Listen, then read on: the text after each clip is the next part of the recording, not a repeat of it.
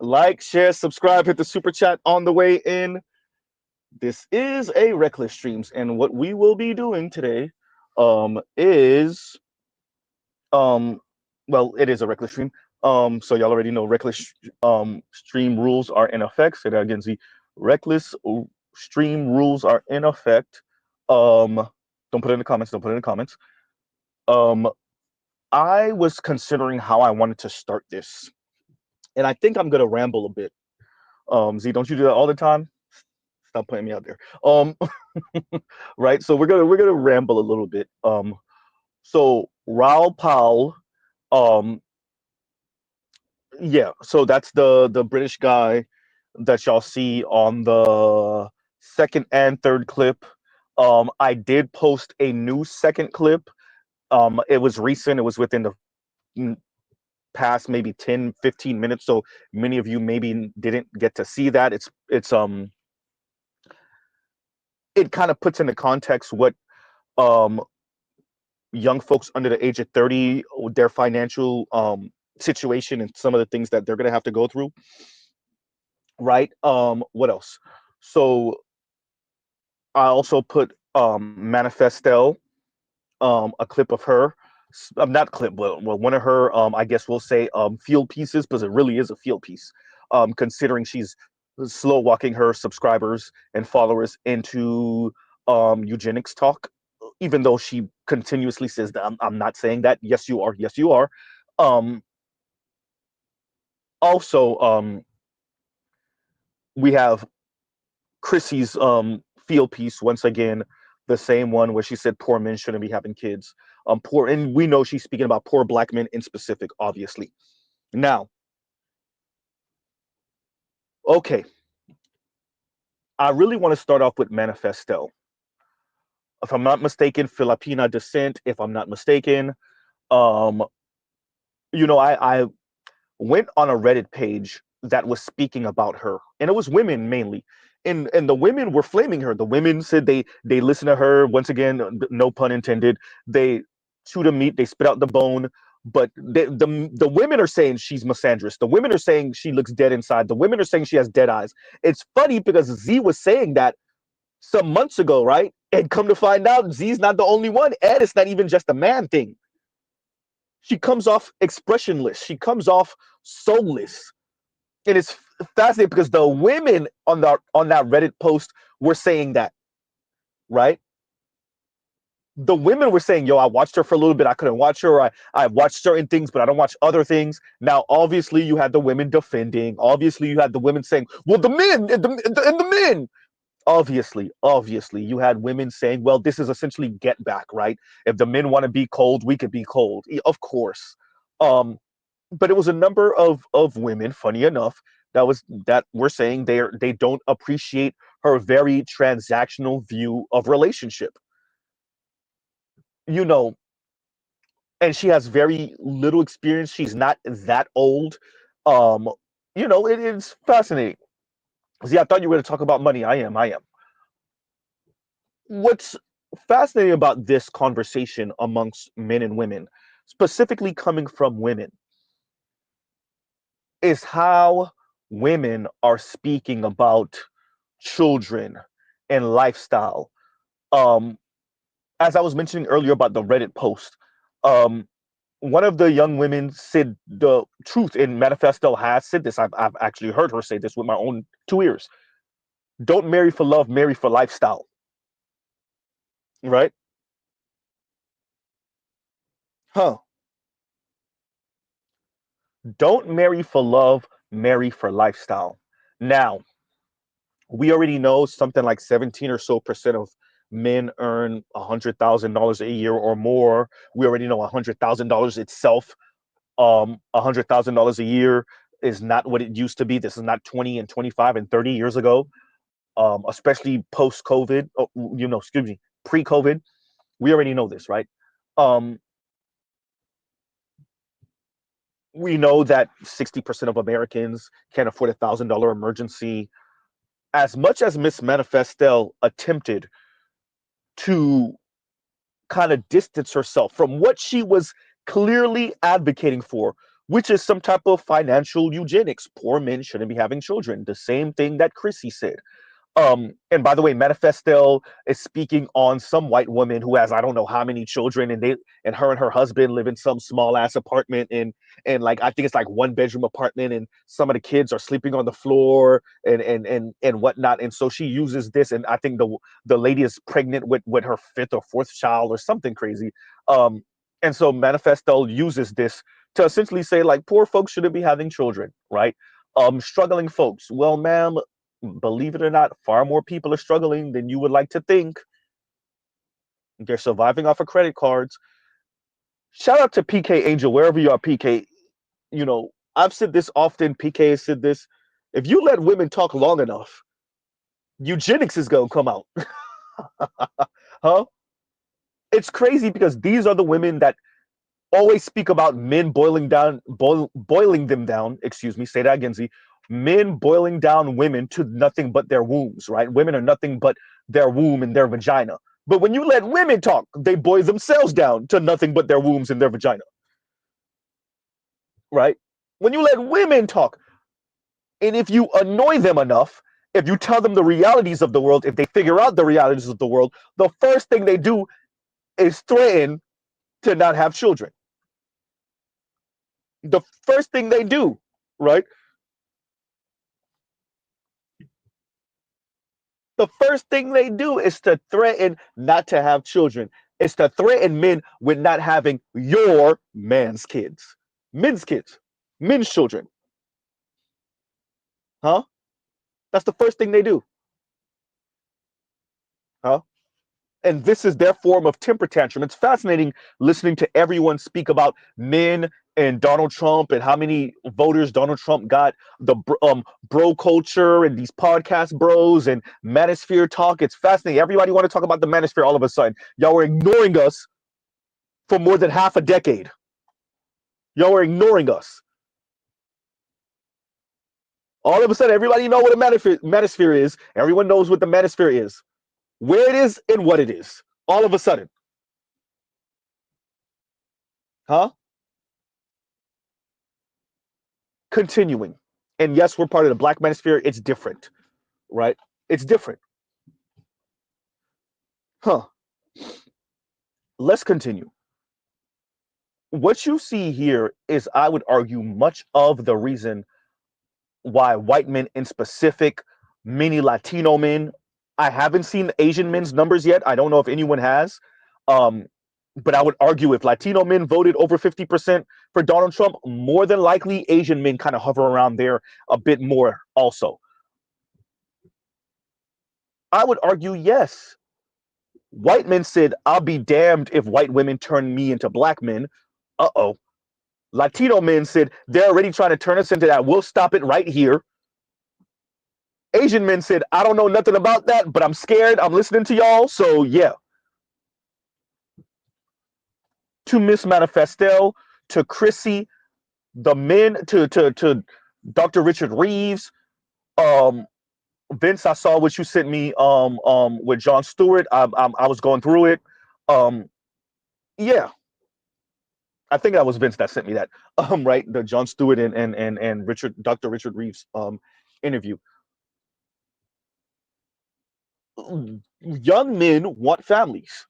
They want children, and the environment that we've created over the past. And I'm gonna clip, Mr. Z. You're gonna do it again. Yes, I'm going to put also in the description box that wisecrack think piece on Malcolm. Dear rich white elite men, y'all created this. This is why my stream the other night was send them back to the manufacturer, send her back to the manufacturer, send those women back to the manufacturer. I wasn't specific the other night. I think I said it that next morning in Toya's comments. When we say manufacturer, we're speaking about society. We're speaking about the technocrats, the social designers, the tastemakers, the capitalists, right? The super alpha men. Send her back to the technocrats. Send her back to the social designers. Send her back to the manufacturers. Huh?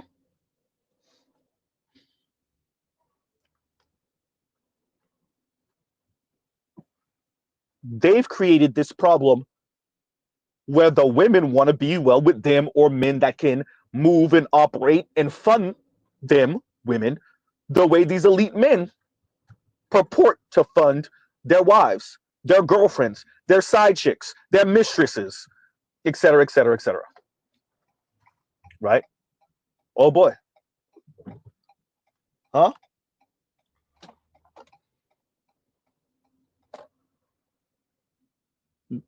Listening to women speak, and this is how you get the short mustache man in the 1930s, right? In the 1930s and 40s. Yes, we know about the economics. Yes, we know. Yes, we know. Right? We know about the Weimar Republic. We know about hyperinflation in Germany. We know. Yes, we know about the reparations that Germany had to pay after World War One. Yes, all of that. All of that. Right? All the things, as the women would say. But listening to women of all people, the supposed fairer sex, listening to women and not just black women, white women, Latina women, Asian women that are saying lifestyle or nothing, that are openly saying marry for lifestyle, not for love. We already knew that's how they thought and that's how they felt. They're just being open about it. Now what? Huh? Oh, you gotta love it. This is why Mr. Z says let them talk. This is why we say let them talk. You let them talk long enough, and all that coy stuff goes out the window. I really want to use profanity right now. Right? All that coy stuff goes out the window. That's why Mr. Z says let them talk. Because when you let the ladies talk, this is where we end up. We end up in 1930s Germany, 1940s Germany, early 40s at least. Huh?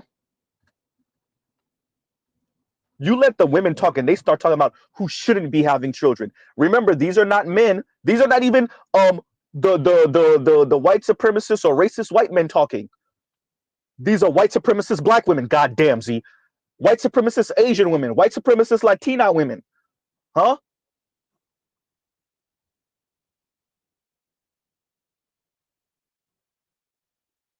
This is why we say it's a mindset.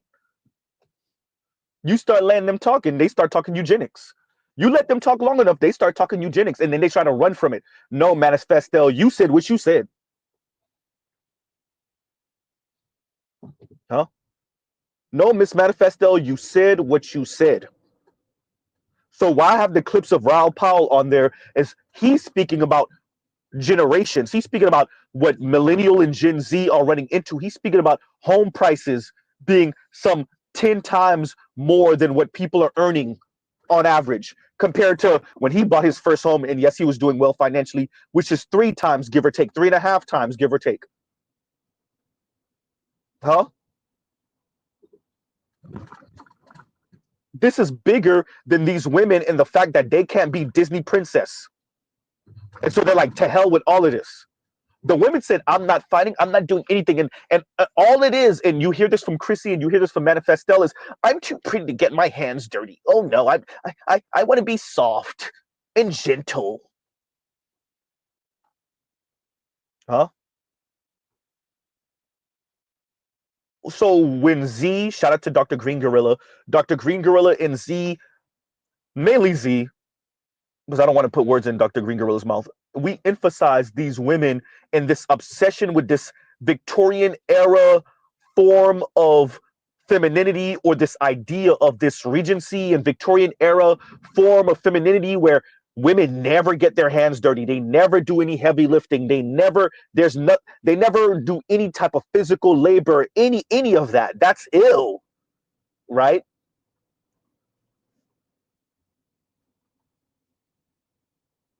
None of that.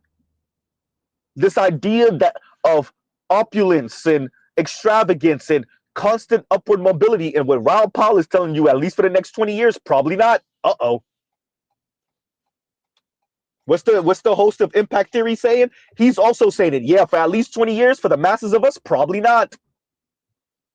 Uh-oh. See, a lot of folks got comfortable. I keep on stressing the then and now documentary where he speaks about Vladimir Putin in Russia, and he gets into the part of the conversation speaking about progress and how in the West we take it for granted. Everything's going to continue to move in this direction, right? And what you see with a lot of Xers, with definitely millennials, well, boomers too, boomers, Xers, millennials, and Gen Z, women in particular, is this taking for granted this idea of just upward mobility and constantly moving upwards, what they define as upwards. Huh?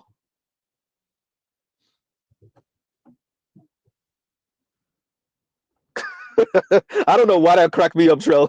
I don't know why it cracked me. It's a simple ass comment, but it's funny. I don't know why.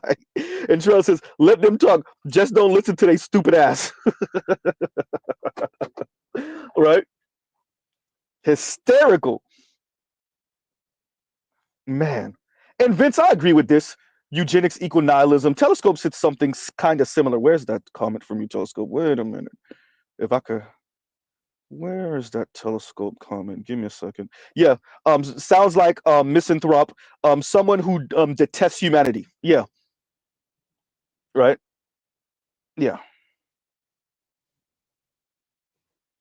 And that's where we are now. Huh.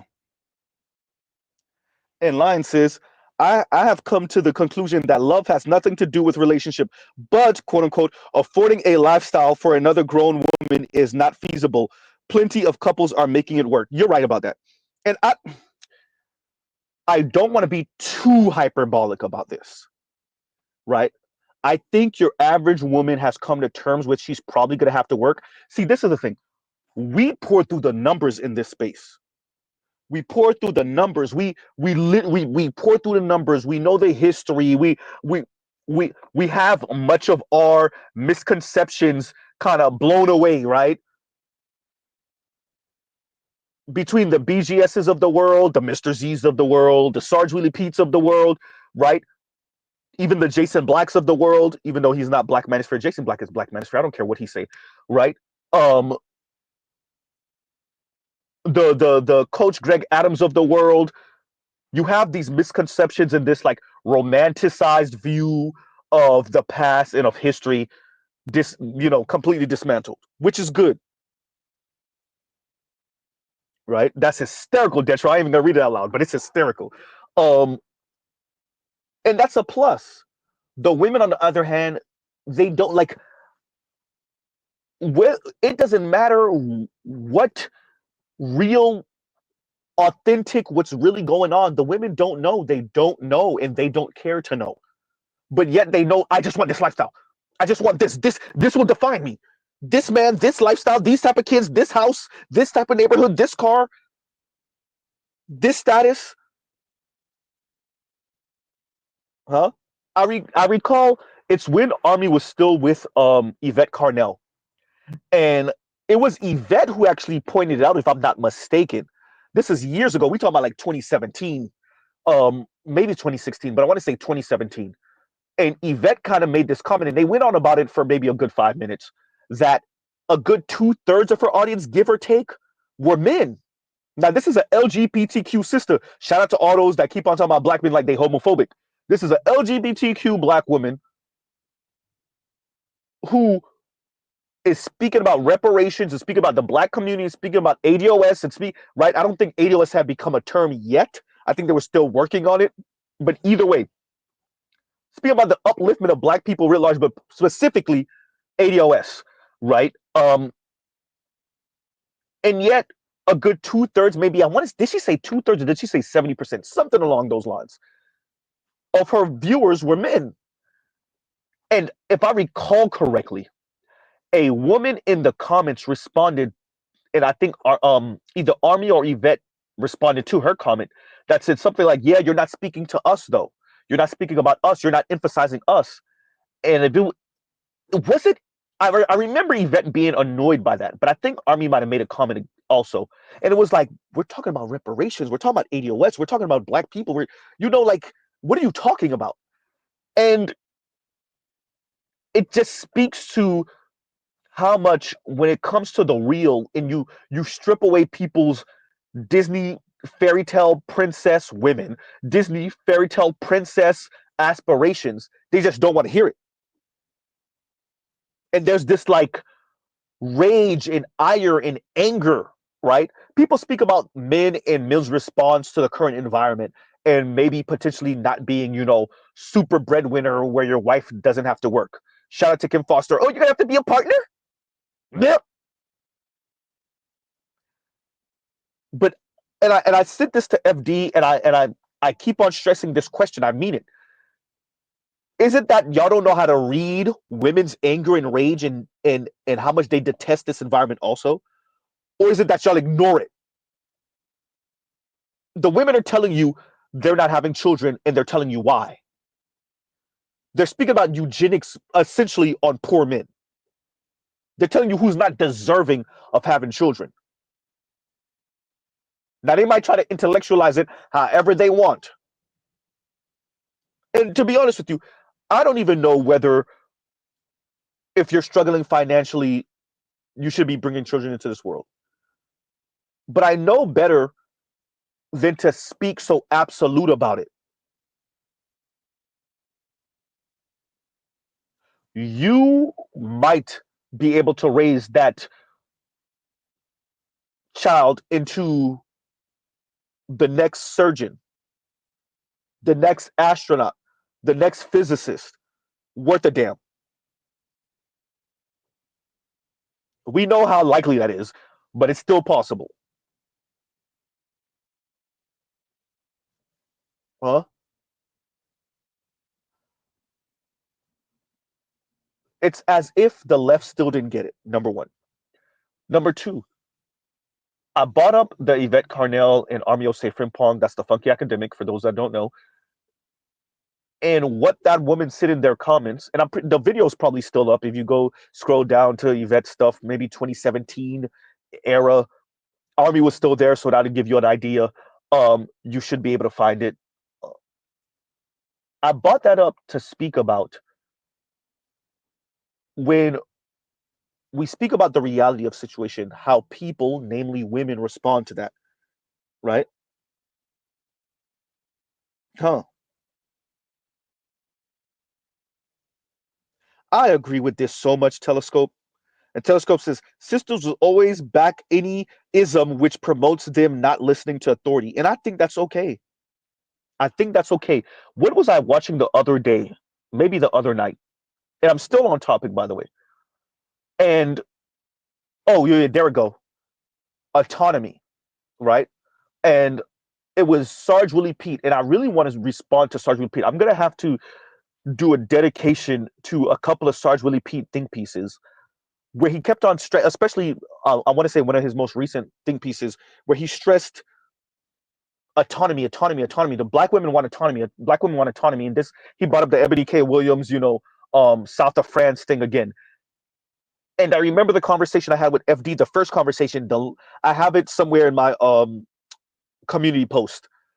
And I'm going to post the second conversation maybe in another week or so. And I really want to respond to Sarge Willie Pete and say, no, it's not just autonomy.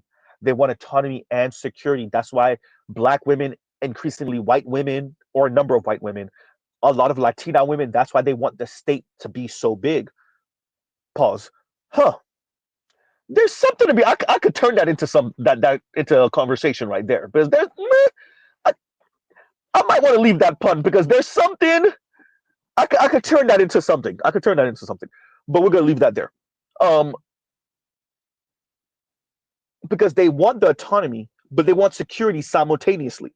This is something that I think a lot of people appreciate, is that if you want to be autonomous, you don't get security at the same time, or at least not the same level of security, and vice versa, right? It's the difference between a tank and something that's armored and that's slow and that has a presence, and a Ferrari, right? The Ferrari doesn't have the same armor, right? It doesn't have the same structure because everything has to be light, everything has to go, everything has to make that car be able to maneuver and be nimble and be fast and quick,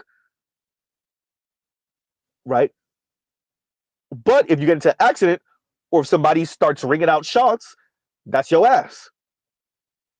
Whereas with the tank, it's slow and meandering. But outside of a tank shell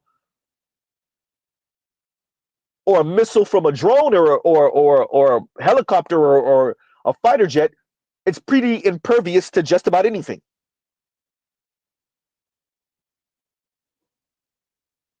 Huh? Autonomy and security. This whole money thing. I've said this before. I think I got to bring it back. The elites took women's proclivities and broke the knob. That's what we are now. They didn't stop at 9 or 10. They broke the knob, especially for younger extra women, millennials, and Gen Z. The knob is broken. I would say there's a put in there, but no. Women are naturally hypergamous. Okay, we get it. Women want to nest naturally. Okay, we get it. And what your elites did was take women's natural proclivities and break the knob. And this is how you get Manifesto and Chrissy. This is how you get Real Talk with Yanni. Huh? This is how you get Paris Milan. This is how you get Shira 7. This is how you get what's her name? Lexus Exodus. This is how you get those type of women. Huh?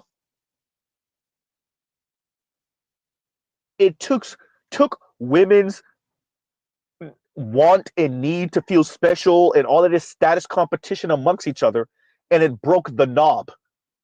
This is why all it did. That's why you hear these women talk about Bridgerton and these Bridgerton ass fairy tale ass situations. Because elite white folks, definitely elite white men, know that all women, particularly women of color, are insanely jealous and envious of upper middle class, rich, and elite white women. And these women want to live out their Disney princess fairy tale life. Mr. Z is not being hyperbolic here. Let the women talk long enough. Much of the uglifying of women is women responding, reacting better yet, to not being able to play that role. They're angry, they're livid. Huh? Telescope says females like that thick, long lasting, excuse me, that thick, long lasting, big government Z hysterical. Telescope. They like government with girth. Government with girth. Put it in the book. Right? And Trail says speed over sustainable. Yes. Right. Wow.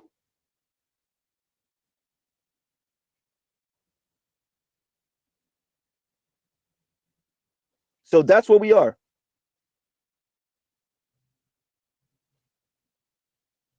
And let me read this from Line. Like, share, subscribe, hit the super chat. And Lion says, and thank you for the super chat. You know, she's basically endorsing feminarchy.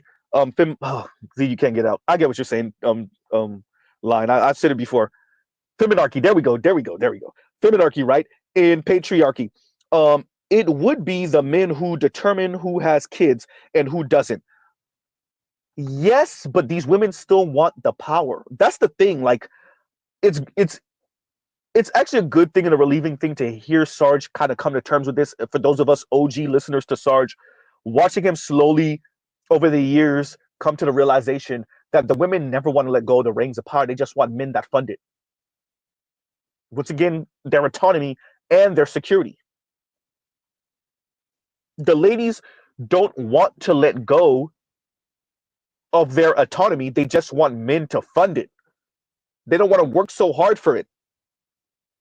They want it guaranteed, but they want it funded at the highest level.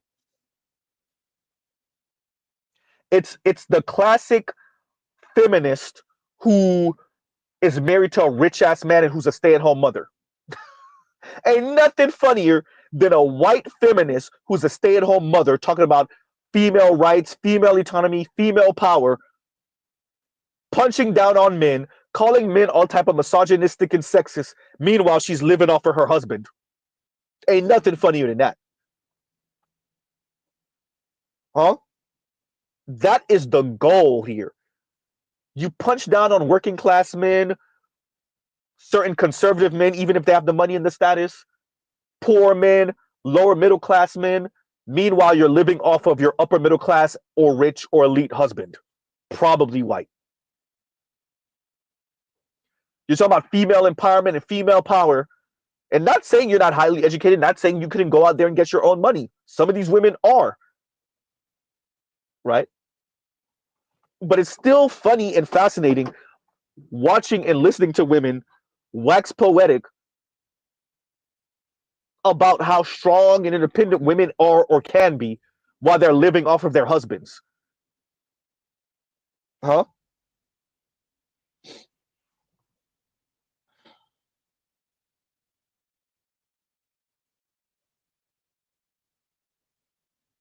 And Darren Jones says, yep, and they want you to fund it with nothing in return. Isn't that the goal here? Yeah, definitely. So, when it comes to the men would be the ones who decide, yeah, in a well-ordered society, but the women said, yeah, about that. Right? I want to get in on the eugenics too. Huh?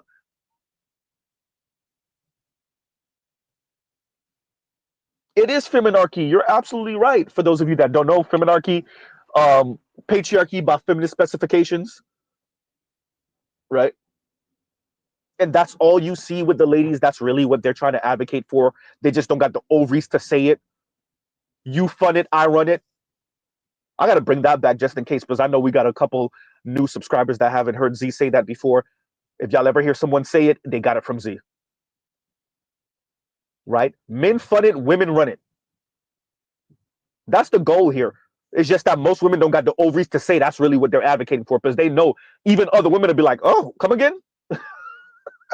Right? That's the goal here. Shout out to the black community. That's really what black women want. That's really what black women want.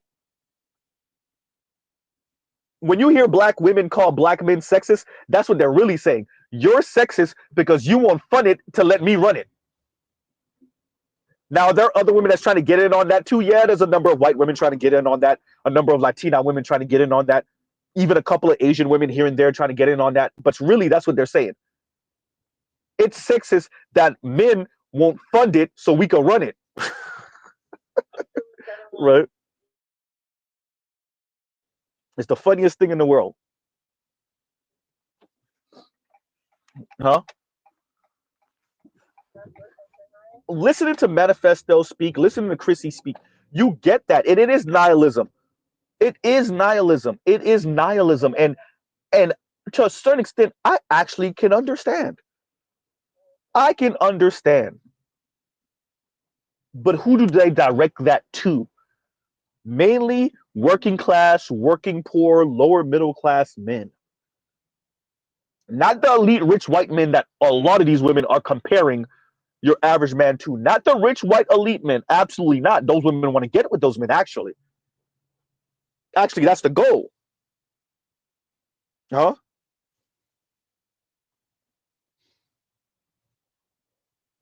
Very few of these women have a systemic analysis. Very few of them care. All they know is me want nice stuff. Me want to stunt on friends, frenemies. Me want to stunt on pretty girl from high school. Z, why do you sound so primitive? I'm just saying. Give me a second, y'all talk amongst yourselves.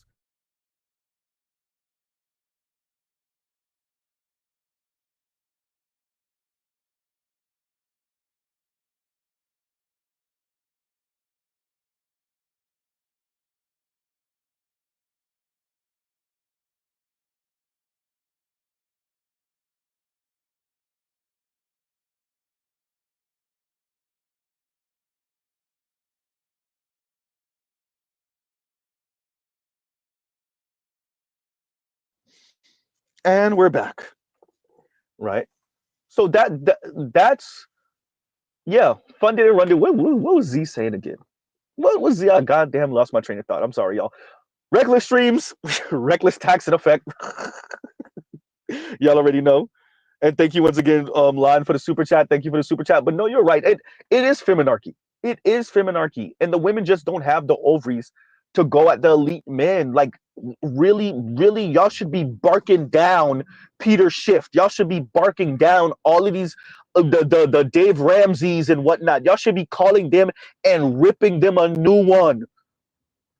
What's the chubby guy from the economy show, the money show, that's always yelling? I forgot his name. Y'all know who I'm talking about. Huh? His face is right there. Goddamn, I almost got the name. It's gone. It's gone. It's gone. But yeah, dear women, y'all, every time they're on one of their talk shows, every time they're doing an interview and they take calls, y'all should be calling and ripping them a new one. Huh? But y'all don't. Y'all actually ask them for advice. Jim Cramer, thank you. That's what I'm talking about, Telescope. That's exactly what I'm talking about. I even got to look it up. That's the right name. Right? Thank you, Telescope. That's exactly what I'm talking about. Right? Y'all should be ripping them a new one. Every time Bill Clinton pop up anywhere, y'all should be ripping him a new one for the third way and being the last president to say, yeah, about neoliberalism and Reaganomics. Yeah, we're not going to do that. But no, he said, third way, we're going to be Republican light. Huh?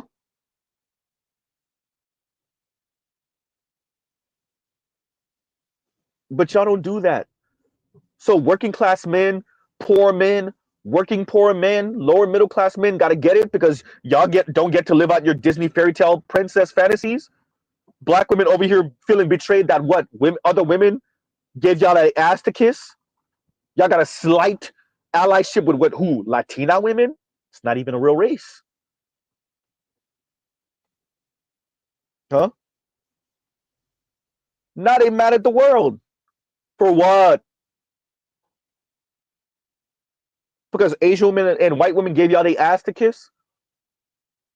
See, about that feminism, I guess I'll link it because I'm a goddamn reference it right now. Yeah, I saw the clip with Real Talk with Yanni speaking about it. And yeah, we're still on subject, kind of, sort of. Yeah, I saw the clip with Real Talk with Yanni saying, what are black women gonna do now? I don't know, get on black men's program? You know where y'all should have been the whole time? Or what, y'all gonna try to do the independent thing again and fail again? What are black women gonna do? I don't know, the one thing y'all should have been doing the whole time?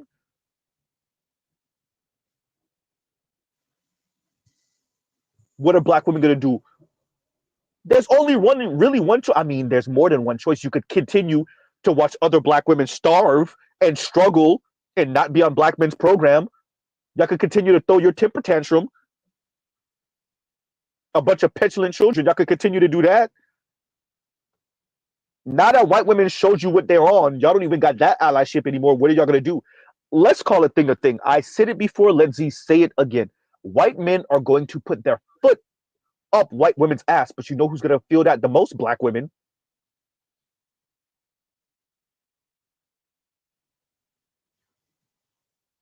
Black women, y'all gonna feel it the most because y'all allowed yourself to be white liberal feminists mascot. Feminists. That's not even a real word. Feminist mascot. Y'all allowed yourself to be white feminist mascot.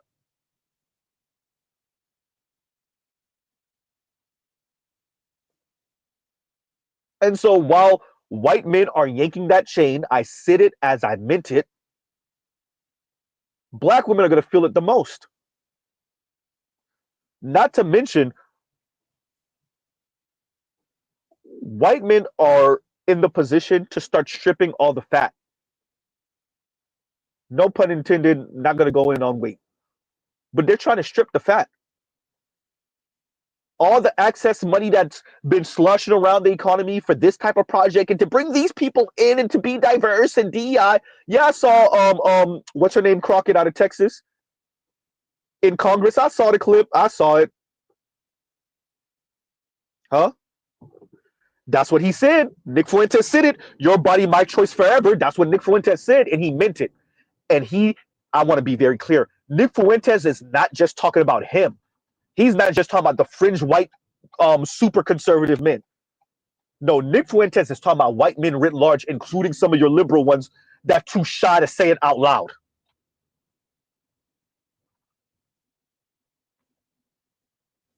Huh? And Detroit said that was embarrassing. Yeah, with Jasmine Crockett, right? That's her first name, Jasmine. She was down here in South Florida a couple weeks ago, right before the election, if I'm not mistaken. Yeah. She was down here. She was down. She was down here. I ain't even gonna expose Z, but yeah, she was down here. No, I wasn't with her, but yeah, I know somebody that was there. Right? She was down here just a couple weeks ago. Well, in South Florida. I'm sorry, y'all. She was in South Florida. For those of you that, what you mean, Z? She was in South Florida a few weeks ago. Right? Number one. Number two. Yeah, I saw the clipping. Yes, it was embarrassing. You're begging white men to not destroy DEI because of what it means to black women. That's the whole point. And it's not really about you. It's about white women. Just like affirmative action, like they're glad that they got little snarky, mean, rude black women out the way. Don't get it twisted. But it really wasn't about black women. It was about white women. It was about white women. And who felt it the most? Black women. Z's point. This is what I've always been saying. As white men continue to yank that chain on white women, black women are going to feel it the most. You're going to have no choice but to either die destitute, starving, trying to do your Golden Girls thing with other black women, trying to do your same-sex loving thing with other black women, or get on black men's program. Y'all took this for granted. Y'all took this for granted. Huh? White men said y'all are not going to turn us into black men?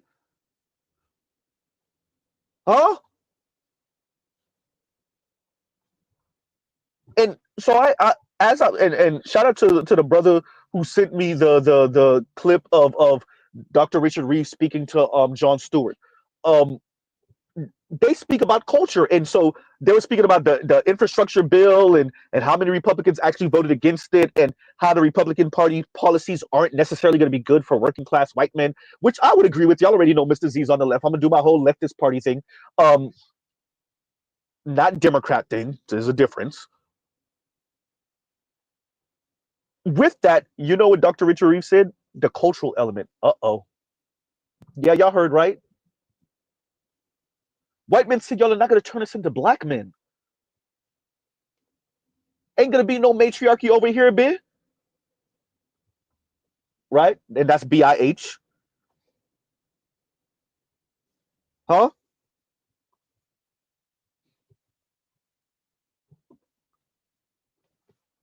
So yeah, Miss Crockett, yeah, black women are going to feel it because white men said absolutely not. And the reason why I brought up the cultural element earlier, the internet and social media, y'all had way to look, man. When white women started talking crazy, I knew it was over. See, everyone loves watching black women talk crazy to black men. It's America's favorite pastime. Well, one of America's favorite pastime, along with watching black men get deleted. Huh? But once white women started getting beside themselves and talking to white men like we don't need you, and they started doing their own rendition of Who Wants to Be with Average Anyway, once white men started watching the Whatever podcast, when they started watching Fresh and Fit, and all these white and Latina women and white Latina women in South Florida talking all type of crazy, when they started watching those man on the street interviews with hypocritical ass white women, little teeny boppers, small, petite, cute white women talking crazy about men, oh yeah, you better believe white men were like, all right, bet. Huh? All right, bet. Huh?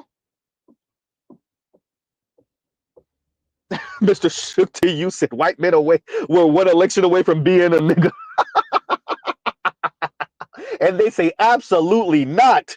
White men put all the brakes on. Begin braking procedures. They put all the brakes on. Absolutely not. And that still won't necessarily stop the inevitable if it is the inevitable. But they might have been able to defer this for another decade or so, maybe, possibly, probably not. Huh? Right? I re-listened to that clip from a few months ago from Martin Goldberg when he was speaking about women of color and their self-loathing. Um, and if you go through the comments, it's Martin Goldberg's commentary is one thing, right? It lets you know that he gets it and white men get it. But if you go through the comments, it's a whole lot of white men that tell you about their situations and relationships and their sexual experiences with non-black women. Excuse me, not non-black women, non-white women. There you go, Z. And these white men are telling you about their sexual experiences and their just general, relationships or situations with non-white women, and they get it. They like to act like they don't get it. They like to act coy. They like to pretend like they don't get it, but they get it. They get it. They understand the insane inferiority complex. They understand that they could pretty much pipe any one of these non-white women. They understand what their skin implies to non-white women, to women of color. They get it. They like to act like they don't get it so they could get the vagina. But they can smell the inferiority complex on black women, on Latina women, on Asian women. That's both South and East Asian women. Huh? And the last thing these white men wanted was to be relegated to the status of black men. Huh? Do y'all understand how many non-black men were watching Kevin Samuels? Do y'all know how many non-black men were watching Kevin Samuels? There was no way in the world they were going. Remember what Rolo said. There was no way in the world that white men and Latino men were going to let themselves become black men.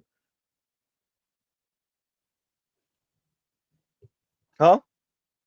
There was no way in the world they were going to let themselves become black men and have white women talking crazy to them, talking crazy about them the way black women do. Who wants to be with average anyway, Kevin? All you liberal women on TikTok, all you liberal women on TikTok, or liberal white women in particular, talking about weaponized incompetence, mainly speaking about white men. All right. Y'all raised them. Maybe y'all forgot who y'all raised. Huh?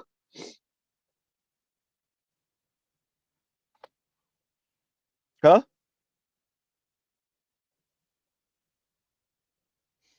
Good point. And Vince says they underestimated the power of force. KMS says his white skin covers a multitude of imperfections and sins.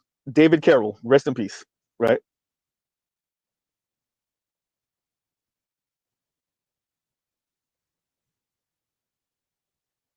Yeah, he did. He did say he passes white. Yeah, he's not even white. Right? And Leon says Martin Goldberg ain't even full white. LOL. He said, hey, screw you passing men with those women. I still pass as white. Yeah. Yeah. Man. And Darren Jones says, mad because white women wouldn't take feminism at the expense of their men and boys. They voted for the patriarchy. Yeah. And a bunch of people, well, certain black women get it. They get it. They're like, they get privileges out of the patriarchy. And then some of them will jab at black men low key, be like, well, too bad black men haven't built. It doesn't work that way. That's why you should be on black men's program. Shout out to Chrissy. What program? Whatever program that individual black man is on. That's why I said y'all are black women's class enemy. Huh? That's why poor men shouldn't be having kids. And essentially she said, I don't care again. If y'all want to see the clip, it's the most recent video in my in my videos. on my channel. Huh? And Inspired Truth says, and thank you for the super chat. Like, share, subscribe, hit the super chat. Inspired Truth says, finally caught alive. Happy Friday, y'all.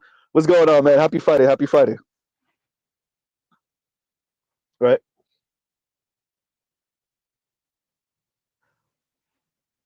You know, if capitalism funnels money towards the top, and yes, every once in a while you get a drip, drip, drip of money and resources, just enough to keep the masses from overturning stuff and burning buildings down. But it funnels resources and money and power and all of that to the top. So you took women and men and hierarchy and you just exacerbated it. Okay, fine. If it takes resources and funnels it to the top, what do we think it does with the resource called women? God damn, Z. Manifesto, you want to talk? Huh? Oh, wait, the women got offended because Z called them a resource. Y'all called yourselves a resource by boiling yourselves down to wombs by threatening not to have children because y'all can't live the opulent life. Huh? So if we live in a system that funnels resources and money to the top and women are a resource, and the women are themselves saying, who wants to be with average anyway? I'm not doing struggle love, right? Marry for lifestyle, not for love. If the women, that's you, Miss Manifesto, are saying that, then wouldn't that explain how we got here?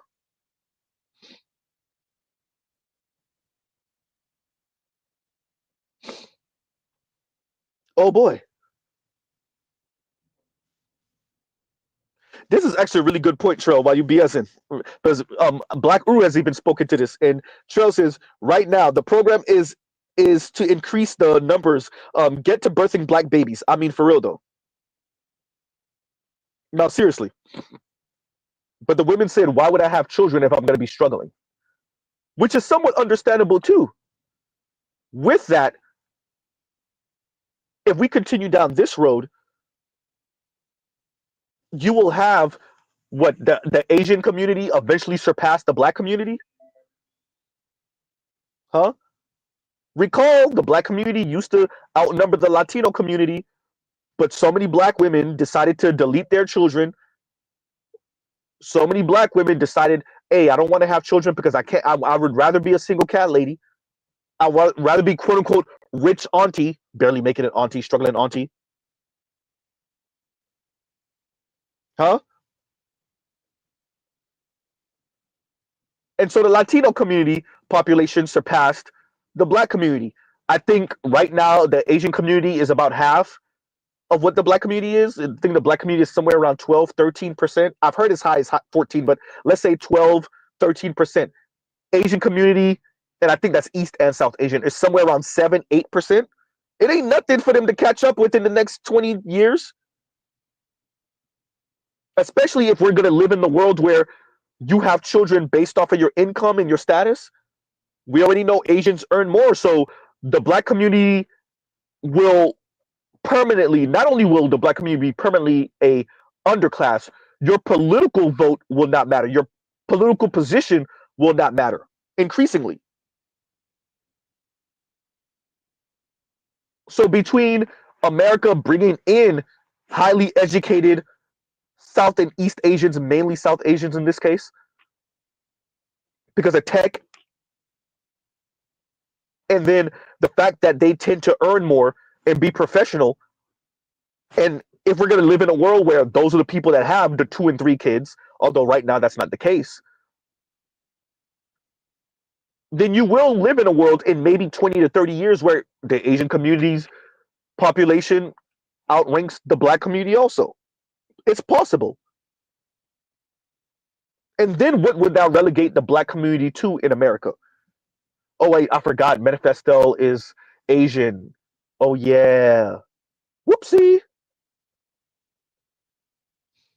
And Charles says, without 50 years of baby eating, the black population would be around 20%. No, I'm serious too. I know. I know. He said I'm serious just like Black Widow was serious. I get it. Huh? And Vince is, if women vet men better instead of getting pregnant by inmates, which is funny because so we know, and shout out to Sarge Willie Pete for bringing this up, that pretty much before the age of 24, with 60 some odd, was it? No, it's like what, 80% of women in the black community, give or take. Was it like 60 some odd before the what? No, was it 40 some odd percent before the age of 20? And by the age of like 24, 25, it's like 80% or so of black women have their first child by the age of like 24, 25. Was it 80%? He said. So assuming that Sarge is correct, 80% of black women have their first child by the age of 24. Right? It's not just an inmate thing. These women want kids, Vince. They want kids. To hell with the marriage or the relationship. You even see this with highly educated women like Juicy. This is the same story with what's the Shonda Rhimes, right? What did Shonda Rhimes say? She always knew she wanted kids. She always knew she wanted nothing but girls. God, like all these women that want girls, I know y'all think it's gonna be torture. I want them to have sons. Like Paris Malone, I want her to have a son. Oh no, y'all gotta be hit in the face with your hypocrisy. I want y'all to have sons, man. Get punched in the face with your own hypocrisy. If Kim Foster have kids, I want her to have a son. So y'all can run into you. So your son could date you and you can see what it is as a mom. So your son can have teachers like you. Huh? So you can see what that misandry really look like with Kim Foster misandry is a myth. It's not a real thing. Okay, we'll see. Have a son. Have a son, and let's see how white women, black women, Latina women treat him, particularly black women. Huh? Yeah. So these women just want to have kids, Vince. They just want to have kids. They want to bring a life into this world. They want someone to love them unconditionally. Huh? They want to be able to do whatever they want and a someone to love them. This is why those women have dogs and kids. Dogs and kids and some cats, obviously. No man, but what they can keep is a dog and a kid. Huh?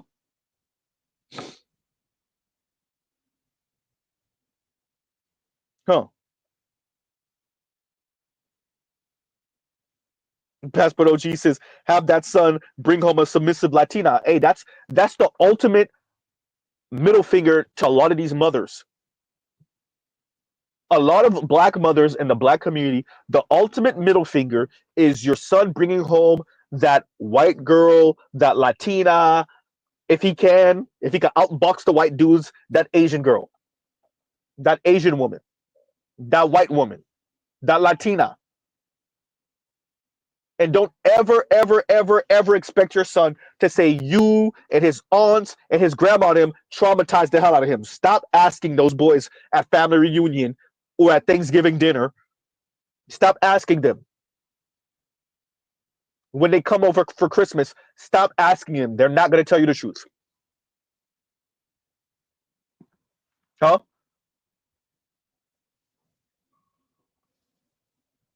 Y'all lie to yourselves about what y'all did to those fathers. Your son is a man. He know better. He ain't going to tell you that, right? He's not going to tell you that. Mom, I'm not going to be treated the way you treated dad. He ain't going to tell you that. And that's just his relationship with his relatives and family members. We're not even talking about the brothers that got rejected in high school and college, that heard all type of insanity from black women. We're not even going to talk about the brothers that's reading the comments from black women online. We ain't even going to go there with it.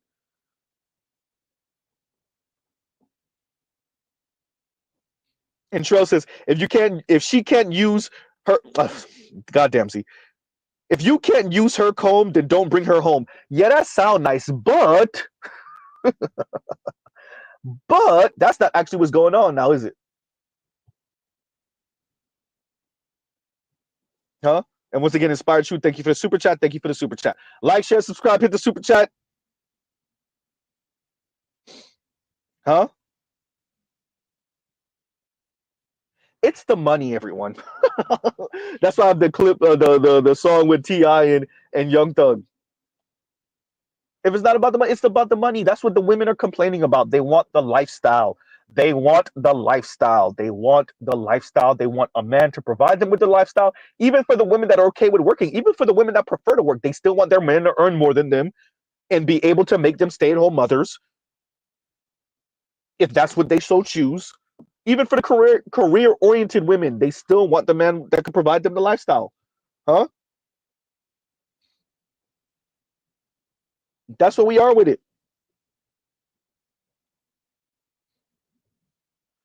The women don't care about the economic situation. They don't care about the elitists. They don't care about Milton Friedman and the Chicago Boys, Reaganomics, the killing of unions. They don't care nothing about that.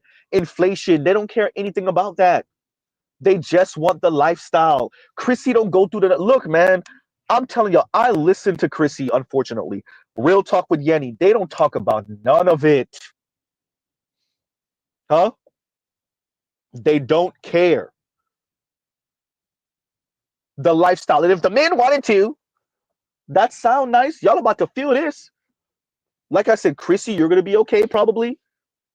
Real Talk with Yenny, you're going to be okay. All of your subscribers, I've seen those numbers. Most of your subscribers don't earn no 60, 70, 80 grand a year. We know what this is.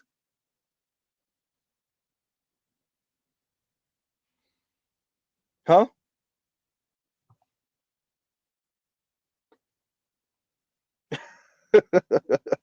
Let me read this one now. And Toya says, and thank you for the super chat. Toya says, much love, Z. I'm late to the party, but I came with Duck Donuts. Hashtag Feminarchy Friday, free case. Hashtag Black men are elite. Hashtag let it burn. Hashtag build the wall of indifference. Build a wall of indifference. I think that's what we are. Somebody go grab Toya's hand and you going on the boat with us, Toya. There's going to be certain women on the boat with us. Black women too, of course. But all the rest of them, let them drown. Let them go try to swim to the elite rich white man's boat. Y'all can have that, right?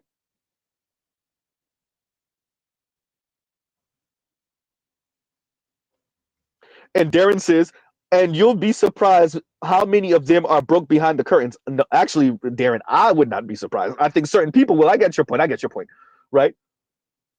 But you're right. A lot of people will be surprised about how many women are fronting. They don't got it like that. I've seen the numbers. Most Americans don't have it like that.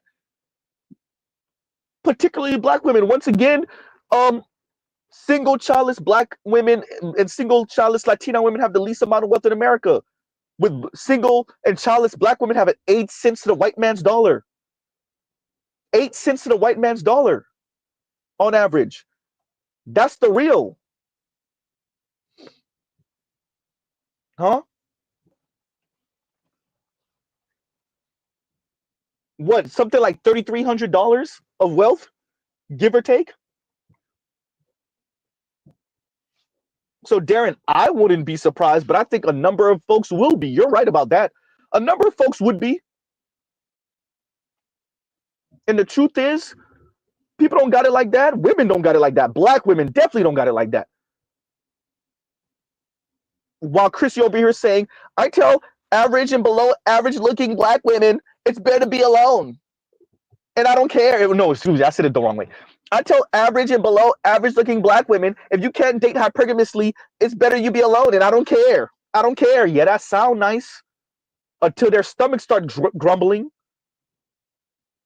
All that snarky, get back, resentful, you ain't make me a rich white woman, so F you stuff, all that sound nice. We'll see. JD Vance about to be vice president. Y'all lucky Matt Gaetz pulled back his what he was supposed to be attorney general. Y'all so y'all so lucky. You want to talk about cartoon character villains? First of all, everybody has a saying that now. Y'all know Z came off the dome with that. Now I see everybody saying it. I'm just saying. I gotta pat myself on the back. But that's how Cop Kalinske say cartoon villains. I'm like, wait a minute, I said it first. I didn't get it from no one. I promise y'all I didn't get it from no one. Huh? Well, at least I felt like I said it first. I don't know if anybody said it before me, but I didn't see anybody say it. Right? I wouldn't be surprised if other people were saying it, but I'm just saying I said it without hearing it from other people. Goddamn, Z, how long you been going on about this? Huh? The cartoon villain squad. Matt Gaetz was almost your attorney general, everyone. Matt Gaetz, I'm a Floridian. Y'all really wouldn't want that. Dear black people, not even just black women, the last thing you want, if you think Jeff Sessions was bad, y'all wanted Matt Gaetz. Matt Gaetz was about to be attorney general in this mug. Oh, that's a cartoon villain level. Cartoon villain level of insanity. Right? You was gonna have JD Vance as vice president and Matt Gaetz as attorney general. And Stephen Miller as whatever the hell was he supposed to be, ambassador to UN or something like that. Oh my god. Oh, this is only getting worse. All right, conservative brothers. All right, we'll see if you. I'm gonna love to see whether Angry Man and Obsidian and Hood Conservative. I'm gonna love to see what they say by the end of this Trump term. We'll see. Right, dear black women, y'all better hold on to y'all hats. It's about to get ugly. Hey, I'm Passport OG. I'm saying, we know in Florida, we know what he's on. We know what he's on in Florida. You might be right. I'm just saying. I'm not saying, but I'm just saying. Right. Oh yeah, and y'all check out Toya exactly. And Mr. Shook to you says, be sure to leave a comment on Toya's recent community post. Right. Wow. And Vince, I didn't forget about you. I'm gonna click that link in a minute. Right. And Detroit, I didn't forget about you neither with the super chat. Oh man. Hey, we're still on topic, but it's really all about the money. Oh, black women, if you're hurting now, if you feel like you're hurting now, what happens as potentially more white people couple up, right? Elon Musk, I don't know how this is supposed to go between Elon Musk and JD Vance. This is going to be interesting because I don't know if JD Vance is anti-union. I know Elon Musk is. This is going to be interesting to watch this type of dynamic between, because I don't even know if Vivek may be anti-union. I'm not 100% sure. But this is going to be fascinating to watch because JD Vance wants to put white men back in the position to earn stable living so that they can marry and have these kids for white society, even though he doesn't have a white wife. We understand. We know what it is. Huh? And Elon is lightweight, heavyweight, a white nationalist himself. So it's going to be, but he's all about his money. He puts capitalism before all of that. So it's going to be fascinating to see Elon Musk. Y'all notice it's white and Indian all over this mother, right? But it's going to be fascinating to watch Elon Musk and Vivek Ramaswamy versus JD Vance and them boys. Because I'm pretty sure, I'm telling y'all now, y'all mark these words, there's going to be internal fighting in Trump's administration about how to put white men back in position. Working class white men. And it's going to be the capitalists versus the quote unquote conservative populists. Mark these words. Y'all are hear the leaks. Don't worry about it. Z, how can you be so sure? I'm telling y'all, that's what's going to be. Huh?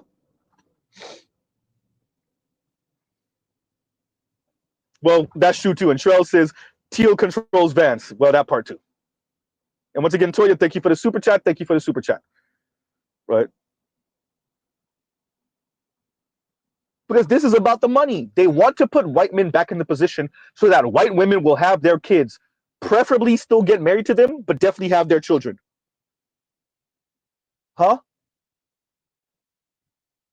And what I was saying earlier, black women, if you feel like you're screaming now, if you're complaining now, what are you going to be doing as more and more white people couple up? Huh? What are you going to do? Huh?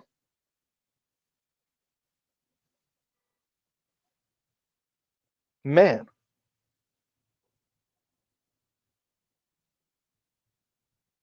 And Telescope says about women, black women in this case, most are living off of credit card, which means they're really behind. Really? Huh? Really behind. Let me see, Vince. Give me a second. Y'all give me a second. Let me try to click this link from Vince. Y'all gives you a second. Y'all talk amongst yourselves.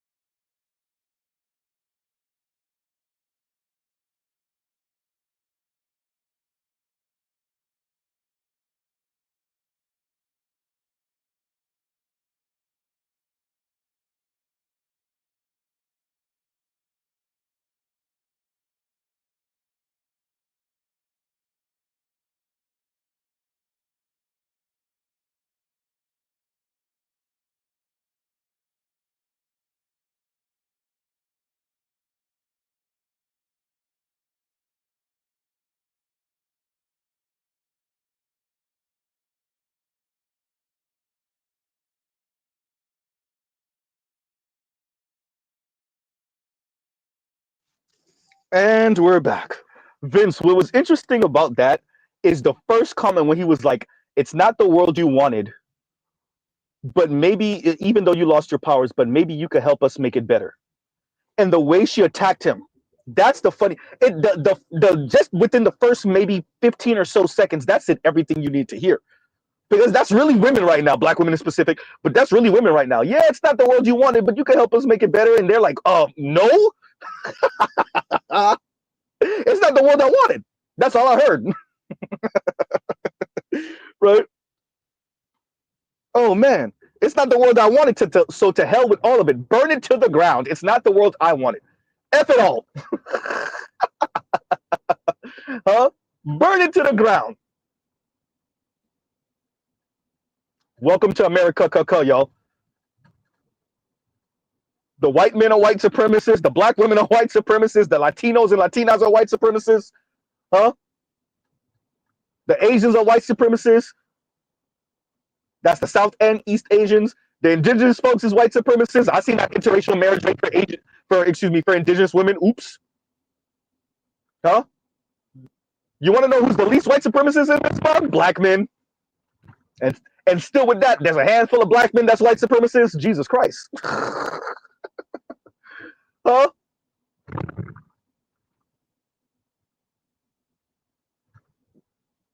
Oh boy. Hey, that was a really good clip. Actually, Vince, that's probably going in the description box. Or I might have to do a whole separate stream about that because I think that's fitting about how women writ large, black women in specific, but women writ large, if we're going to be honest, how they're responding to this environment where black men are like, and men, maybe other non-black men, are saying, hey, man, we can make this world a better place. Maybe you won't get your Disney fairy tale princess ending, but you'll be all right. And they're like, yeah, but it's not the Disney fairy tale princess ending, so screw all of it. Huh?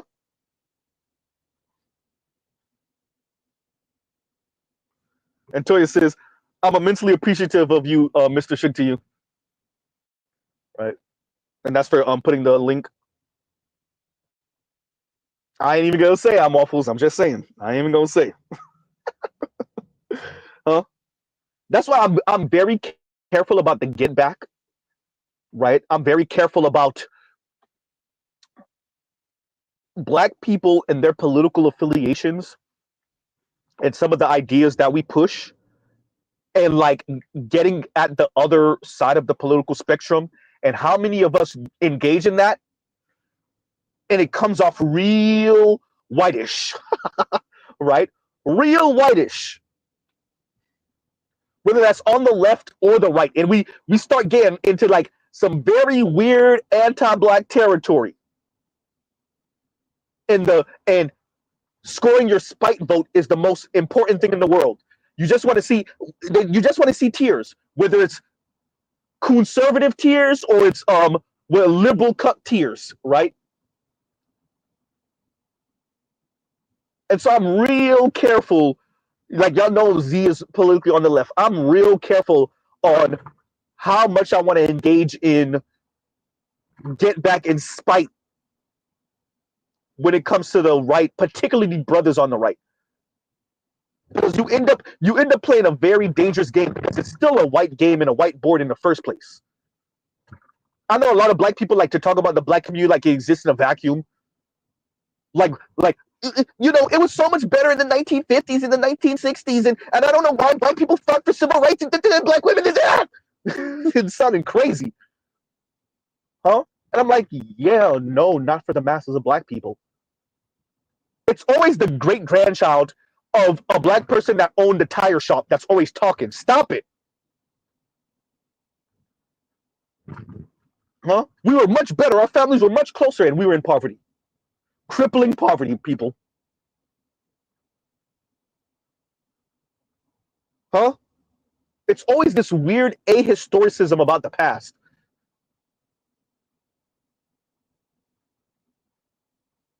And the families were together and they were starving. They were struggling. Number one. Number two,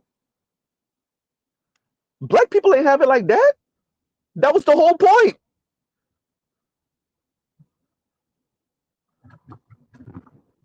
A handful of brothers and some, sisters, some Madam CJ Walkers. That was a handful. That was a relative handful. And then you watch, it'd be the craziest thing when you listen to Black people talk, like the masses of Black people had it like that. Right? In 1945, 1955, 1962. Really?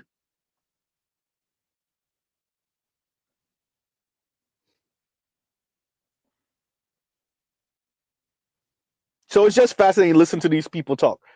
And we'll pause right there. And Detroit says, what they know about crypto, I'm just curious. So if you're speaking about the conversation with Raoul Pal and what's his name off of Impact Theory. So Raoul Pal is all about crypto, right? He doesn't talk about it so much in about the first third or so of the conversation, maybe even the first half, maybe closer to the first 40 or some odd percent. But he starts to really press the crypto conversation towards the midway point. But before he gets there, he kind of paints the picture for you and kind of lays out the landscape of where we are in the West economically, between birth rates, between housing prices, inflation, and he paints a pretty dire picture of what the next couple decades is probably going to look like. So the host says to him, essentially, I'm paraphrasing, I suspect the economy is going to blow up pretty soon. And what Raoul Pal says is, no, the economy blew up in '08. And everything that we've been doing since '08 is as a response to '08. Right?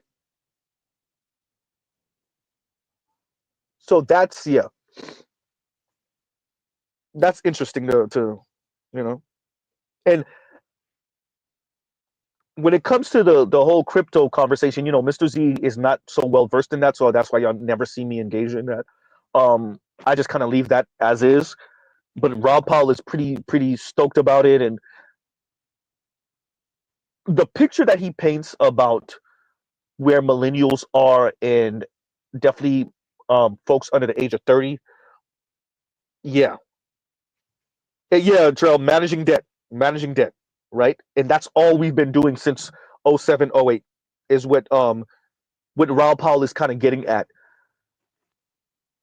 And the technology we're probably waiting for that will help to usher us into the new normal really is about 20 or some odd years away, is what I was kind of getting. I think he was getting at. For those of you that listen to it, y'all could correct me if I'm wrong or if you think I'm getting a different reading from this. But he's essentially speaking about, and I would argue the host is also saying this is like we're kind of in a transition period. And so everything is kind of up in the air. And like Trell said, we're managing debt right now. Right? Um, in that type of environment, I don't know if you could do hyper individuality. I don't know if you could be a quote unquote individual. This goes right back to what I was saying about the money and the women and how they're speaking the single cat lady talk and the, you know, poor people don't deserve children talk and poor men, excuse me, in specific don't deserve children and this eugenics talk. I don't know if you could afford that. I think possibly having children, although the financial burden might be the better bet, particularly for women, right? Because y'all never actually earn enough to take care of yourself in your later ages, number one. Number two, even before we get to the tangibles, there's the whole talk of the intangible, right? The feeling, the emotions, the companionship, the friendship. Hopefully you're friends with your significant other, right? The love, all the things that you may not be able to put a monetary value on. Huh?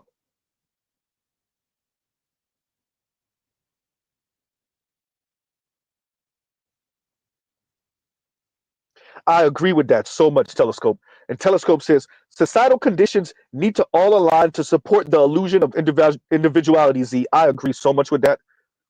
And so that goes to what I was saying earlier, Telescope, about how we just took this for granted.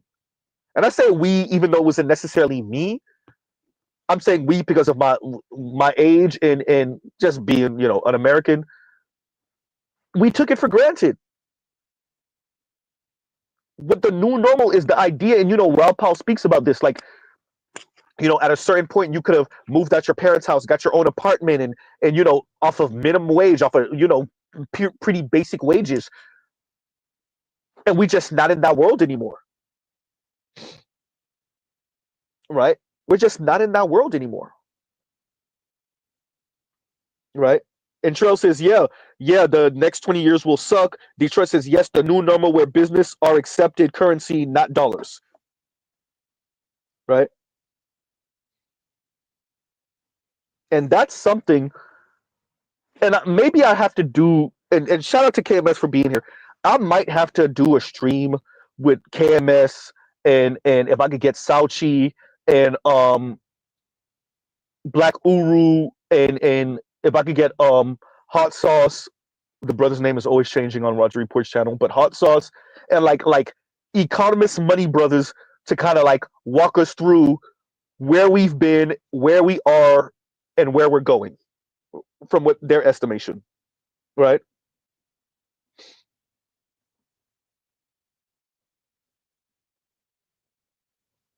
So I don't think that, like, we already know Mr. Z always says this is not sustainable. I mean it. That's not just something I'm just throwing out there, right? That's not just. I mean, it is a saying now on my channel, but it's not just a saying. It's not simply a saying that this is not sustainable. It's not. The hyper. I remember saying that what 3-4 years ago on the breakdown of women's perspective. Like, this is not sustainable because it's not. It's simply not. We're just not in a place where people could continue to do the hyper individuality thing. That was a thing for a little while. There was a window where people earned enough relative to the economy and inflation and wages were good enough and you know, labor had much more pull and power. We're just not in that world right now. We're just not in that world, right? And actually, let me read this one right now, and get back to KMS's super chat. Like, share, subscribe, hit the super chat. And Inspired Truth says individualism is idiocy in the classic definition. Classic definition. I think that's what you were trying to say. Yes. Like, are you your own individual? Air quotes. Yes. That's an argument to be made. But are we really individuals? No. Right? Like, is individuality real? Like, could I drop you off in a rainforest by yourself and you survive? Maybe, probably not. Maybe, but probably not. Right? And then that's not even accounting for the fact that human beings are social creatures. We're like the most social and complex, I would argue, on planet Earth. We're social creatures. Right? So there's that also. There's that. So yeah, individuality and individualism, is insanity. I think we just took it for granted. And I could tie this right back to the money and Manifesto and Chrissy. That sound nice. You are relegating the women y'all are speaking about to a lifetime of not just single, but lonely. Because not only are y'all telling them not to be serious about men in relationships, y'all are telling them, and particularly Manifesto, kind of how this 4B movement is the wave. And then you're also kind of telling the women that probably should have maybe 1 or 2 kids. Now, I don't know about women in poverty having 3 and 4 and 5 kids. But kind of women that might not have their money all the way together, maybe having 1 kid, especially if they're not on the system, or at least if they're not abusing the system. And you're telling those women, because we already know people financially struggling have less network on top of that. So we know that about the men, but it's true about the women also. So the women that don't have a good friendship and network also don't have men increasingly and aren't going to have children. What are y'all relegating these men to? Not men. What are you relegating these women to? What are you condemning them to? Because it sounds empowering, but is it? Or is it some weird form of eugenics backwards? Are y'all just getting rid of y'all competition? Ooh, goddamn, Z. Is this some slick, underhanded way of getting rid of your competition and your children's competition in the future? Is this some underhanded, slick thing y'all engaging in? This, I'm putting on my tinfoil hat, my tinfoil do-rag, my tinfoil kufi for this one. Because it really sounds like some dirty macking is what y'all engaging in, really. Manifesto, Chrissy, huh? Real Talk with Yanni. Really, maybe not so much Real Talk with Yanni, but definitely Manifesto and Chrissy. This sounds like some dirty macking, to be honest. Especially when you consider the majority of women can't afford what y'all talking about.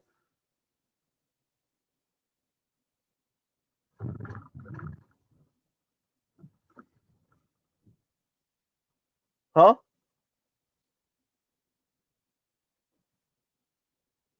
So they're not supposed to couple up with men that don't earn a significant amount of money, definitely don't have children from those men. So what are those women supposed to do? Just work and work? Possibly, most likely don't have sex, don't have children, don't have a companion with a man, or love upon a man. Definitely don't love up on a man, right? Isn't that what Manifesto told us? Don't marry for love, marry for lifestyle. So you're telling average women, don't marry for love, marry for lifestyle. Don't have children, because she tried to play the nuance game. Stop, man. I detest these women who try to do the nuanced thing when they're saying extreme things. Own your extreme ass rhetoric, ma'am. Stop with the 1 foot in and 1 foot out. She trying to play the nuanced game. You're not being nuanced. You went to Auschwitz. That's what we are. We're in 1930s Germany. Stop it with the nuance. You're making a very extreme comment. And then with a very thin layer, very thin veneer of nuance. It's not nuanced. So these women are supposed to not have children, right? Marry for lifestyle, not have sex, maybe. What?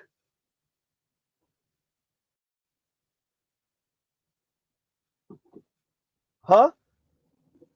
This is why nobody. See, I was about to make a super anti-Asian woman ass comment right now. Well, ain't nobody ask y'all, bro. We know what y'all, dear Asian women, we know what y'all on white peen. Ain't nobody ask you.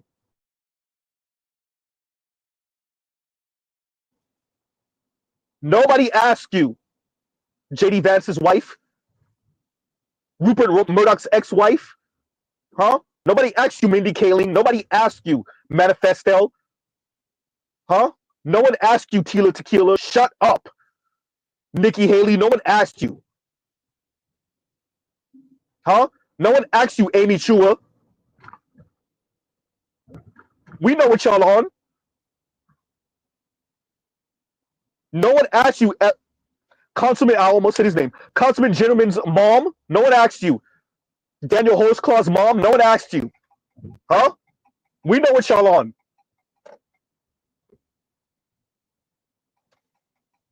Huh? Look how easily I just spit out those names. Look how easy that was.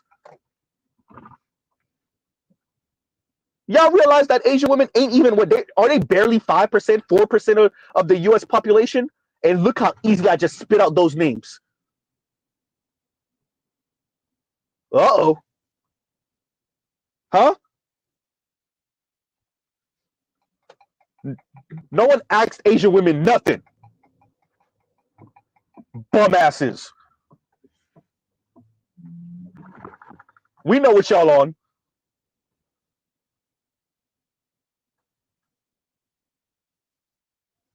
Anyway, continuing. Yes, Manifesto look dead inside. That's what happened when you all about the money and you don't have a personality worth a damn. For those of you that have missed it, earlier I was saying that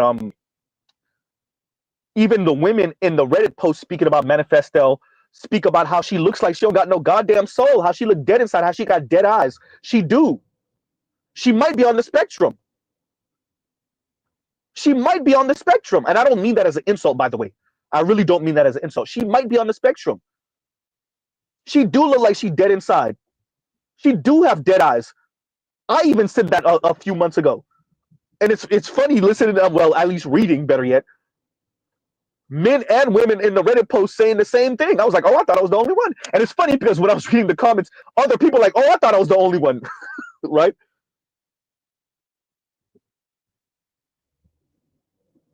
Yeah. Homegirl don't got no goddamn personality worth the damn. Dead inside. She looked dead inside for real. Ghost inside.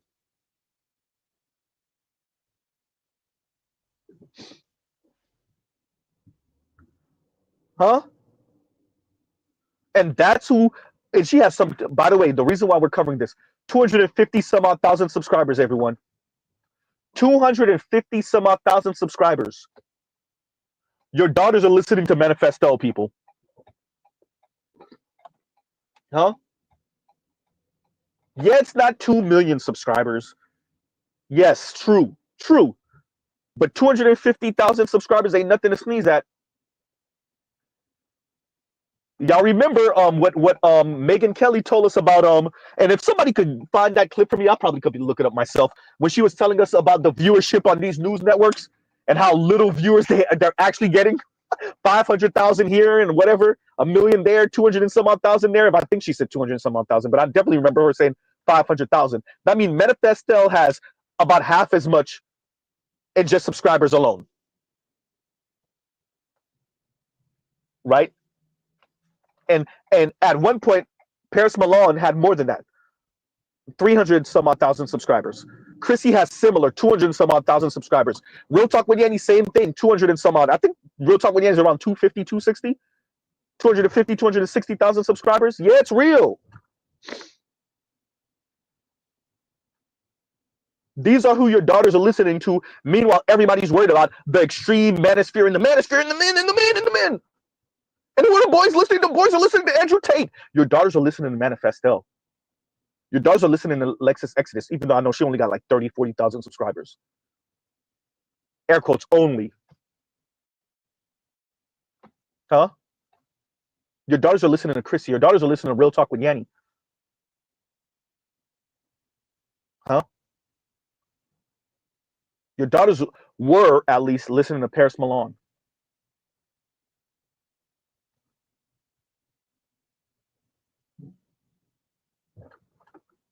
Alexa, play once again T.I. and Young Thug, If It Ain't About the Money, please. Or About the Money.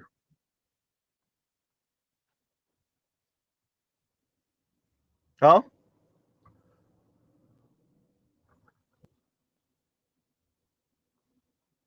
So this is why we cover people like this. It's frightening that these are the people speaking about relationships and money,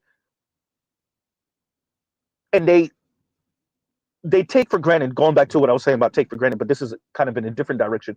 They take for granted that people want companions. Let me say this to Manifesto. I don't know. No, you know what? I'm going to leave that. Manifesto. Women want to be grabbed up. You're a woman. I don't know how you don't realize this. Women want to be grabbed up. They want their ass smacked. They want to be kissed on. They want to be ate out. Right? If she like you enough, she want to give you head. Oh, goddamn, Z. Z, you ain't going PG this morning. I don't know what you're talking about, Manifesto. I don't know what type of lame ass white dweeby guys you're used to, but if you're doing the right job, the women want raw schlong, and they want baby batter in them, in them. And y'all gives you a second. Y'all talk amongst yourselves. I know I'm in the Bergen area. Y'all gives you a second.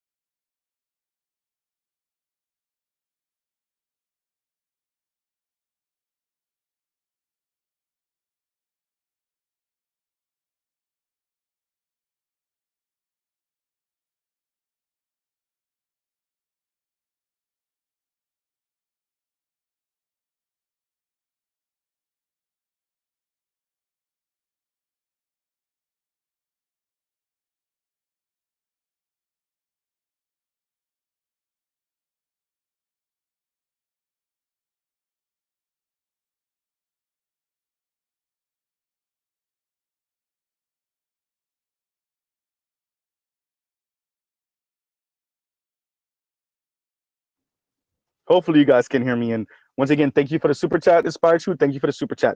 Kemis, let me read this before I get to your super chat. And Mr. Shook to you says, Z, did you see the clip of Megyn Kelly asking Joy, where is her hair? And the reason she doesn't have hair is because she's evil. No, I did not see that. Send me that clip, please, if you don't mind, Mr. Shook to you. I see stuff like that you got to be careful with, right? Stuff like that you got, because it look like we slow walking into some racist stuff right now. Not even slow walking. We slow walking into some anti-black stuff right now. I know many of us, we don't like to see black women with short hair, and we don't rock with Joy Reid. I get it. But don't let the white women get away with their little slick ass, underhanded racist comments just because we might not rock with Joy Reid like that. Right? And we already know how black women feel about her hair. You think Megyn Kelly don't know that? Right? I ain't gonna let Megyn Kelly act like she don't know what she's doing. And y'all know white women love playing innocent after they say some racist, underhanded stuff, or just any underhanded things. They like playing damsel. Oh, I didn't mean it like that. And oh, you took it like that. And then you got the worst people in the world. The people that say, "Oh, no, I didn't. No, no, no. I'm sorry you were offended. Not that I meant to offend you. I'm sorry you were offended. I no, you're responsible for your feelings, which is true. It's true.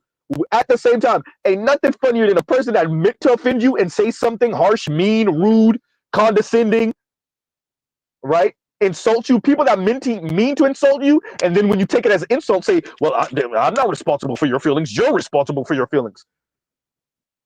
Huh? So, what I would say to what you're saying, Mr. Shook, to you is, I'm pretty Megyn Kelly, but she's playing with fire with that evil comment. I would be careful with that. I would be careful with that, right? Oh, good point too. And Feta clutches, they want to get choked 50 shades of gray. I'm saying, right? So Megyn Kelly really said that. Hey, I don't rock with Joyanne Reed. We know Joyanne Reed. We know, and we've been watching Joyanne Reed for years. We understand Democratic shill. We understand misandrist. We get it. True. With that, that don't give Megyn Kelly no type of passes to make little underhanded racist comments. And I, for one, am not one of those black people that wait for a white person to say the N word with the hard ER with drool coming out the side of their mouth before I'm like, oh, I think they're racist. I think they're anti-black. Shout out to all you brothers and sisters that wait until we in Auschwitz for you to be like, wait a minute, I think they're racist. Y'all wait until we on the train cars to be like, wait a minute, huh? Y'all wait until we in the gas chambers to be like, so they were serious?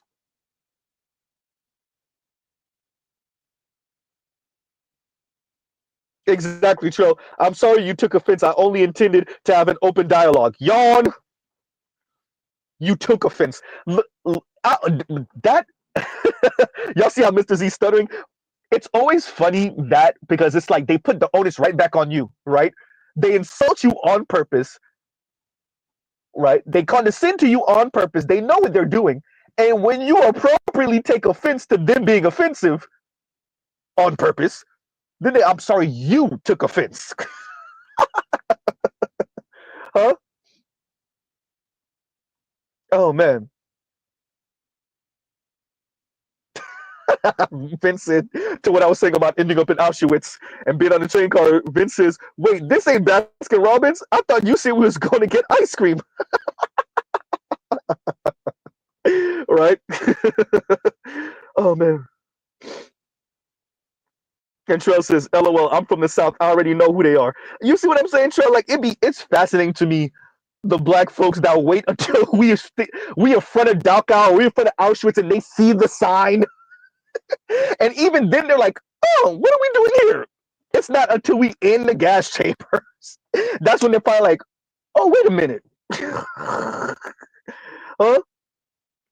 It'd be the funniest thing in the world. And once again, thank you for the super chat. Oh, let me actually read this. Where's that comment from KMS? And KMS says, and thank you for the super chat. Like, share, subscribe, hit the super chat. And KMS says, Black Pill, for the vast majority of women, their life can be summarized by them sitting on the right penis and staying there, especially now because the cat's in the office rolling this all back. Bro, I can't even say that any better. I'm over here stuttering. I can't say it any better, KMS. I think you're right. I think you're 100% right. Where we are now is, I don't even know if it's so much even quote unquote the right penis. I think any stable-ish penis should do, right? If if if I'm reading the tea leaves correctly, we're in for, no pun intended, a bumpy road, right? Hopefully y'all got y'all trucks and y'all cars got some good shocks, right? Good suspension, um, because we're in for a bumpy road. If I'm reading the tea leaves right. And I think there's a lot of people who are stuck in old world thinking who are about to feel some real pain because they're still throwing a temper tantrum of what they didn't get yesterday, right? And I think if I'm reading this correctly, you have to end up with a guy who has a life jacket and who might have an extra one. And I think you have a number of women, that's certain white women, obviously black women, some Latina women, even a couple of Asian women, who said, damn that. I want the lifestyle. To hell with the stability, the life jacket. And to those women, I say, well, be prepared to drown. Right?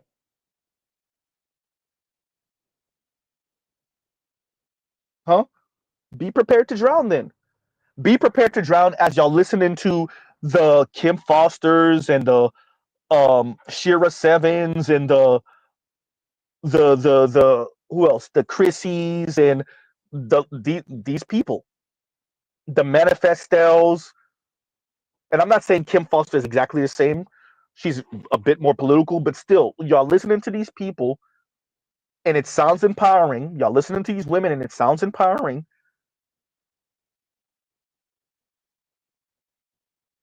Just be prepared. I didn't miss your super chat, Leon. I did not miss your super chat. Right? So I want to be clear here. Raul Paul told y'all buckle up. I'm not so much focused on the crypto stuff. I understand much of what he was getting to was to get you to invest in crypto. Yes, we get it. We get it. But we already know whether you're listening to Dr. Richard Wolff. I didn't say Dr. Richard Reeves, but Dr. Richard Wolff, the economist. Whether you're listening to what's the name of the guy that BGS plays with the dark news all the time with the British accent? Whether you're listening to him, there are a number of people that have been telling you to buckle up. Right? There are a number of people that are telling you, hey, it's about to be a bumpy ride. Y'all ever been on the airplane with the turbulence and your heart stop? Z been on the airplane with multiple times, been on airplanes with the turbulence and your heart stop. We're going through some turbulence. We're going to go through some real turbulence.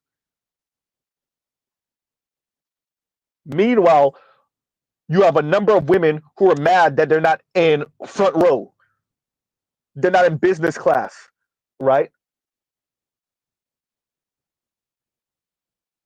Meanwhile, we're all going through turbulence. Obviously, business class is a nice place to be,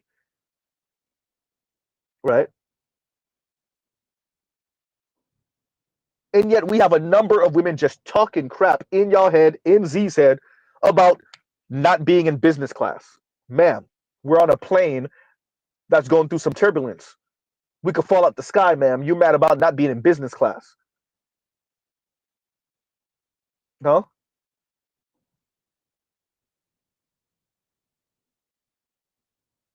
What are you talking about? And once again, KMS, thank you for the super chat. Thank you for the super chat. Like, share, subscribe, hit the super chat. And Leon says, the next decade, and thank you for the super chat. Leon says, the next decade looks like if you don't get money from your parents, you are permanently a renter that can be moved around, and divorced will break you. Yes. As a matter of fact, this is where, actually, let me phrase it a little different. Yvette Carnell and Tone Tax have entered the chat, right? This is what they've been saying forever. This is where Yvette Carnell and Tone Talks come in. This is where Professor Sandy Darity comes in. This is where Piketty, what is his first not, oh my god, Piketty, that's his last name. What is his first name? Oh, the French economist. Oh my god, I forgot this guy's first name. Anyway, that's where he comes in. There's a number of people. That's even where Richard Reeves with Dream Hoarders comes in. Once again, Richard Reeves' Dream Hoarders, that was the book before of Boys and Men. This is where Z comes in. This is where BGS comes in. Funny enough, this is where Sarge Willie Pete comes in. Yeah. Even to a certain extent, this is where Jason Black comes in.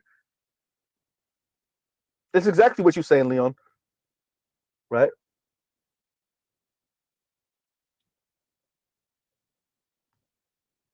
The great, the great wealth transfer.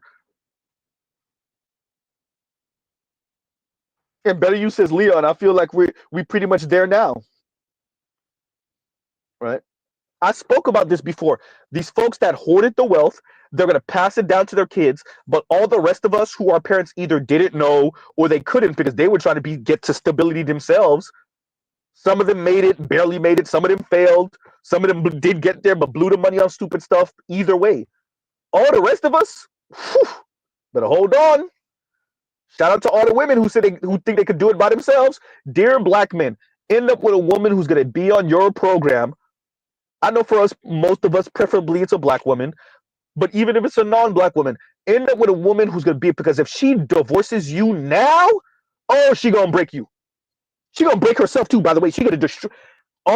Let me say this. All of you women who are filing for divorce now are worse than negligent.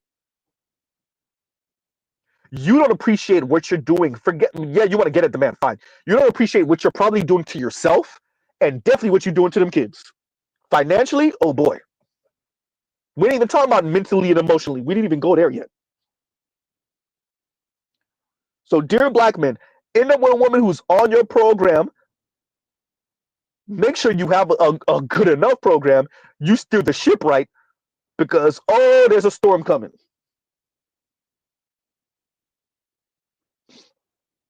Huh?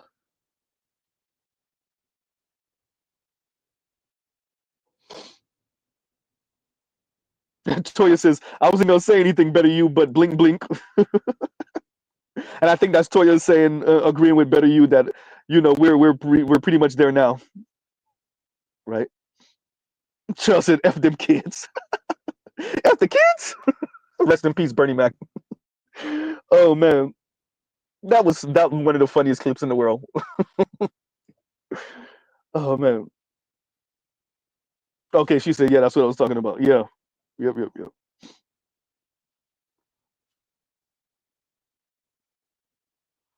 We know this. In Fem Clutch says, Mr. Z, the new masculinity is to essentially accept the one-sided social contract and let the women have their cake and eat it too. Yep, that's what they're saying.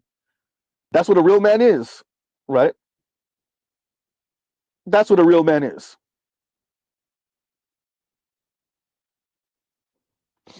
No, I have not. And Leon says, Z, have you read the reports about the lower class Cubans in Florida? No, I have not. Send that to me, please, because these are the people that I live around, right? Those are the people I live around. And that, I would argue, I think there's something about, quote unquote, no pun intended, feeling something. Once again, no pun intended, right? We ain't doing the in vogue, right? Hysterical. Um, but there's a difference between that and then knowing, right? Intellectualizing, even pontificating, contemplating. Um, I guess to pontificate, you got to know first. Um, maybe I don't know about that. I might want to retract that. I think there are people, namely women, who can somewhat feel what's going on. They kind of get a loose idea of it. No pun here, no pun. There's a lot of innuendo here, I know. And they're watching certain news clips or they're watching little clips on TikTok or maybe Instagram, maybe if they have Facebook, but probably not. And they get little pieces of this here and there, but they don't really appreciate it. And that doesn't mean that Z really gets all of this too. I'm not Sauchi or KMS or BGS or Black Uru here, or even Art New Style. Shout out to Art New Style. But they're not really engaging with this at the forefront of their mind. They're not really engaging with this and sitting down with the information and having conversations about it like how we do in these spaces and debating how we do in these spaces. They're not. Right? And so we're preparing for the storm. Some of us are already prepared for the storm. Some of us have already maneuvered ourselves and got onto higher ground. And then there's all the rest, both men and women, but mainly women, who once again took the sunny days for granted. Shout out to any of you that ever been to South Florida or y'all live down here. Y'all know how this goes, especially during summer. It could be nice out. It's a hot day. It's a beautiful day to go to the beach. It's beautiful out. It's beautiful. You got your your top down. Your sunroof is open. The windows are down. Right. And all in 5 to 10 minutes, it's a goddamn rainstorm. Huh? That's how Vincent would know would do. That's funny. Right. And in 5 minutes, it's a rainstorm, which is crazy because 15 minutes later, the sun is back out. Huh? And about 2 hours later, you wouldn't even know that it rained because the water done dried up and maybe there's a couple of puddles here and there still kind of, but the road is dry again, the sidewalk is dry again. Even the trees don't even got the water on them no more, the rain on them anymore. In about 2 to 3 hours, you could not even tell it was just raining for 20 minutes. Heavy rain on this road. Anybody that's ever been to South Florida, anybody that lives down here tells you he lying. We're about to go through that 20-minute rainstorm right now. It might be more than 20 minutes, but we're about to go through that rainstorm. We kind of already are in that rainstorm. We are in that rainstorm. And we have a number of women that just talking crap. They don't know. Huh?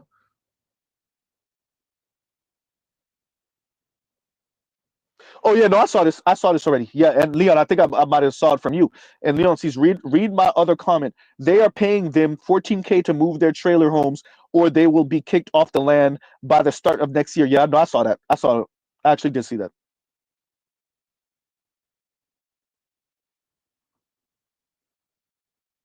Good point. And if it's in that case, you have to ask: do Shorty have tread on her tires in this condition? Probably not. You see what I'm saying? I don't say 20 minutes of cats and dogs. There is a funny ass pun in there. Oh man, shout out to JD Vance and Taylor Swift and the single cat ladies. That is funny, Addo. And I don't know if you meant it the way I took it, because that is a double entendre for your ass. Because it will be 20 minutes of it raining cats and dogs, but yet it's also 20 minutes of women relying on their cats and dogs for companionship. That's funny. Huh? I could maybe make it a triple entendre by speaking about the sexual play between men and women and how that's going to look like in this potentially upcoming turmoil. But I don't know if the men are going to be chasing the women so much like dogs chase cats. But I could possibly make this into a triple entendre.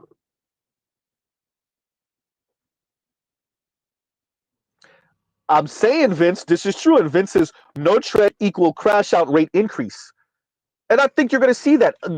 We've seen women crashing out over the Trump Vance um, election victory. I suspect we see more women crying in their cars about their financial struggle and just essentially saying, some man come and buy me. Right? Huh.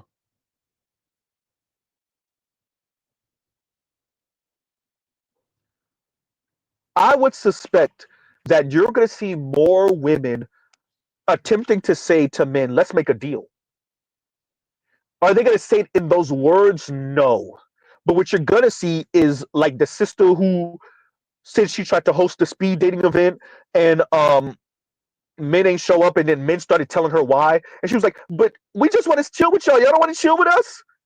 And the men pretty much said, "No." That was her saying her and her homegirls, her and other women, her and particularly black women, were trying to make a deal. She just didn't use those words. That's not us. I'm not even talking about the other sister with the light ass voice who was speaking about speed dating and how she's gonna have to maybe go to Europe or go find some probably white man somewhere in another country. I'm not even talking about her. I'm talking about the other more kind of hood sounding sister. Both of them are saying the same thing. They're just not using the word Z is using. They're trying to negotiate. Now, once again, like we saw with Kevin Samuels, they're trying to negotiate as high as they can. Right? But still, I think the women that get it, their pride won't let them say, "Hey, men, let's make a deal," but they're gonna essentially say it in their own words, in their own way. The other women, like Chrissy, I'm not saying Chrissy in particular, but I'm saying a number of her subscribers, a number of Kim Foster subscribers, a number of Real Talk with Yenny subscribers, a number of Paris Malone subscribers, a number of Lexus Exodus subscribers, a number of Cynthia G subscribers. They're gonna go down with the ship. These other women are going to grab those life raft, grab those life jackets, and jump off the boat. They're going to jump off the boat before it sinks. All that crap they've been popping, even if they don't necessarily get married, oh, they're going to find them a lifelong companion and maybe pop out a kid or two for him. They're going to be with some man for at least the next 10 to 15 years, possibly 20. Don't let these white women get it. Don't let these white women fool you, dear black women. Dear black women, don't even let other black women fool you. A number of these women talking crap. They're about to jump off this ship. Huh?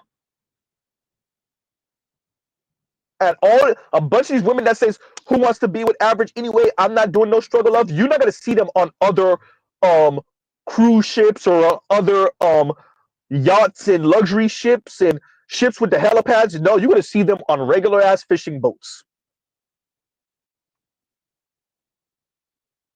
Right? Not those for a $500,000 boats or $1 million. Nope, you're gonna see them on $20,000 boats. 30 and 40 and $50,000 boats, used boats. A lot of those women y'all saw, "I'm not doing no struggle." Yeah, that sound nice. And then we're gonna watch a number of other women. Unfortunately, a number of black women. They're gonna go down with the ship. They're gonna go down with the Titanic. They're gonna go down.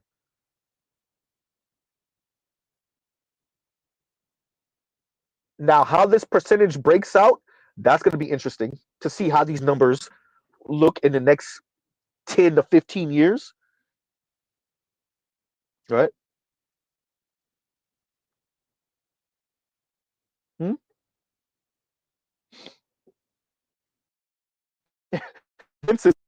Seeing Barry sprint in the heels for the life jacket is going to be beyond belief. I think for a number of us, it is. I think for a number of us, watching the women who you grew up with, right, or the women online talking all, pumping all their stuff, watching them kind of explain away why they with the men they with is going to be the funniest thing in the world. Yeah, I know what I said earlier, but he's so charismatic and he's such a good man, and I watched the way he treats his daughter. Wait, I thought you said you wasn't going to end up with no man with kids. Oops. I watched the way he talks to his mom. He's such a good man. It's gonna be funny watching them explain away what they said all of 2 and 5 years ago. Huh? I watched the way he fathers his children. But I thought you said you was gonna date no man with no kids. Huh?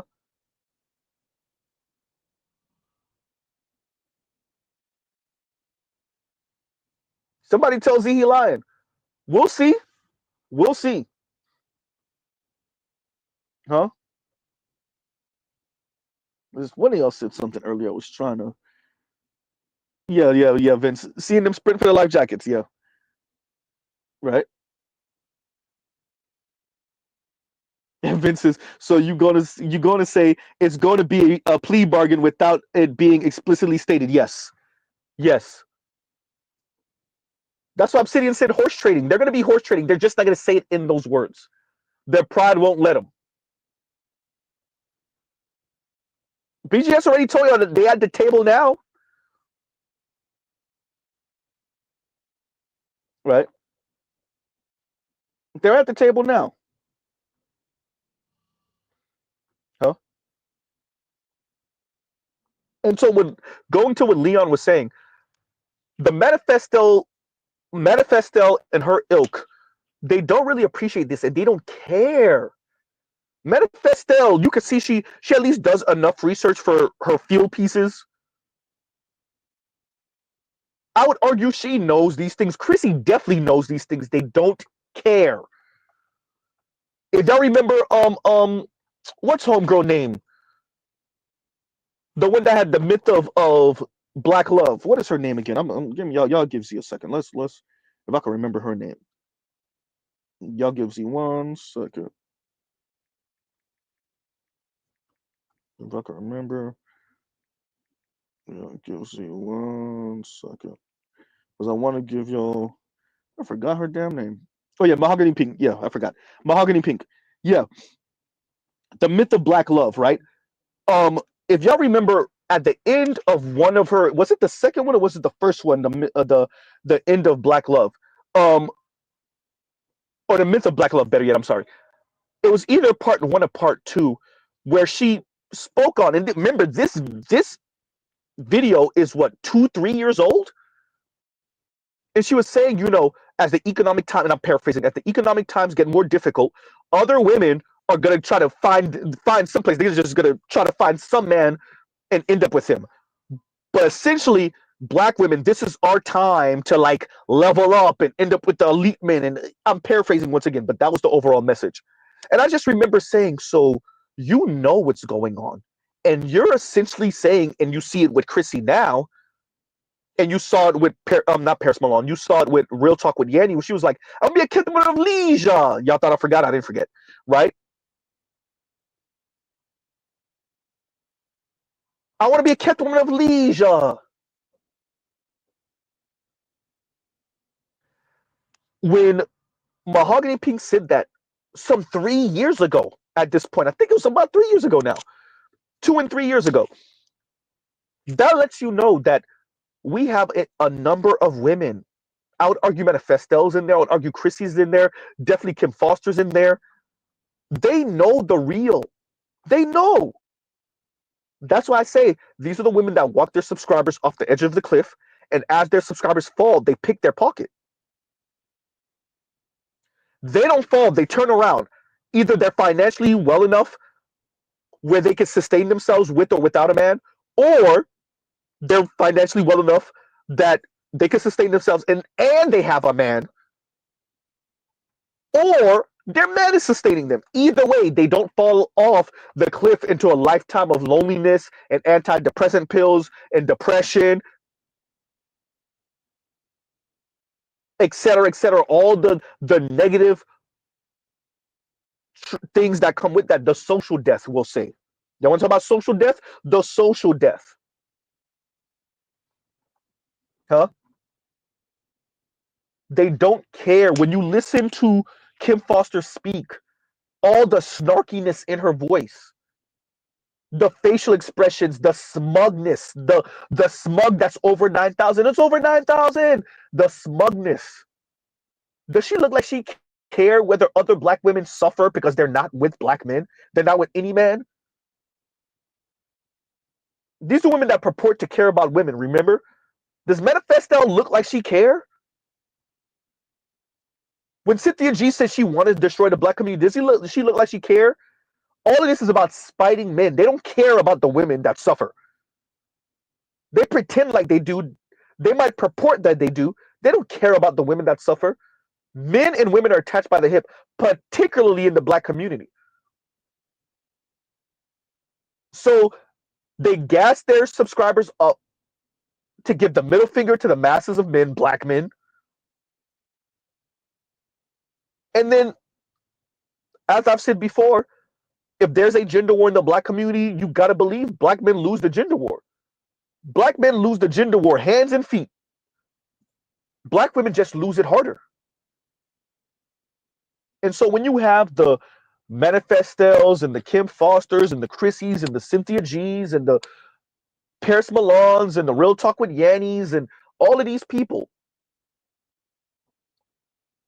all they do is make women suffer. Your average woman suffers, particularly the ones that listen to these content creators, obviously, but particularly black women.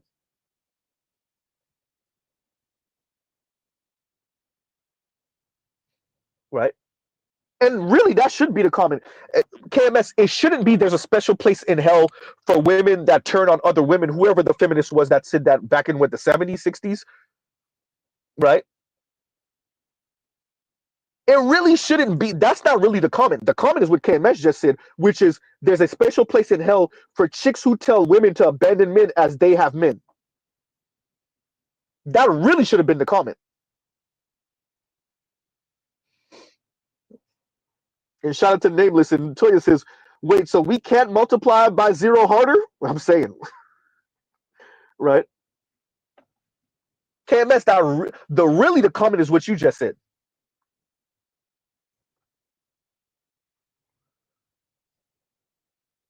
Huh? These women that are making good money, and Chrissy, you know, she loves talking about her luxury apartment. They're making good money. Whether it's Kim Foster, whether it's Chrissy, whether it's Real Talk with Yanni, they're doing good. So financially, at least they could afford to give black men the middle finger. All the masses of other women, black women, cannot. And so all Chrissy has for you is gassing you up with, you know, poor men. I don't think they didn't do enough for y'all. Poor men don't deserve kids. Huh? And Real Talk with Yanni, I want to be a kept woman of leisure. And what's the incentive?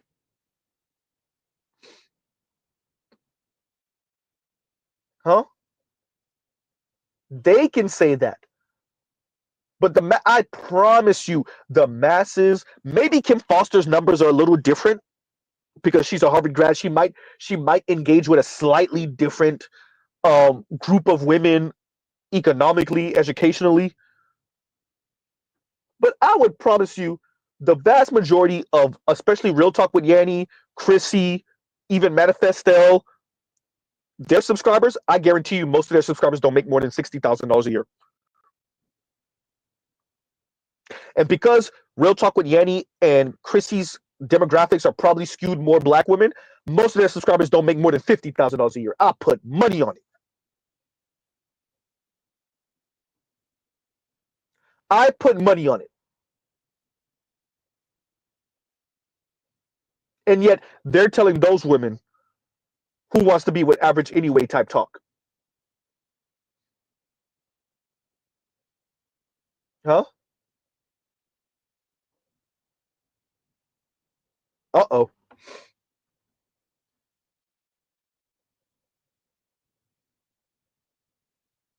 This is why a couple of years ago I was speaking about class warfare, and these women, the Kim Fosters of the world, are your average black woman's class enemy. Chrissy is your average black woman's class enemy. And every once in a while, she'll say something so outlandish, even about other black women, that lets you know she's your class enemy. Huh?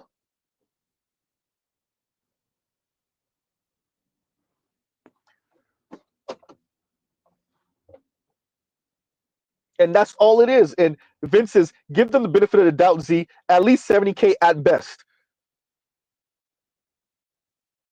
And Vince says, but average, nah, 40 to 60K. You recall the African brother that Dr. T. Hassan Johnson covered some months ago in that BGS covered, that was telling you about the Nigerian and African sisters that come to America, and once they get to 70K, did he say, I think he said 70, Vince. I think he said once they earn more than 70, you can't tell them nothing.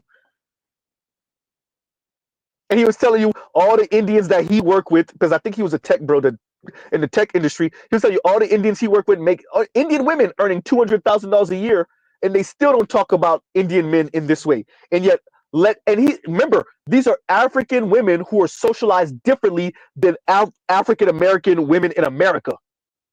ADOS, FBA women, and the other, children of immigrants or grandchildren of immigrants that were born and raised in America. These are African women. He's telling you they come to America, they earn $70K a year. You can't tell them nothing.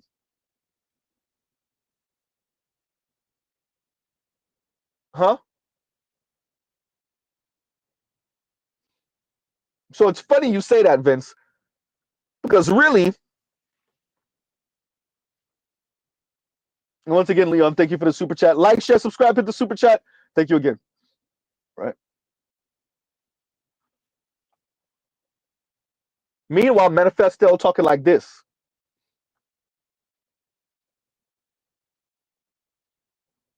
Huh?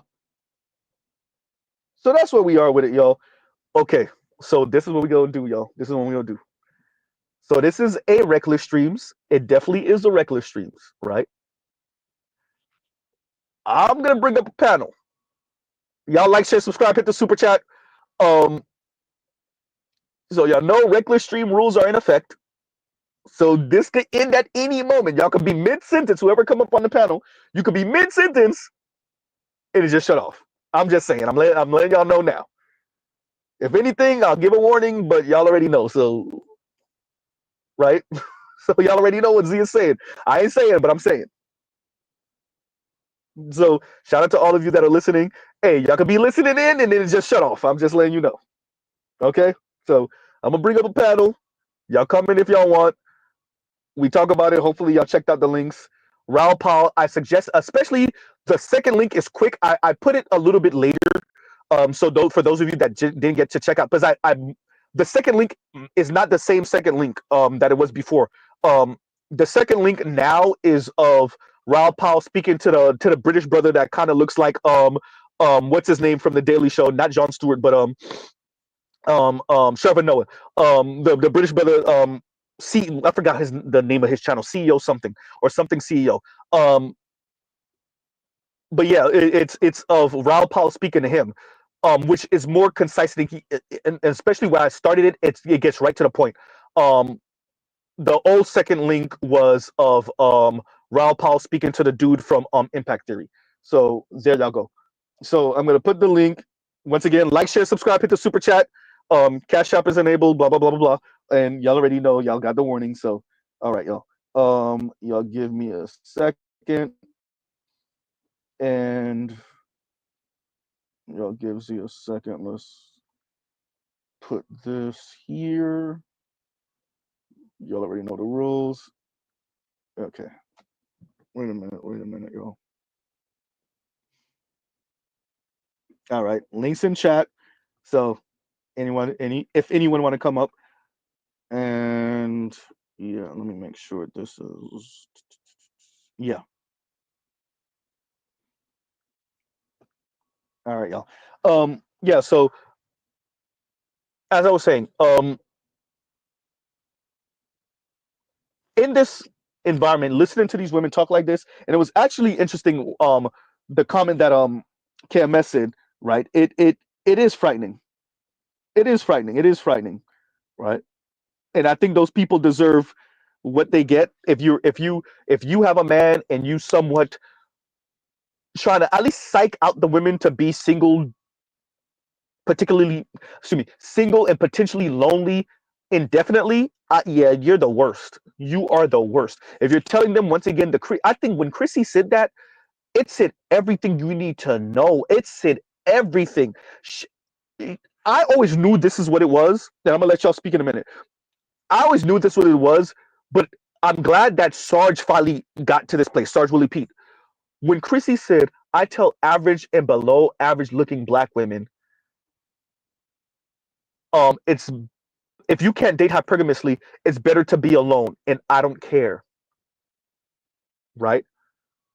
Like when she said that, it said everything. This was never about what black men haven't built. Black women just were using that as an excuse. And as we started putting their backs to the wall, this is the beauty of social media, with all the numbers and all the statistics, as we started just hitting them upside the head with this, they finally came out and said it. Black men earn more, but not enough more. Shout out to all of us that seen that clip with the sister that said that. If anybody's seen it or know where it is, please link me to it. Please and thank you. Please and thank you. Right? But yeah, when she said, yeah, black men earn more, but not enough more. And it's a sister wearing glasses. I want to say she was wearing glasses, and she said that. And then when you hear Chrissy say what she's saying, when you hear Real Talk with Yanni say, what's the incentive? I want to be a captain of leisure. All it speaks to is this is not about stability. This is about opulence, right? When the African sister in the UK on Black Talk said, a man is his money. That's what it's about. And so when Manifesto comes in and says, don't marry for love, marry for lifestyle, or marry for lifestyle, not for love, what else y'all got to hear? And we're here now. This is a tumultuous time. We already know what this is going to look like, probably, right?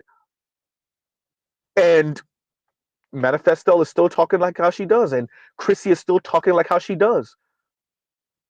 We're the ones who live around these women, right? These women are our sisters and our cousins and our nieces, right?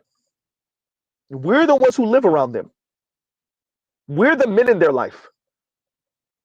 And to hear Chrissy speaks like this, and remember, this is not just Chrissy, a number of women on and off social media talk like this and think like this and definitely feel like this. And it's gonna be something to watch them struggle with this type of mindset, especially with what we think is gonna happen, right? And so I'll pause right there, and y'all go ahead. What's going on, Better You? What's going on, Vince? What's going on, bro? What's up with you? Peace, yo! Happy Friday! Happy Friday! Happy Friday! What's up? Who want to go first?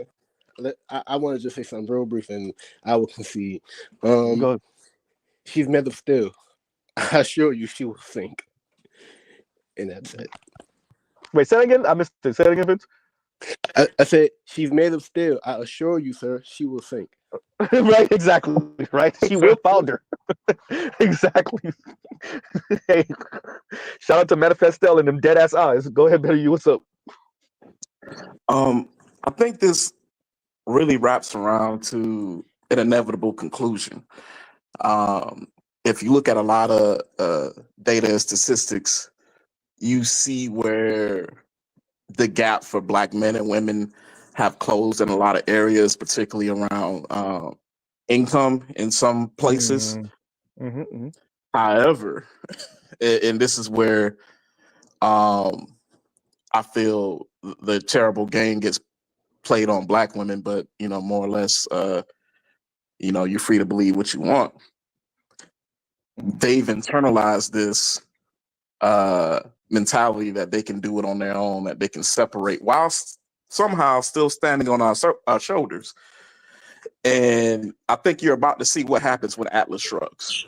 Hey, Better You, let me ask you a question. Mm-hmm. Yeah. Where in nature does that occur? Where in nature does it occur that women, I mean, for mammals in particular, for primates, it doesn't. Oh, okay. Okay. That seems accurate. Oh man. Yeah, no, I'm big I hear you, Vince. Yeah, so gonna show Better You, if no, it is. No, that's true. Better You, if I understand you correctly, what are you saying, what are the women going to do as Atlas shrugs? Is that a question or a statement? We're about to witness. So it's one of those things like, what is the price for not only white supremacy in society using your men as fuel, but you trying to use your men as fuel for your own come up? What is the price for you neglecting and completely ignoring the people who are your natural ally. What is the price of that? So what is the price of Hey. the benign neglect of black boys and black men over the past 5 or so decades? And shoving a finger in the eye? Maybe 6. And as I've said before, you've created a recent Spartans. Yeah. No, I remember you saying that. Yeah. I personally don't give a fuck about Trump and Vance. White supremacy is like, it's like apple pie. It's American pie, apple pie. Yeah. I mean, it was, somebody brought up Miss Crockett earlier, and it was kind of sad because in her own black woman way, I saw her pleading, and that I'm going to use profanity here. That shit broke my heart. Because she's an accomplished woman, and she's, even if it wasn't for her being a politician, she would have been accomplished anyway. And it broke my heart watching a black woman call a thing, beg white men to not crush this because other black women, right? And she did it in an aggressive way because, of course, black woman, Texas on top of that. But watching her in her own black woman way plead, it broke my heart. Because we know when white men don't care nothing about that. As a matter of fact, they really want you to be groveling, and they still gonna do it. You know who she was really talking to, right? Who was she talking to when she did that? AIPAC. Oh, yeah. Who? Yeah. Oh, because they don't like seeing those black women on those college campuses being part of that boycott, divest movement. Yep. And you got to keep in mind. Yep. A lot of the CBC and other black political officials, AIPAC, even at like state and local levels, AIPAC is finding these people, identifying them, and basically getting rid of investing in them they're investing in them at a young age. I get what you're saying. I get what you're saying. You're going the other way. Yeah. Yeah, so they're put there to be agents of AIPAC, or by extension, white supremacy. What's AIPAC? American Israel Political Action Committee. Oh. Yeah. So that was one of those ones like, hey, don't cut off the tap. Just because some of us on these college campuses, protesting. Please don't cut off the tap. Yeah. And I think also on the other, so you're talking about the positive. I'm talking about the negative also, which is we seen what y'all did to Cori Bush. We seen what y'all did to Jamal Bowman. We seen it. Please, for the love of God, right? Like, so that's the angle I'm coming from with it too. So yeah, no, I agree with you on that. Yeah. Damn, and that's in it. Yeah, it kind of broke my heart. Like, man, yeah. We know what it is. Yeah.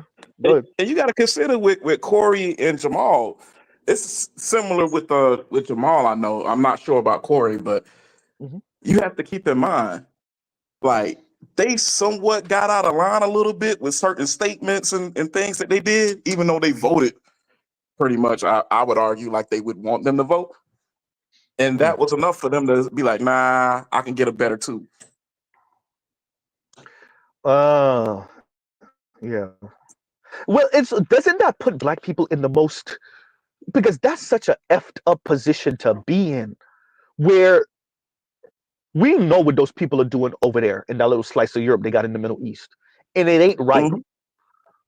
So black people are put in a really messed up position, because I think our number one concern is to advocate for us. Let's be very clear. Mr. Z is not saying it's not. I think ADOS number one concern should be to advocate for them, and by extension, black people in America that are not ADOS. And here's my question.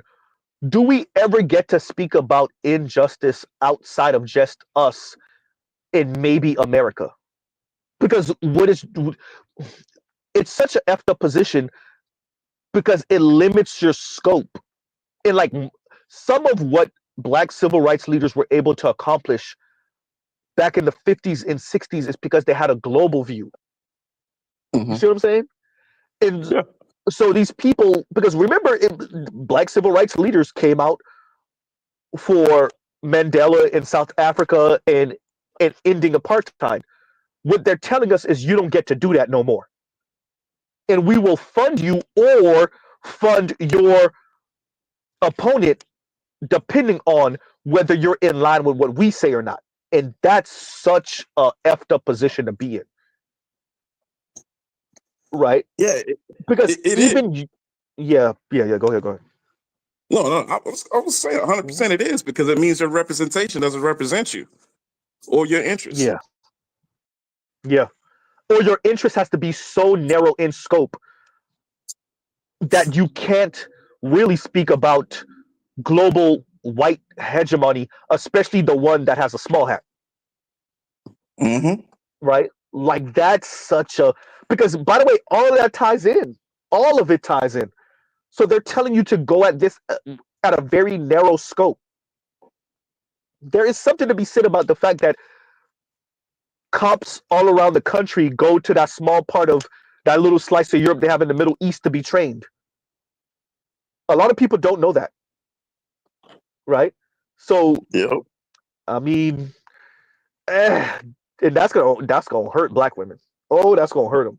That's gonna hurt black men too. Let's be honest, but that's gonna hurt black women because they're telling you you can't talk about this, or we won't fund you, we won't subsidize you, we won't start these programs for you and funnel you through the education/indoctrination system, which might be in a weird way good for black men because at least they won't have the intellectual prowess to intellectualize their misandry against you. But right, with that, yeah, that's such a messed up position. And if Well, you do matriculate through this, real quick, Vince, if you do matriculate through this, and then we see who you are, we'll fund your opponent. Oh man, that's such a messed up position. Go ahead, Vince. Go ahead. well, Z, that sounds like a pimp her relationship, don't it? Yeah, yeah, yeah, yeah, yeah. That's exactly what it is. Yeah, Jesus Christ, that's such a messed up position. Yeah, and I get where telescope and KMS is coming from, right? But yeah, watching Corey, not Corey Bush, but watching Miss Crockett go at and what she was saying. Yeah, yeah. Well, this is where we are now. Y'all sure been fighting with and I see you. I see you. Oh man. Your boy is off work today. And Leon's here. What's going on? Boy. Let me read this real quick from Eric. And Eric says, and thank you for the super chat. That was her 8-hour woman speech talking about Miss Crockett. I mean, for real though. I mean, Eric, while you BSing, yes, it was in her own black woman way. Yeah, man, yeah. And I'm gonna go back and watch it, and I might be doing a stream about it, maybe. But I didn't find it funny. It was sad to me, right? Because white men don't. That's the whole point. Is to take it away. The whole point is to not have y'all competing with them and their daughters and their sons, obviously, for these positions, right? That's the whole point. The whole point is to put y'all in line, especially when you consider as Better you was saying the small hat element of it all is to remind you who's funding you, right? And who's having you matriculate through the education system at that level so that you could turn around and tell them, by the way, what y'all doing over there is really messed up, which it is, but they're telling you to shut the hell up about it. Don't talk back. Exactly. Hey, So, you ever watch that Go ahead. episode of My Wife and Kids? Like, I think it was the first time I ever saw Cat Williams, right? But he was on My Wife and Kids when he had a contract with Junior, and he did that freestyle. I own you. Wow. No, I didn't see that. I didn't see that You gotta go episode. watch that episode. I'll watch it. Yeah. But go ahead, you finish up and then I'll let Leon go. Go ahead. That's all I had to say. Okay. I recommend people go watch that episode with Cat Williams on that jump, and he had signed Junior to a contract. He wouldn't let him off. Cat Williams stayed playing the pimp. He I stayed playing the pimp.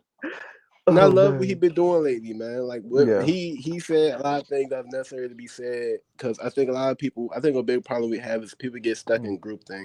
A lot of people get stuck in what they're told to be taught, and also as Gorilla says, we live in a very anti-intellectual society. If you're in the South, Mm. it gets worse. Oh yeah. Sidebar, just a little bit. I was on I think you was on the night. Remember the night on Charles Faulkner, what you call it? Charles What, a Faulkner. couple nights ago? Yeah. I was in the comments for maybe 20, 30 minutes, but yeah, I fell asleep. Okay. I fell asleep. Yeah. Homeboy came up. Some white Canadian guy came up there, and I think it made me really think about the difference between the Black manosphere and the manosphere. Where God damn it! I be wanting to give them white dudes a piece of my mind. Go ahead, Vince. I gave him a little I piece even of know. my at the time, bro, and it wasn't even screaming or anything. It's just pointing out, the fuckery that dude was on. Because they was talking about something, and they got to the point where it was like, should women work or should women not work and stuff like that. And dude just sounds super oppressive. Like he was like, they don't need to be working, they need to be in the house. I'm like, yeah, but I don't think we thinking like that around here, especially like how we have and our that's the difference between Black manosphere and white men. Yeah. Well, it's like, we not. white. Go ahead, Leon, and I'll go afterward. Finish No, up, I was Vincent just and Leon. saying, white men have their own blue pill fantasy. Yeah, like that's not like it's like it really get me legitimately confused. Like you think that we want the same thing that they want and how we want to live and stuff. We don't want to be them. Like in a way, when we do our culture and our style, like it's just a different. It hit different. Like we roll our blunts completely different. Like we're not even smoking. We're not even smoking the same weed. Like what are you talking about? So it's like we like women. We just don't want you to be an asshole, and we don't really care to oppress women either. No, we let women do whatever the hell they want to do. Just stay out of our way. Well, we try to. The difference is actually, if you really want to go there, with rocket boosters on, Black women really are the ones that's trying to run shit. Yeah. The difference between Black men and white men is that Black men want women. Oh boy, I'm about to say it. Black men want women to actually love and like them. White men don't give a hell. White men are like, hey, get down or lay down. Do your job. Exactly. Listen here, and excuse my language, everyone. I gotta say it how I gotta say it. White men are on some listen here, bitch. Right? That's what they are. That's not what Black men are on. Not in general, right? Exactly. Go ahead. That dog got a purpose, and you do too. Right? White men have to literally, I know some white people are listening to this, but y'all have to wake up to the fact of how savage y'all can be towards women. Yeah. If y'all understand that, truly, y'all can regain everything. Y'all just can't be simps with it. Y'all can't be like, the police have to align with the idea, and now I'm not coming. You know what I'm saying?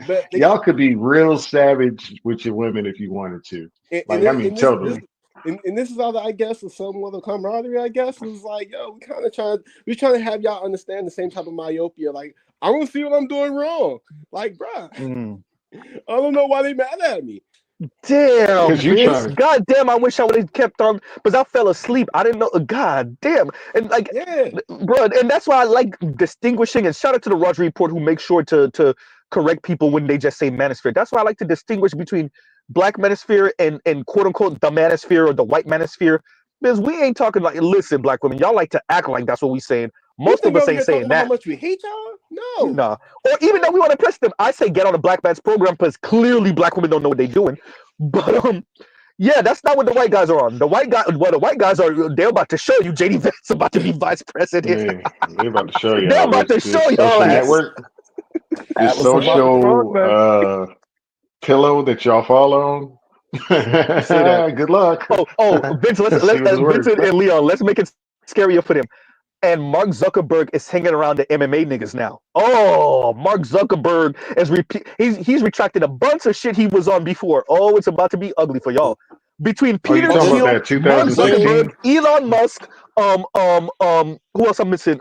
Elon Musk, Mark Zuckerberg, Peter Thiel, JD Vance, what is the name of that guy? I forgot his name. Wait a minute, with Yarvin.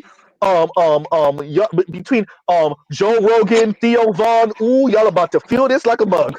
women don't think Ooh, about how y'all men. lucky Matt Gates ain't become attorney general. Jesus Christ, y'all lucky. But let me take that back because y'all don't know who's about to become attorney general. But at least it's not Matt Gates. Let me take that back because it might be worse. We'll see. Better you was like, wait a minute, Z. Wait a minute, that nigga might be worse. I wanted to touch a little subject. So this Go ahead. is years ago, but it's when FD first came in BGS's space. We were talking Mm-hmm. about policy and shit, and I got into what was going on in Houston when they kicked all the black people off the school board and from those positions.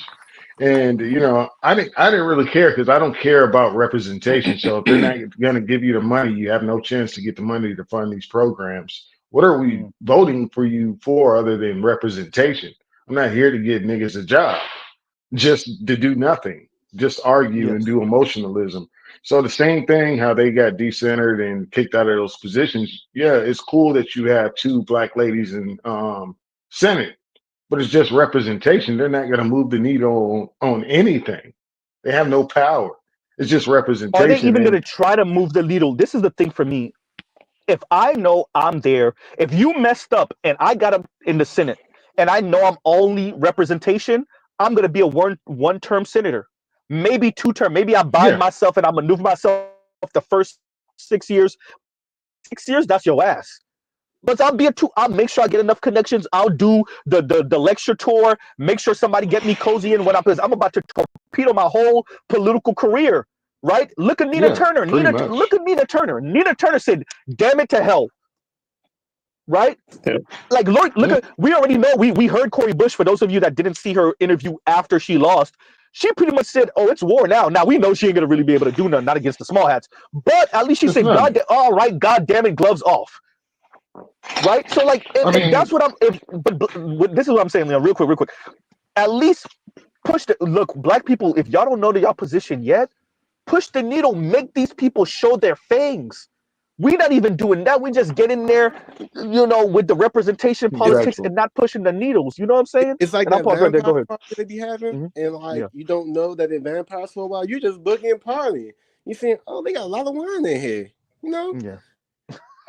You don't realize what it really is. You think it's wine. Yeah. They said, "No, get Go comfortable. ahead, You Leon. What good? you were saying? Get what you No, want." that's what I mean. Even if you push the needle, you're gonna be pushed out of the political news system anyway. So you're just gonna be another Good point. Good point. Good like point. they push those people. They spend 35 to 55 million for each one of those politicians to lose.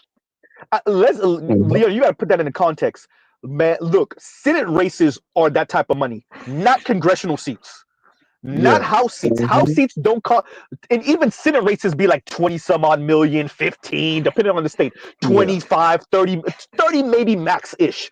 That 50 million, bro, what Leon just told you, if it's 50 and 55 million, that's not how much House seats cost, bro. That's not Hmm. House seats type of money. That lets you know they said F the money, spend it all, get them out of there. Get them out of there. God Like damn. we're gonna put you so it's like when you watch a movie and they put the CIA guy or an officer in that one blocked off room by himself for 30 years. Mm, Like that's literally what yeah. this is. It's literally what it is. So you saying they putting black women on timeout, and by extension, certain black men, but they really putting black. Hey, look, excuse my language, y'all. Listen here, bitch. We gave you the position, and then you go over here and start talking about what we doing over here with the brown folks in this little slice of Europe we got. Yeah, yeah.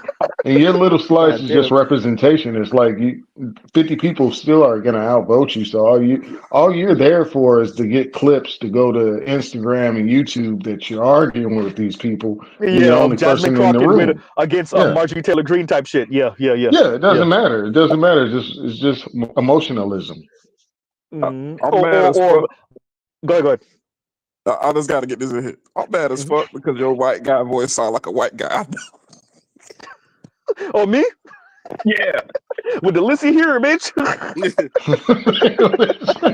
like seriously, though, like that's white men this election. That's pretty much what they said to every woman in America, black, white, Latina, Asian. Listen here, bitch. I don't know what y'all think this is, but I'm not black men. I refuse to be. Look, listen here, black women. I don't know what you think this is, but you ain't gonna. And to all you white women trying to be black women, absolutely not. That's really what white men are on right now. They said, hell no, especially young white men. They said, absolutely, hell no, The worst absolutely thing not. that probably could have By the way, happened, Mr. Z. beyond their favor, is them listening, no, watching and listening to not only Kevin Samuels, rest in peace, Fresh and fit. Fresh and Fit, who that's Yeah. so different. Them, Mhm.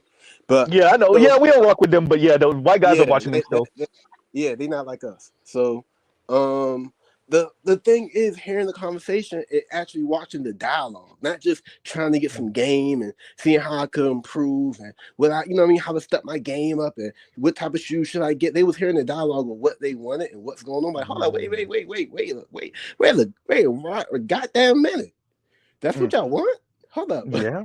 And then here's the other thing I wanted to say, right? Because you talk about Mark Zuckerberg hanging out with MMA dudes. Women don't understand how men are. It's really, most times it's really easy for us to get along.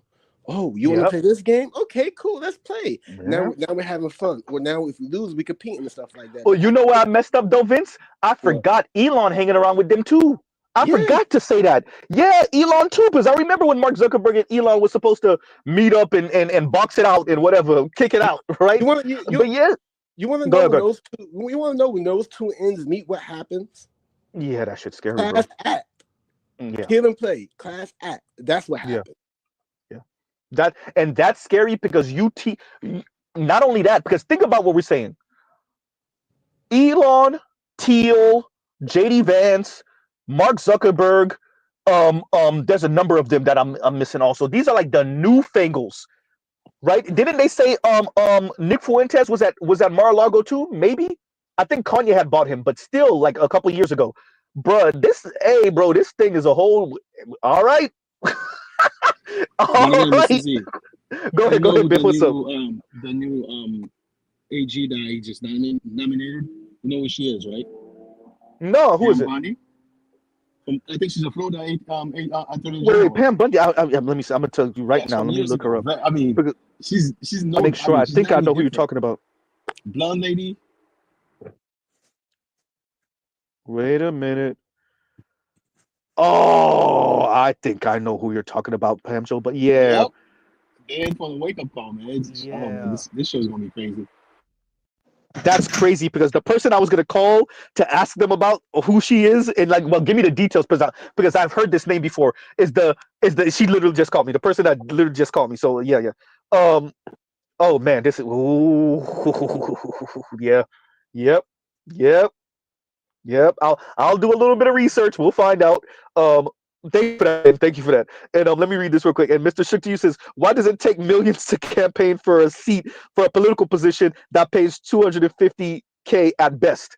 The power, the ability to move those people in the direction you need them to move, and to move them out of there. Better yet, that's what I would say to that. But I really want to read this one.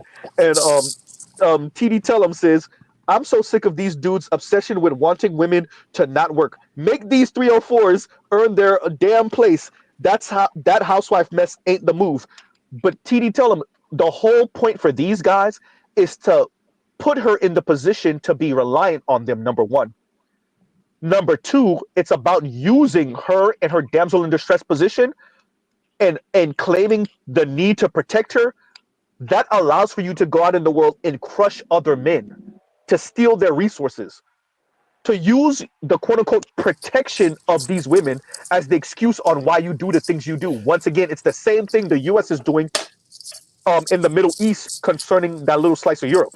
You talking about pimping? You see what I'm saying?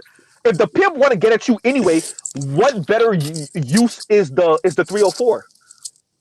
I'm trying to protect the 304 from this motherfucker, from this dude, this John, right? But really, you was trying to get at that dude anyway, right? So, That's what I'm saying. Like that's what it is. So number one, number two, it's also where their manhood is, right? Where they're for me at least, their manhood is not to be challenged or questioned. Definitely not by women. Okay, fine. I think they really want these women to be hopelessly reliant on them. And I would argue certain leftist women, white women, I'm saying, and definitely a number of black women, some Latina women, haven't made a really good argument that we want our own, but that doesn't mean we'll be adversarial. That doesn't mean we're going to be adversarial and antagonistic to the men when we do have our own. What's gone on in America, particularly over the past 50 to 60 years, white men saw that, and a lot of them got bit in the ass by it. And I would argue they are responding to that by saying, all right, then you don't get to have jobs. If you're going to get degrees, go to college, go to university, get high paying jobs, and then you're going to give us your ass to kiss, then you don't get to have jobs. You don't I'm get to shutting get this advanced whole degrees. You motherfucker don't get to down. go. Hey, exactly. No, seriously. Exactly. Right? So that's what I would say. And yeah, in somebody's background, I don't know if somebody's scratching something or whatever, but yeah, Detroit was like muted up. So TD, tell him I would argue that that's what this is about for white men. I think black men are just have gotten way too comfortable with the disrespect from black women, and we understand that we're black, and we understand that black women's resources, if they could get them, oftentimes is important. I think white men said to hell with all of that. Even if your resources would be a good add-on to the family, we would rather not have the resources than have the disrespect. Ain't know how he And I gonna go think, when it comes to us. hey, Yeah, bro, not my problem. hey, that as Black Uru said, as long as white men stay out the way, I think we could correct black women's behavior. But we know they're gonna put the thumb on the scales for black women, not because they believe in black women, but because of the sabotage. It's not. You see this when they go overseas, right? This is what white men do. It's not because they believe in any one of these movements or any one of these rebel groups or whatever. It's about the sabotage. It's about disrupting your internal politics, about using the quote unquote marginalized group in your group to crush everything, to destabilize everything. They know the game they playing. So it's, once again, if white men put the thumb on the scales for black women, which it doesn't look like they're about to do, they're really pissed off at black women. If they do that, it's not because they actually believe in what the hell black women talk about. It's to keep their thumb on their thumb on black men using black women. Now we'll see if they do it this time around. I don't think so, right? And I don't, as you know, we've heard from elders, I don't think they have the money and the time this time around. We'll see. But once again, if they do it, it's not because they actually believe in what black women are talking about, because they're trying to get white women together, right? It's because they're using black women as the colonizing agent in the black community against black men. Oh, you mean a So, and I'll pause proxy? right there. Go ahead. Yeah, exactly. Hey, Right. Mr. C, Go ahead. let me say this right here. I don't know if you saw the link I posted in the chat. It's from the podcast Dad Save America. You might Let me want to see. check it Wait a out. minute. Give me a second. I'm looking to see where's the last. I think Give it's me Rugged and once Rich. again, thank you, TD. Tell them thank you for the super chat. Thank you for the super chat. Like, share, subscribe, hit the super chat. I'm looking for the comment bin. I do not see. No, I don't see it. I'm looking I'll put it in for the it. back chat because I may drop out soon. But anyway, Okay, it's from Rugged Lynch. I think it's on America, the Moral Decline, Dating App, and the Risk of Civil War. So you might want to check this episode out. It's very, I mean, it covers a lot of stuff we cover here, but I think it's good material for a show you might want to do. Okay. I'll check it out. Thank you, and thank you for that. I'll put it in the Look, back chat. I check out y'all emails. Sometimes I don't get to it for a day or two, but I'm telling y'all be flooding with me with emails, and I'm like, okay, I got it. And it go in my history. Every once in a while, I'll forget it, I'll miss it, but I try to like binge watch and listen to the things y'all send me. And it's a lot. And I know you got 50 of send me mine. stuff. Right? Yeah, no, right, yeah, and yeah. And it's I appreciate it because I want to stay in the know, especially, and it doesn't just have to be man woman stuff. News, international politics, stuff going on domestically. I just like to be in the know. I don't really like to get sideswiped or surprised. Um, so and thank you for what you were telling me earlier about the Pam lady, and I know I heard that name before, Pam Bundy. So I'm definitely gonna check her out, and thank you for that, Ben. Because once so I know Matt Gaetz kind of retracted his name as Attorney General, and I'm like, who are they gonna choose now? So now I have an idea. So yeah, that's gonna be that's gonna be I just put the link in the back chat. Plus, okay. I'm it's checking it segmented, so out you right could now. see, you could skip through it or go around, whatever. Pick which segment you want to review or whatever. Okay, I got you. I'm copying it right now. But So that go whole to Dads of Version. America podcast is Mhm. very relevant. I mean, like I said, I put it in the chat. It could be a good source for source material I for you. got you. I am checking it out now. Let's see what it says. All right, I got you. Yeah, I saw something about Dads of Oh no, America no, the no! other I saw day. this already. I saw him already. Yeah. This is What If Altus. Yeah. What If Altus. Yep. I already follow him. He's a bigot. I'm just gonna. He is a bigot. Shit. I can, Yeah. no. I already know about What If. I listen to What If Altus. But shout out to everyone that's listening to me right now. Y'all ever get information from the white guys, and you're just there for the information, but you could smell the bigotry on them. You Oh could yeah. Oh, I'm not smell it. saying he's right. I'm not saying No, he's no, no, right. I'm no, saying it's a no, no, good no. I'm source not. for. No, no. I think he's right. No, I'm saying I think he's right. But I can smell the bigotry on him because I listen to his actual channel. What if Altus? Oh But you yeah, could yeah, smell yeah. it, and yeah, you could smell it on him. He's a bigot ass white He dude, he right? often talks like I'm not that. even referring to him. I'm referring to his guests because you could tell the guy's Oh kind of on the spectrum. When you watch it, you'll no, that's what see. I'm saying. What if Altus is the guest? Oh, that okay, yeah. Yeah, That's what I'm saying. that's what if You Altus can the tell he's guest, in. the guy with the. Well, I was gonna say the guy with the guys. Both of them got glasses. But what if Altus Yeah. is the one with the blue shirt? Yeah, no, I listen to him. Yeah, I listen You to him. say he on Yeah, the spectrum? yeah. Yeah, he's a young dude too. He's a young white dude. And I listen to him because he has interesting thoughts. I think he's right about a lot of things. With that, that doesn't mean he ain't bigoted, right? He And I listen. I'm like, because he said certain things on his channel. I was like, I don't he know, he will right? go to the intellectual pseudoscience a Yes, lot of yeah. times. Because Yep, he yep, will yep. talk about different races and IQs and things like Yep, that. And I'm like, yep, yep. matter of fact, you know who he reminds me of? Huh. He is a Stefan Don't say Molyneux stuff on you. I knew it. I knew You know what? with I a want to little do bit of BGS to research. counter some of the stuff he's saying. Wait, say that again. I would BGS with counter some of the stuff he's saying. Yeah, no, I mean that we be putting a lot of on BGS plate, but I agree with you. I agree with you on that because what if Altus to me, which like I said, I understand certain angles. Um, I think he's a red pill white dude. Um, he has an interesting take on politics, history. He's conservative, and he actually said this on this interview. Actually, if I'm not mistaken, wait, it wasn't this one. It was the one he did with dude for was it Impact Theory?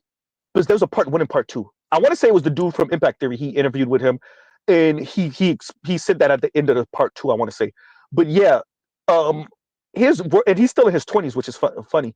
Um, yeah, no, I think he has an interesting take on a lot of things. But once we start getting to ethnicity and race and stuff, and it's the same thing with Martin Goldberg.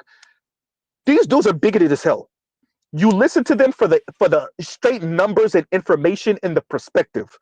Once they start creeping into when we go to women, I start looking at them sideways because I'm like, okay, let me see how you're gonna take this. And then when they eventually mention race and ethnicity and marginalization and oppression, oh, you know they go in there with gasoline draws on. You know they go into Racistville, and they do, and Wait, they what did you do. say, Roger Lynch on the episode? Are we talking With about the which same one? With person? the yeah, no. What if Altus? So what if Altus is the guy with the blue shirt and the glasses? Oh, you referring to his YouTube channel? Yeah, that's his YouTube Yeah. channel exactly. Yeah, that's his YouTube channel. Yeah. I'm on man. mute because I'm running some errands. I'm touching grass. All right, so I mean there may Okay, be some okay, noise right. around me. Exactly. All right, but yeah, man. But you was gonna say something about him earlier. Better you. No, I was saying that a lot of times some of his arguments go into that intellectual pseudoscience place. Like Mm-hmm. he does it very. He will like dip his toe in and he'll Mm-hmm. run right out of it. Like so much so that like you gotta like double tap your screen a couple times. Like, hold on, wait a minute, okay, all right. Wait, Hold up, what wait you a minute. just said? You know, so you're saying I don't know if it's dip his toe in because okay, this is the thing when you start, especially for those of us that been here since Stefan Molyneux days, your ears perk up because it'll be you could smell it on them before you even get to the race and ethnicity stuff. But once they even imply something, you're like, God damn, you too. Right? You know it, but you know it before we even get there. You're hoping against hope that they're not one of those. And you listen long enough, you're like, okay, here we go with and what if Altus he's already said essentially some of that IQ stuff that gets played down by the left is real. And once I heard him say that, I was like, oh boy, here we go with the Yep. goddamn bell curve crap. Like you Right? hope that they're not a vampire. You're like, God damn, that nigga just disappeared. You're right. Now I gotta bring out the garlic. Right? Like for real. Exactly. And that's what it is with what if Altus. I always knew Stefan Mullen. You could smell it on him, right? Little weird, cringy, freaking pedo looking dude. Yeah. So yeah, They you would could got tell. two You could tell. videos into him. Yeah. So you But could like, tell. And thank you, Prodigy says, man, Molyneux is racist as hell. Boy, it flaming with gasoline draws on.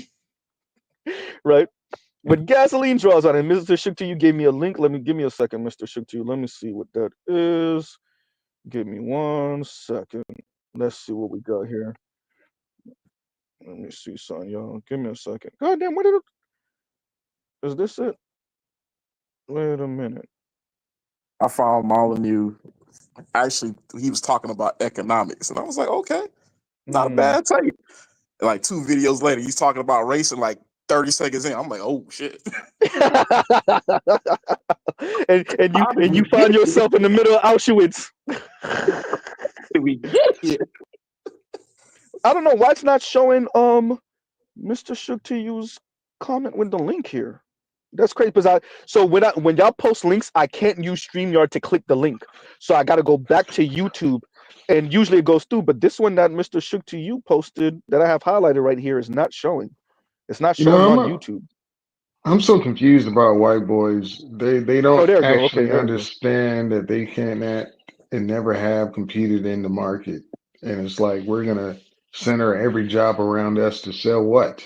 Like this market is this market because you have Chinese people here, you have Indian people here, African people here. And then you cannot uproot them from their job. When you go to the hospital, it's more likely a fucking Indian lady, like Africans, all type of people, and you think like you're just gonna get rid of them and replace them with what? Here's the problem though, right? They have a very they're like the I listen and look to a lot of myth, right? Because myth talks about human mind and human psyche. There's this myth about this demigod called Aldebaran. And Aldebaran, Algebra, yeah. he ended up being very arrogant, but very, you could say, short-sighted in how we see the world. Like if the world's bigger than you, dog. So like that's why like I kind of transcend kind of how I see things sometimes because like dog, the world is bigger than you. Like you're in it, but you don't run this bitch. You run around this bitch. Like Sounds like you're not myopic and super self-centered, sir. Sounds like you know you don't believe that you what we call it main character syndrome. You ain't really your life is important to you, but you're not the only one that's on this bitch. he went around and was like, who are you guys? It was like, oh wait, you know what I mean? Like, so it's like there's been an economy before this person. There's been literature and science and stuff before this character hit the scene. Like it's a new character head ass. Like, you know what I mean? So go because we're speaking about these people, right? And so I tend to listen in for the certain inflections in their voice when they mention race, ethnicity, when they speak about women, um, when they speak about social programs, and you could smell it on them, Man, right? So Z, before go. have you listened to Sandman when he had black people in the room? I thought he Oh grabbed the guy. I thought he grabbed the guy by the neck or the arm and like said, "Be quiet." Like I thought he literally grabbed the guy. This is years ago, and I was like, yeah. "This motherfucker is wild." Because Look at the when black guy tried to Sandman get was into the yeah. go finish. No, the black guy tried to get into like race, and there is racism, and the Sandman Hmm. was like, "Yo, be quiet." Yeah, And it sounded like he grabbed him by the wrist. Like, it look at when Sandman was interviewed by attorney Dennis Sperling, and attorney Dennis Sperling brought up I think what the divestors and swirlers, and like Sandman knows what that is because he went to and back and forth with Crystalline Karazin years ago, but he played it yeah. down, right? And he was pretending like he didn't know. It was like, oh, it's just and he played it down, and it just spoke to like, oh, okay, I see what y'all doing. Like white men think Hmm. that's why I'm very careful with whatever quote unquote allyship certain brothers think we have with white men. That's why. So years ago, this got to be at least 3-4 years ago at this point. Me and Mr. Fantastic had a shouting match on Art New Style channel. Y'all know Mr. Z don't be like I'm loud, but I don't be shouting at people. Yeah, I but I know the way This he was the thinks. first and last time I've ever shouted, and people had to like Art New Style a couple of times had to not just mute us, but when he mutes you and he plays whatever he's playing in the background because me and Mr. Fantastic got into a back and forth about this exact same topic, white male allyship. And I was like, nigga, they not our allies. So the Miss We could maybe make something work on some, okay, this is gonna be beneficial for men with in by and large, but there's no allyship. Them white men are gonna stab you in the back the first chance they get. the thing about And go Mister ahead. the thing about him is that he's military. So he's Yep. taking his experience from the military when they have to be brothers, but outside the military, like real civilians don't fuck with you. They Yeah. it's not what you like. That's why I told you that my mom would never let me live on base for too long. I used to go to Mississippi and Alabama because it's like Martin Luther King's dream. Then the Mm, soldiers they have to treat everybody like their brothers. So black people yep. are together, white people are together. That gives you a false reality of what's really going on. Yes. You know what I'm saying? As a matter of So fact, I can I, understand if you talking to him about that. With he was in the army or military for 20 yes, years. yeah, he was. I'm Yeah. glad that you brought that up because I remember hearing something. I don't know if we have numbers on this that a lot of these interracial relationships, particularly the ones with involving black women, are military. Like a good chunk of Yes. them. So That's it's kind of skewing the number of like this interracial marriage thing, particularly once again yes. concerning black women in the military that end up with white dudes or whatever the hell. And Well, I'm yeah, But yeah, but because you're not saying that it's it's like what I told you. It's like what I told you about my brother. He white. He's from Florida though. His parents said no. You need to give us two white babies yeah. first. And what he did, he got a Cuban white girl Hmm. and had two babies with her. And I'm just like, yo, if you want a black woman, get one. And I'm talking about, yo, this fool is 5'5". Hmm. I've seen his DMs, and I'm just like, Yep. damn, Yep. how Yep. Yeah. her? Oh, God damn. And I Hmm. was like, "Yo, just go ahead and get with her." So he ended up he got with like a black Puerto Rican and Hmm. he has two babies with her now. So he got four kids and all. He gave his parents and they're from Florida. He's from Yep. Florida. He Yep. gave him those two white babies first, got rid of her, and now he has two black girls. This shit is real. And in the he fulfilled military, his I contract. live in I live in Central Texas. The Fort Hood, Austin, even Dallas and San Antonio is the most hyperly mixed areas anywhere. Mm. It's like California, it's like New York. People hyperly mix out here. All the black kids got wavy, good hair, curly hair. Um, Hysterical. yeah. I'm just saying, like Hmm. it's hyperly mixed out here, and it's always centered around the military. Yeah. It's not like that in South Florida. Yes, you like I said, you have white Cuban dudes that got a sneaky link with a black woman, particularly a darker skinned black woman. It happens. You every once in a while they'll marry them. They'll stay married. You know that happens. Obviously, wasp white dudes with black women. That happens. It does. But for the most part, there's interracial sex going on in South Florida. Black men with Latinas and black men with white women, vice versa. That's happening. Latino men with black women, white men with black women. There's interracial sex happening. It's happening down here. Marriage, not so much. Not so much, right? Like interracial sex, that's before marriage, during marriage, after your first divorce, it's happening. But marrying interracially, that's a whole different conversation. Once you start saying that, Who told us that? get a little bit different. Wait, say that again, Vince. I said once you start saying the F word, things get a little bit different. Hey, bro, it's a whole different thing down here in South Florida. It's different than what Central Texas, what Leon talking about. But what you were saying, better you? Real quick, one of the bigger things is just giving grandma and grandpa the 1 or 2 white babies. Okay. Yeah. But yeah, I was saying, yeah, like Jesse Wu and a lot of the other ladies been saying that. Yeah. Yep. Well, yeah, Jessie Wu said that when she used to mess with when she said that older Latino dude. Yeah. I remember her saying and Jessie Wu is so stereotypical. I'm telling y'all, she's so stereotypical Haitian American from South Florida. She's so you have no idea how many of these women I could probably call on right now. like as a matter of fact, one of my homegirls went to church with her. Oh, damn. One of my homegirls went to church with Jessie. I'm telling y'all, like, Jessie Wu is so stereotypical South Florida Haitian American.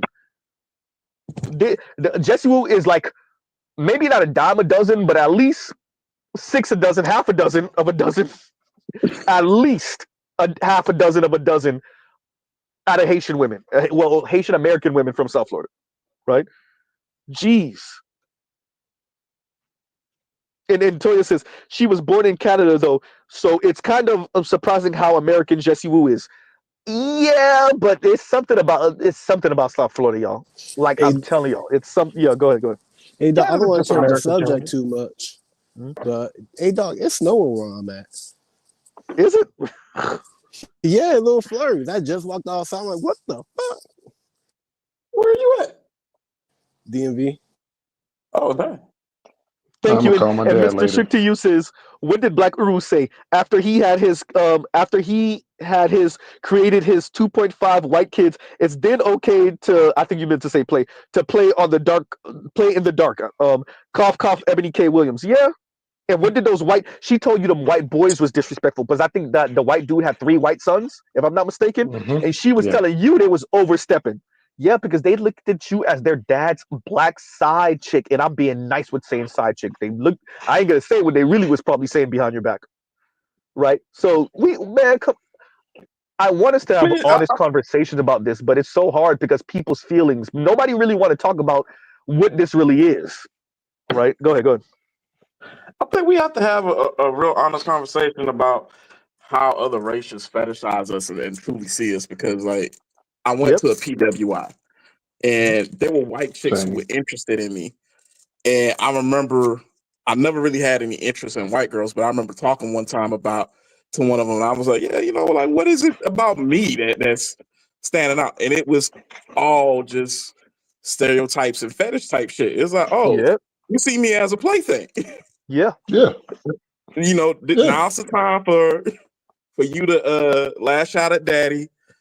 Let the big black man do whatever to you. Say that. And when you get done, we'll go our separate ways. You'll act like you never knew me. Whatever. And this is the thing that drives white men crazy. So many of them have a girlfriend or a wife who has the Black Slong in her past, right? The ghost of Black Slong in her past, right? And it's college, it's in their youth, in their even after college, their early 20s, mid 20s. Excuse me, they're chilling and sleeping with their black male coworker And it drives white dudes crazy, number one. But number two, that to me, that's it's I hate that because it's really dehumanizing to me the position black men and black women are put in when it comes to sex with white folks. And I know a lot of black men think you getting the white man back. You're not. And a lot of black women, it's funny. We're gonna colonize them back, like that Latina said. Well, the thing about It's the thing funny because about it's so not true. Go ahead. the thing Like, about share, white subscribe, hit the super guys, chat. Go ahead. once you break down how many white guys are in the working class and borderline the middle class, they are guys that are getting leftovers. They're fully white guys are fully aware of it. Like when you take an account of 150 million white women, like then you break down the working class and the potential middle class that went to college. They know those women are ran through. They're just saying, "Hey, it's my turn. I'm gonna have these kids. I'm gonna participate in this." That's what you hear when white guys talk. Yeah. And let me back up what you're saying by saying I think Compassionate spoke to us about a number of his coworkers who are the husband to a woman that came in with some kids, right? And not necessarily mixed kids from a black man, but still. So yeah, when you start getting down in the classes, that's what you see. So outside of the celebrity class, because you see this in the celebrity class with the women coming in with the kids and the man still married him, but outside of that, a part is what I'm saying. Um, but working class white men, lower middle class white men, clearly all we already know black men.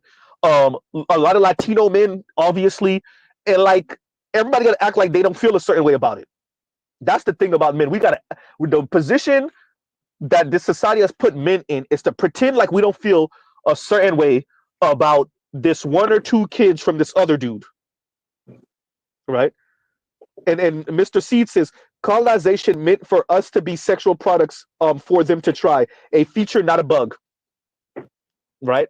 And it's fascinating watching women of color kind of rationalize this.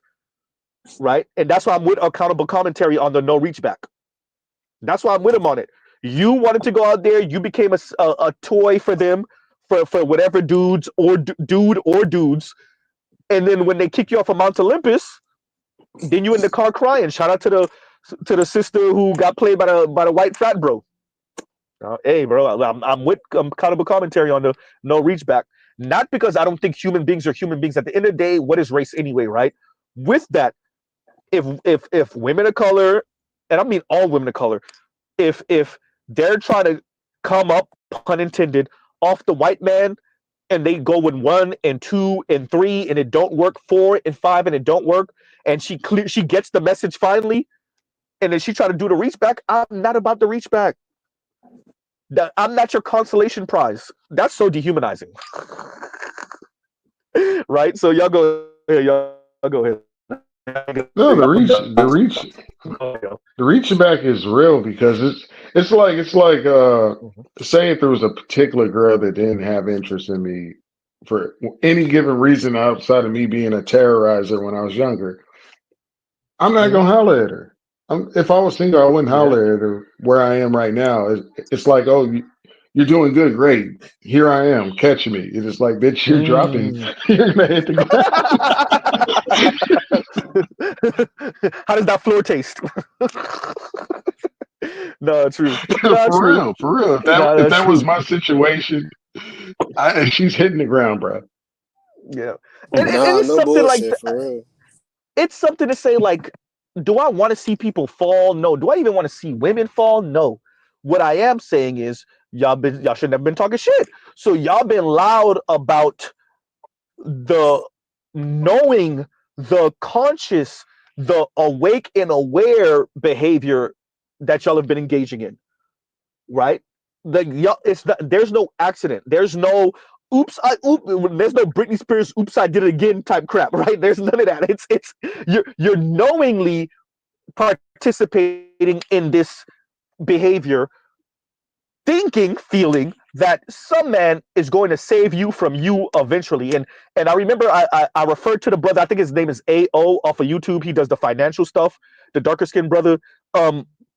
and he interviewed a white woman years ago, and she said it. She was like, I was struggling, I was doing this and this thing and that thing, and I was hoping that there was some man that while I was over here, and I'm paraphrasing what she was saying, while I was over here messing up and while I was over here in debt, that he would come and rescue me and save me.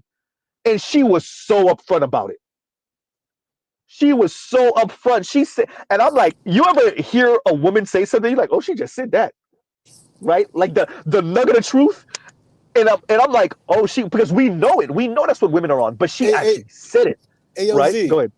You ever played a video game, right? You got your memory card, everything. You running the game, and you getting it in, right? You know how to play and everything, right? And then you start a new game, and you accidentally save the game over that game. Oh, that's what women has done to marriage and relationships. Yeah. That's what women have done. But we're going out just starting it up and stuff like that, not thinking that like, oh, I could just click this game. Nope, you can't unclick this shit. You overwritten the program already. Yeah, yep. And you change your difficulty.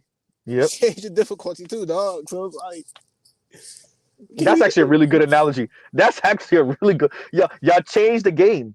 Y'all should have left it on easy mode. Y'all should have left it on men and at least for the men that were blue pill as hell. Y'all didn't change the game, and unfortunately for y'all, what made it worse was social media and the internet. Man. And this is what I was trying to respond to FD with when we were speaking about the youth and the young men, and I was using his sons, but I was I was trying to paint something, and he knew what I was trying to do, although he was trying to act like he didn't. FD is trying to give the controller to the kid, and it's unplugged. Let me actually say it a little bit different. What I'm saying is you can't explain away the women's behavior to your sons, right? You can't intellectualize it away. You can't tell them, or better yet, you can tell them it just won't work. That to be on the other side of her mess up. There's a clip of a father speaking to his son and saying, you have to give women some space, and she's gonna feel first, and you're gonna explain things. It's gonna hurt. And he's like, I'm paraphrasing, but he's essentially saying like, give women some space and time. Let them feel first. Let her yell it out. Let her cry it out, and then her reason to kick in. Which on the surface, I agree with. With that is the women that take advantage of that, and like almost all of them do. Number one. Number two. Even the women in the comments of this video are saying, no, y'all need to raise your daughters to be logical, to think first. Even though there's women in the comments saying that, right? Because women have wholeheartedly taken advantage of men saying, you know what, she gonna feel first, she gonna go off first, she gonna cry first, she gonna throw a temper tantrum first. I'm gonna give her some space. We'll get to the reason logic part in about 45 minutes, in about an hour or two, maybe a day or two, right? And what I'm saying is there are a number of women, white, black, Latina, Asian, that have taken advantage of this kind of paradigm. Hey, can I say something else real quick? It's something else I thought about, right? They didn't just take advantage of the nice guy. They didn't take advantage of the guy who just is like bumbling around and stuff like that. They took advantage of the guy who's trying to follow the rules. Yeah. They don't understand that some of these guys who were playing nice and doing what they're supposed to do aren't really nice people. They're really assholes, but they're trying to figure because society needs to function and do what we need to do, and I just can't go around just making people cry and do what I want. They think y'all vagina starved. Exactly. They think y'all naive. And this is even when you hear the swirlers and divestors talk often, that's what white men are to them. I say this all the time. What they see white men as, what they're really not, is naive lames who's green to the game and vagina starved, but with some status and some money. And so when they look at the square brothers, the square Latinos, the square ass Asian dudes, what they're hoping and what they've convinced themselves, I guess Disney movies has convinced them of this, is they're going to put some tired old box on you, put some unenthusiastic head game on you, and you're going to melt because you ain't never had this before, right? And so she's hoping that you're naive to the game. Go ahead. Let me tell you. That's the thing. But that's the thing. Just real quick. When you talk about those naive guys with money, they have the same money that their next door neighbor has. They're not unique within their community. True. So it's like they're acting like that because they're all around. They're pretty much equals in the same community. The same white girls are looking at all of them, saying, Leon, not you're trying to him, make not sense. him, not You're him." not talking about. You're not I thinking about know. the class aspiration part of it. You're talking about Yeah, working yeah. class, working poor, lower middle class women who, even if they work for this guy, they work. They Mm, let's say this guy work with him or they work for this guy. They think yeah. that eventually we'll be at Christmas party. He'll flirt with her or she'll flirt with him.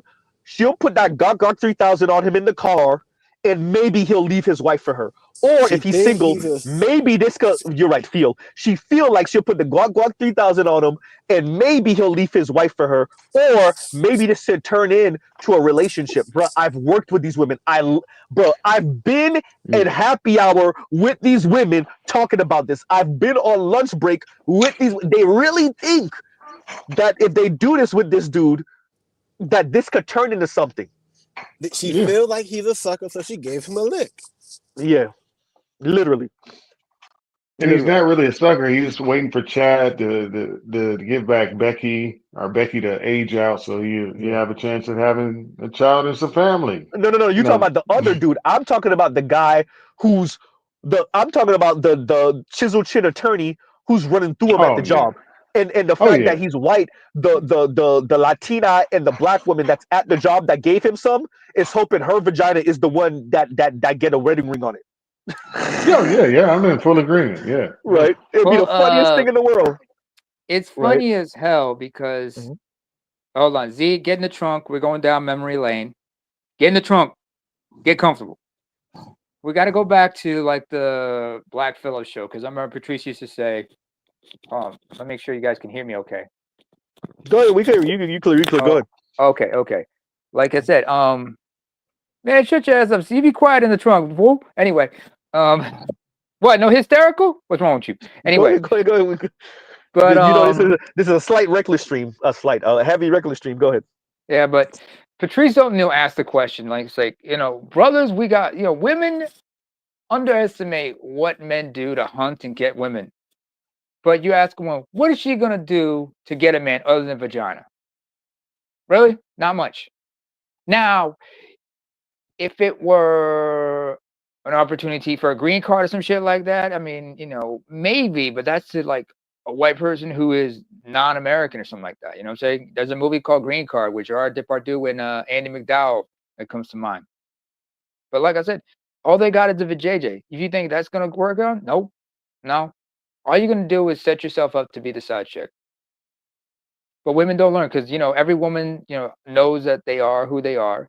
They know what the rule is, but every woman wants to believe she's the exception to the rule. But Naaman, you're right. They have the vajayjay, but they also have that college degree. We're not even talking about the student loan debt.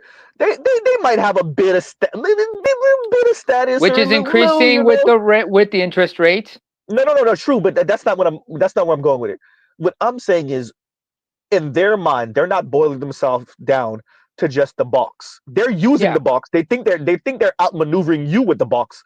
Yeah. But for them to rationalize it, they're not just seeing themselves as a box in a womb, even though that's how they threaten you. Yeah. And I know I sound schizophrenic, and I know it sounds like like all over the place because it is. What I would argue is they're using the box because they want to, because they want to have sex with this dude, right? They want to have sex with the lead attorney. They want to, right? While they're also attempting to leverage it for something greater. Oh, there's a pun in there. And like, what's his face from like somebody out of Suits or whatnot? Because you said you went to you were at a law firm. Yeah. The way they play it, I watched this and it was crazy to watch this from woman after woman after woman. And did brothers like me get some? Yeah. Did Z get some? Yes. With that, it's just fascinating watching these women try to rationalize to themselves how this could work out, right? How this could work out. And talking about that, from Africa I came says, they see white dudes as suckers, which is strange because they think those suckers also run the world. Bro, it don't gotta make sense. From Africa I came. I know it doesn't have to make sense, and it often doesn't make sense. And you're May I use absolutely that right. term, please? May I use the phrase, if Go ahead. possible? Who's going to let the truth get in the way of a convincing narrative? And that's Because all it remember, is. think about it. I mean, how many women have read books like 50 Shades? Yeah. First of all, the 50 Faces. It's not because they're into, you know, the extreme, you know, the extinct kinks and whatnot. What was Christian Grey, first of all, in that book? Was He he was what, attorney or something? A billionaire, millionaire or no. something? He was a billionaire and a captain of he was a billionaire Captain of and a industry. captain of Okay. industry. But what people forget was this guy was also a trust fund baby, because he didn't make himself. He's not a self-made millionaire. He was born into this. Okay, so you So have he's second or third generation wealth. second, actually third generation, most likely, or like because he's like old money or some shit like that. But the reason, but like I said, this dude was rich and famous. Like somebody, like I remember a common meme that says this: if the only reason 50 Shades was such a big hit was because Christian Grey was a billionaire. If he wasn't a billionaire and he had all these kinks, it would just be another episode of Criminal Minds. It's true, but it's not just that. I know from it's more my than that, but yeah, understanding, go ahead. this is it checks off all of these kind of middle age, some young if we're going to be honest, but middle age and old white women, mainly fantasy. Good looking, uber wealthy white dude who takes you into ecstasy sexually, right? In a weird way that's like like, it's somewhat oppression, but it's sexy oppression. Well, hold up, Z, hold up. Z, you're Borgen. Sorry, you're Borgen. not rich, looking white dude. Dude, you're Borgen. So, You're give me a Borgen. second. But anyway, one important fact we got to mention about that, and I'm not trying to say this to derail the conversation, but it's just, if you ever watch the movie or the trilogy wait, let me finish. Can y'all hear me now? Can y'all hear me now? Yeah, you're good now. Okay. So no, what I was saying earlier is he's a good looking, tall, wealthy white dude. And so the BDSM thing that would get you in prison in any other situation is it's a middle-aged and old white woman and some young white women's fantasy. So where a normal white dude, and definitely not a black dude unless you're not you're like Mandingo or a gigolo, the things that would get you thrown in prison, the rich, elite, good-looking white dude gets to get away with. This is their fantasy. It's I never thought I would. I was watching something some months ago. My lady was watching something, and I was watching it with her. It was, I want to say, this white dude was Xing off, deleting LGBTQ men, white men. I want to say that's what she was watching, and I think he was LGBTQ also, and this white guy was saying, this dude was aggressive. He's one of the white dudes that actually survived, I guess, the encounter with this white guy, and he was saying this white guy was aggressive. She's talking about sexually, and it's something he said that made you want to even, and he was saying I just thought, he was pushing my limits. And this is some big burly white dude saying this. And it's really weird. And if y'all want to throw no, that's I think I know where the category for that, but I think I know where you're going. Go ahead. But I think there's a series on that on Netflix. I'm gonna look it up. Name him, please let me land. And he was saying the white dude was he, at first he was like, he's just, at first I thought he was just, having me push my limits, and sometimes you have limits and there's things you want to stop, and he's saying it without saying it's all sexual innuendo stuff, right? And I'm tying that to women by saying, like, there's certain guys that there's no limit for that guy. There's no rules for that guy. And when you're a rich, elite, good-looking white guy, are there rules for you? Do the rules apply to you, right? Do the rules apply? And I think that's another reason why they like that 50 Shades of Grey thing, because this is like the dream guy that they would let get away with all of this stuff, right? You know what the parallel to that is? It wasn't Jeffrey Dahmer. It wasn't Jeffrey Dahmer. Dutt. It wasn't Jeffrey Dahmer. No. But this is a bit more recent. This the story I'm talking about is a bit more recent than that. Yeah, go ahead. I think I know what you're talking about, but you know where this what this draws parallels with? Look at feudalism. Look at Oh yeah, them feudalism. dudes could do whatever. The noble, those of the nobility and the monarchs could do whatever they want, whatever, and the people they usually subjected and abused were people from the peasantry, the peasants. Let me read this real quick. Mr. Okay. Shook to you says, me and my wife listened to my 16-year-old daughter give a perfect breakdown on the decline birth rate for over an hour. I've never had that conversation with her. She made me very proud, a very proud dad. And he says her mom was somewhat seething because she didn't report to the Negroes, just ain't ish report. If you don't mind, Mr. Shook to you, like kind of where was your daughter going with it? What was her explanation for the declining birth rate, right? Because you said she didn't go down the Negroes ain't ish route. So like how did she explain it? If you don't mind, yeah. And yeah, and exactly. Leon is 100% right about this. And he says, Mr. Shook to you, the biggest decline is teen pregnancy. Yeah. Yep. Oh. Yep. Yeah. It's like when you think about it, if you're going to be competing in this advanced world, if you get pregnant at 14, 15, 16, 17 to a guy that's the same age, y'all will remain in Y'all will poverty. struggle. More likely, you will struggle. So it's like this environment is showing you that you have to make it out of college. You got to get into your field of work, and by then you're 25. And showing that most guys are economically viable by 30, and black guys are 35. So good luck. We need to go So back to a little age gap dating or something.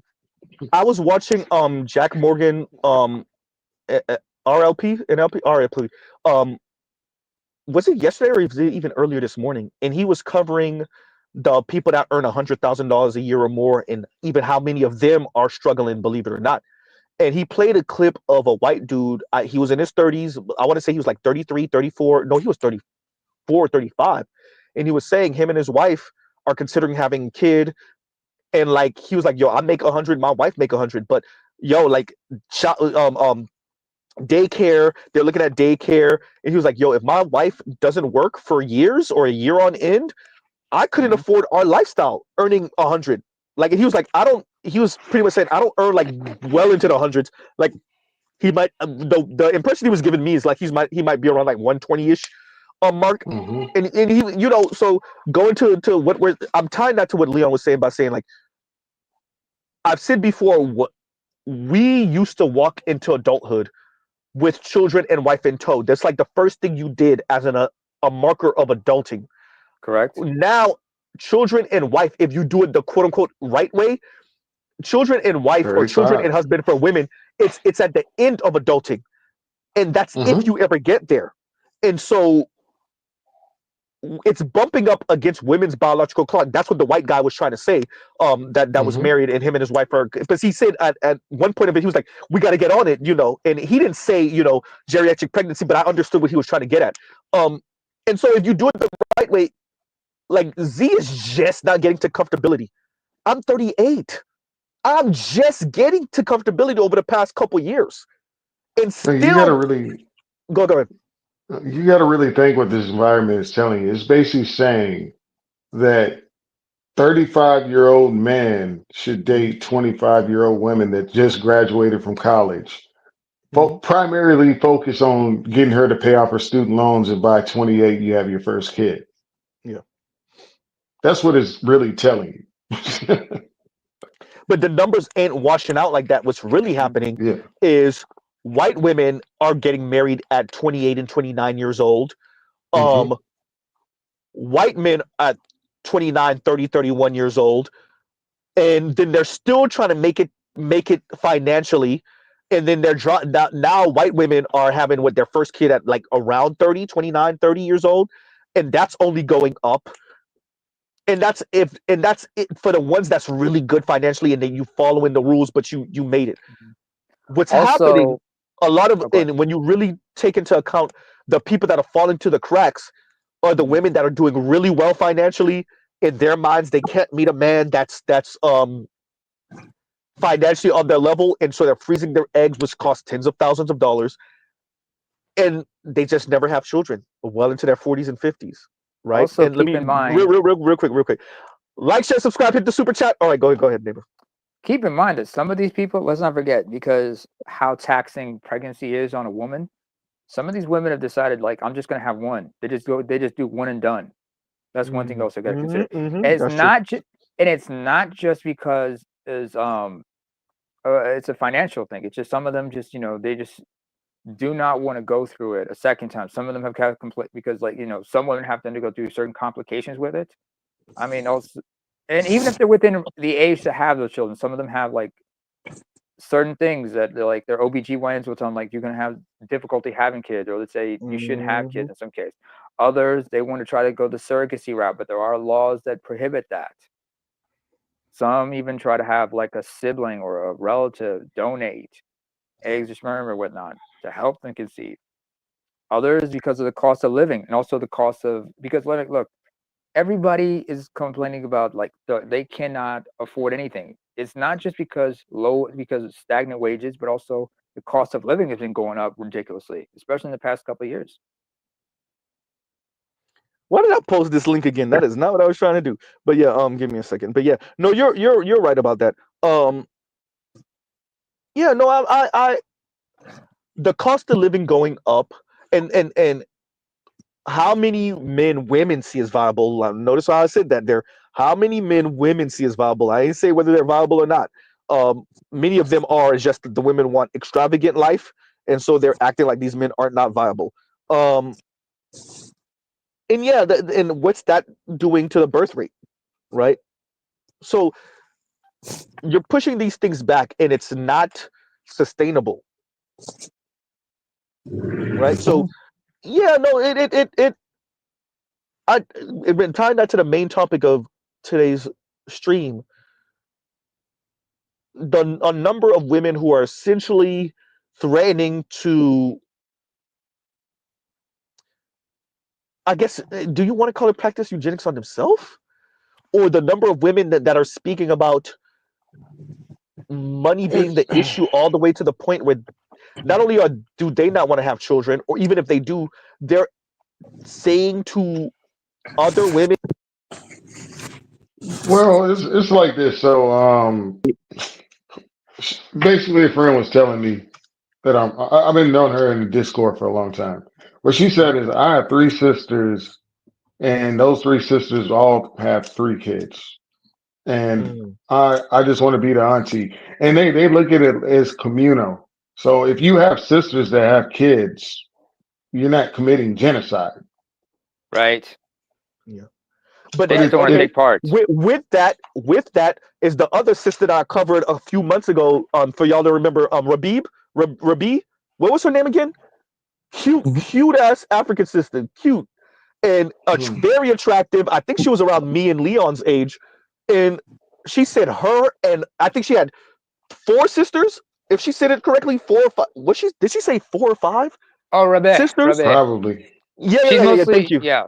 Somali, and she said, I think. Yeah. I think she was East African Somali. And she said her and none of her sisters have kids. So for every woman like what you're saying, Leon, are the sisters like her, who's very attractive, very well put together, very well spoken. And if her sisters are anything like her, and none of y'all have kids, and all y'all are grown as hell, oh boy. But go ahead. Go look You her say up. something better. Better you than Leon. Like, go ahead. In terms of a term, I would coin it ethnic seppuku. That's actually a really good ethnic seppuku. Yeah. That is what it is. You know, at this point in time, it's progressed to a point where, you know, a lot of folks in these lofty expectations, it's the whole "I can do bad by myself." It's like, all right, cool, enjoy your time under that bridge. You know, I just, I don't know. I don't see it as anything realistic or sustainable. Yeah. Goddamn. What was her name? Rabia? No, what was it again? Nema, what was the name again? I forgot how to spell this damn lady name. I'm trying to find it right myself. I'm trying to find it myself. I remember I covered it like a few months ago. I forgot what her name. Cute little African sister, very pretty. God damn, what was her name again? What East African. I'm trying to look for her. I don't. Well, while you're thinking, you know Yeah. that college girl that has YouTube Oh, that you did, the black Yes. girl. Yeah. I would have broke her off in my 20s so bad. The dark skin sister, the frat No, girl.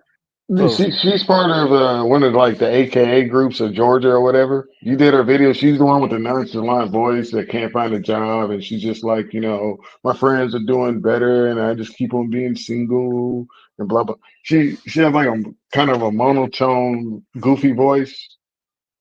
What is her name? You said Let's monotone, see. goofy voice, and we were talking. Who you talking about? Manifesto? Who you talking about? No, you. Let me see. She's like Yeah, yeah. 25. Oh. And Mr. Shook to you says Z. We were talking about the Obamas lecturing down to black men and telling black women to make their own decisions. She took it personal when my wife snuck out to vote. Convo started with the effects of abortion. Oh man, and your 16-year-old daughter got it like that. That's what's up, Mr. Shook to you. That's what's up. That's what's up. I'm still looking, still looking. Hang on, gotta look Yeah, up Facebook to yeah. find her ass. Yeah, but But because yeah, no, you're 100%. Like, I would argue there are a number of young women, they don't want to be like their aunts. They don't even want to be like their mom and them, tell you the truth. But they don't want to be like their aunts. They don't like, hey man, look, it's women think they're so slick by pretending and lying to everyone about how good they are being the quote unquote rich auntie. And or the aunts that do have children, one, two, but they've been single your daughter's entire life, your niece's entire life, right? Even if she don't got men coming in and out the house, your daughters, they look at that, they don't want that. They don't want that, right? So, uh, and then Mr. Shaktu goes on to say, and how it has affected blacks and the importance of families sticking together. She broke down industrialism, feminism, etc. She didn't grow up around a lot of black women, and there you go. And you see this with the Jasmine Theodoras. You see this with a number. You see this with um um um the goddamn the what? Why is her name slipping my mind right now? The gymnast sister. Both of them actually. The one that's with Owens. Simone Bowles Simone. Owens. Yeah, Simone Bowles Owens. You see that with the other one. A number of these black women, funny enough, who grew up a little different than your standard black woman, even if they end up with a non-black man, they have a different view of family and relationships. They're not indoctrinated by the godnocracy. They don't intellectualize their misandry like a Kim Foster. Yeah, they don't get their heart broken one time and then turn into a Chrissy, right? They don't try to do some weird pseudo swag girl, black girl feminism like not, I was about to say Juicy, but not Juicy, but like a um Real Talk with Yanni. Her name almost lost me there. But yeah, so a number of these sisters that kind of grow up in a different type of cultural context away from black women have a different view of this, right? So it is fascinating to watch. It's fascinating to watch. Yeah. But I think better you trying to say something and then Nema, go ahead. I would argue that it's some of that, but also just kind of speaking from my own family, where the generation that came up behind me, like a lot of my cousins' daughters are like nieces to me, and there's Mm-hmm. about 20 of them. Right now, 15 of them married, and they're Oh boy. they're all roughly about the very oldest is like 7 years behind me. The youngest is trailing by about 15, 16 years. Oh man. They see for them, they saw one of my cousins and how she was living. And I was a little worried because she's very wild, very out there, very much some of the women that some folks talk about on these platforms. Mm-hmm. Oh, And I remember having a conversation with one of them, and I was like, I was so glad y'all ain't went that way. And she was like, nah, we like to party with Auntie because she a good time. She got all these stories and whatnot. Mm-hmm. But y'all ain't around when she start really telling certain things, and it's like she try to make it seem good. And it's like, oh no, you're really lonely. Oh no, I Yeah. don't want to be like that. Oh no, Yeah. your life is chaotic. Oh no, let me be like Auntie said and let me settle down and get with somebody. I was like, oh, well, thank God. It really matter. I think the girls, they split because once again, there's the ones that want their quote unquote autonomy, and for whatever that cost, and then there's the others that say if that's what autonomy costs me, yeah, nope. And that's where, to me, that's where a number of white women come in. I think where black women feel like they've been backstabbed by white women is that white women say if that's what autonomy costs me, I don't want it. And like black women are like, I mean, not all of us are struggling. Like, yeah, but white women said, I don't want to risk it. And I look at black women and a part of me is like, damn, that must suck because you really overplayed your hand. You thought you had way more women, like a third of Latina women, give or take a percentage or two, and the majority of white women, and I'm not sure about the Asian women number, but I'm pretty sure it probably splits 50-50, if not a majority of Asian women, said, yeah, but about that, right? Like they're not signing up for giving men the middle finger and this quote unquote autonomy.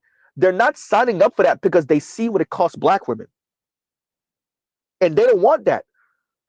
And it's not even before we even get to the full-on money aspect of it all.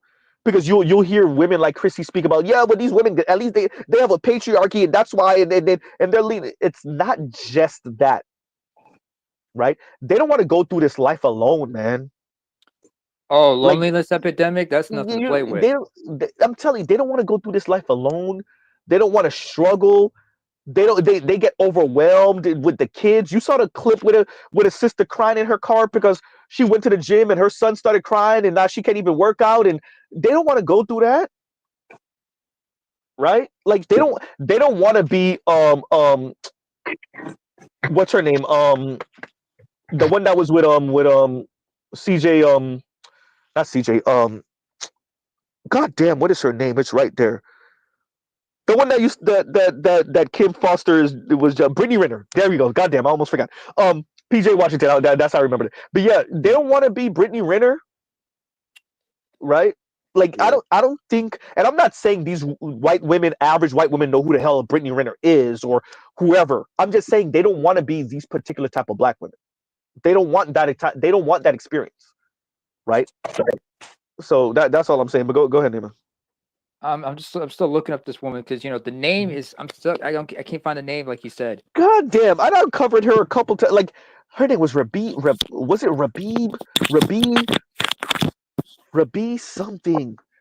God damn, I forgot what her name was. And oh man, because she said she was East African, but that's a whole. You're talking about the whole Red Sea down to the bottom. You can go anywhere from Sudan all the way down to like Tanzania, man. That's the thing. Yeah, that's a common name, huh? Rabi, if she's Muslim, yeah. If she's a Muslim, yeah. God, and the way she described herself, the way she describes herself, she must be a Muslim, but I'm not pretty sure. But that doesn't say anything because she could be any ethnicity. Yeah, I don't know. Even if I knew which ethnicity it is, like for example, if she were Somali, that doesn't necessarily mean she's from Somalia. She could be from Southeast. She could be from northern Kenya or southeastern part of Ethiopia. Yeah. Somalis are spread out like that, man. She could be from Djibouti, French-speaking parts. Think about it. Hey, folks, you gotta understand, when the Europeans were drawing the borders between African nations, they had no consideration for the ethnicities. And then again, you go to West Africa, all the ethnicities overlap with one another in one way or another. Let me read this because I think this is important. And I was about to say Mr. Mr. and Lord Love Smith. Lord Love Smith says, and thank you for the super chat. Like, share, subscribe, hit the super chat. Lord Love Smith says, Z, I urge you to reconsider your association with FD side of the house. Many individuals there are likely to be investigated for suspected involvement as agents for foreign governments. Oh yeah, hey, Rabia, thank you, low volume L. Thank you. There we go, Rabia. Yeah. I'm gonna look up. Yeah. Thank you. So we know that. Thank you, low volume L. and thank you. Yeah. So yeah, Lord Love Smith. We already know that. And trust me, I think I'm speaking for me and Leon. Yeah, ain't no connections over here, player. Like the CIA, the FBI, whatever government agency could look up Z, find out Z's real name, my location. Ain't no meeting with no Russian agents. Ain't no money. Ain't no look. There is no connection between Z and Russia. anything, any small hats or Russia or China or anything like that.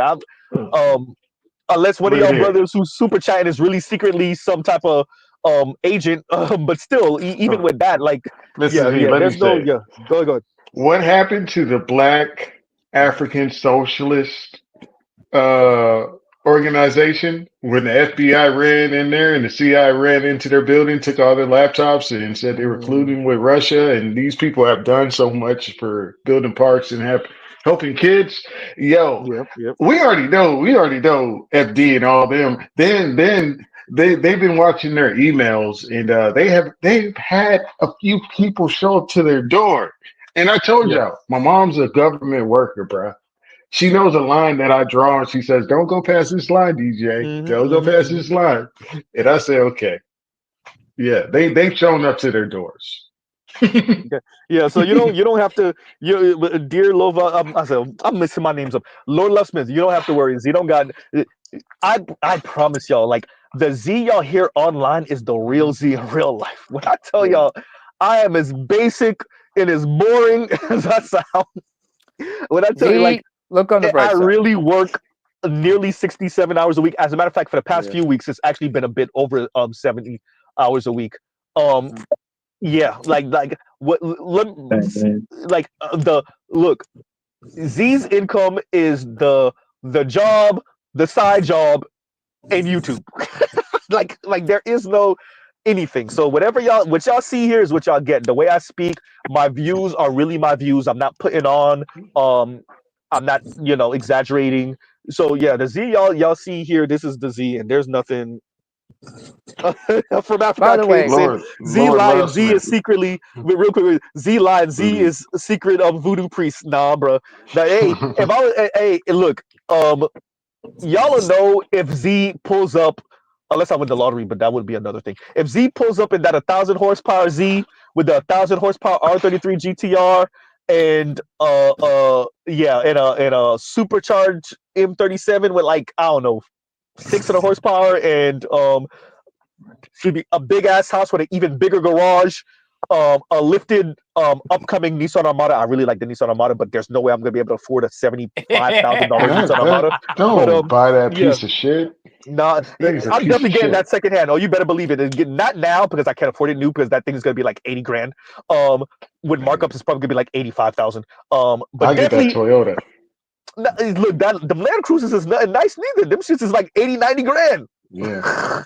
Them shits is crazy. So yeah, if y'all see me pull up with all of that stuff, y'all know I'm getting Voodoo Priest money. That's still more than Voodoo Priest probably make. But or the Russians are paying these bills.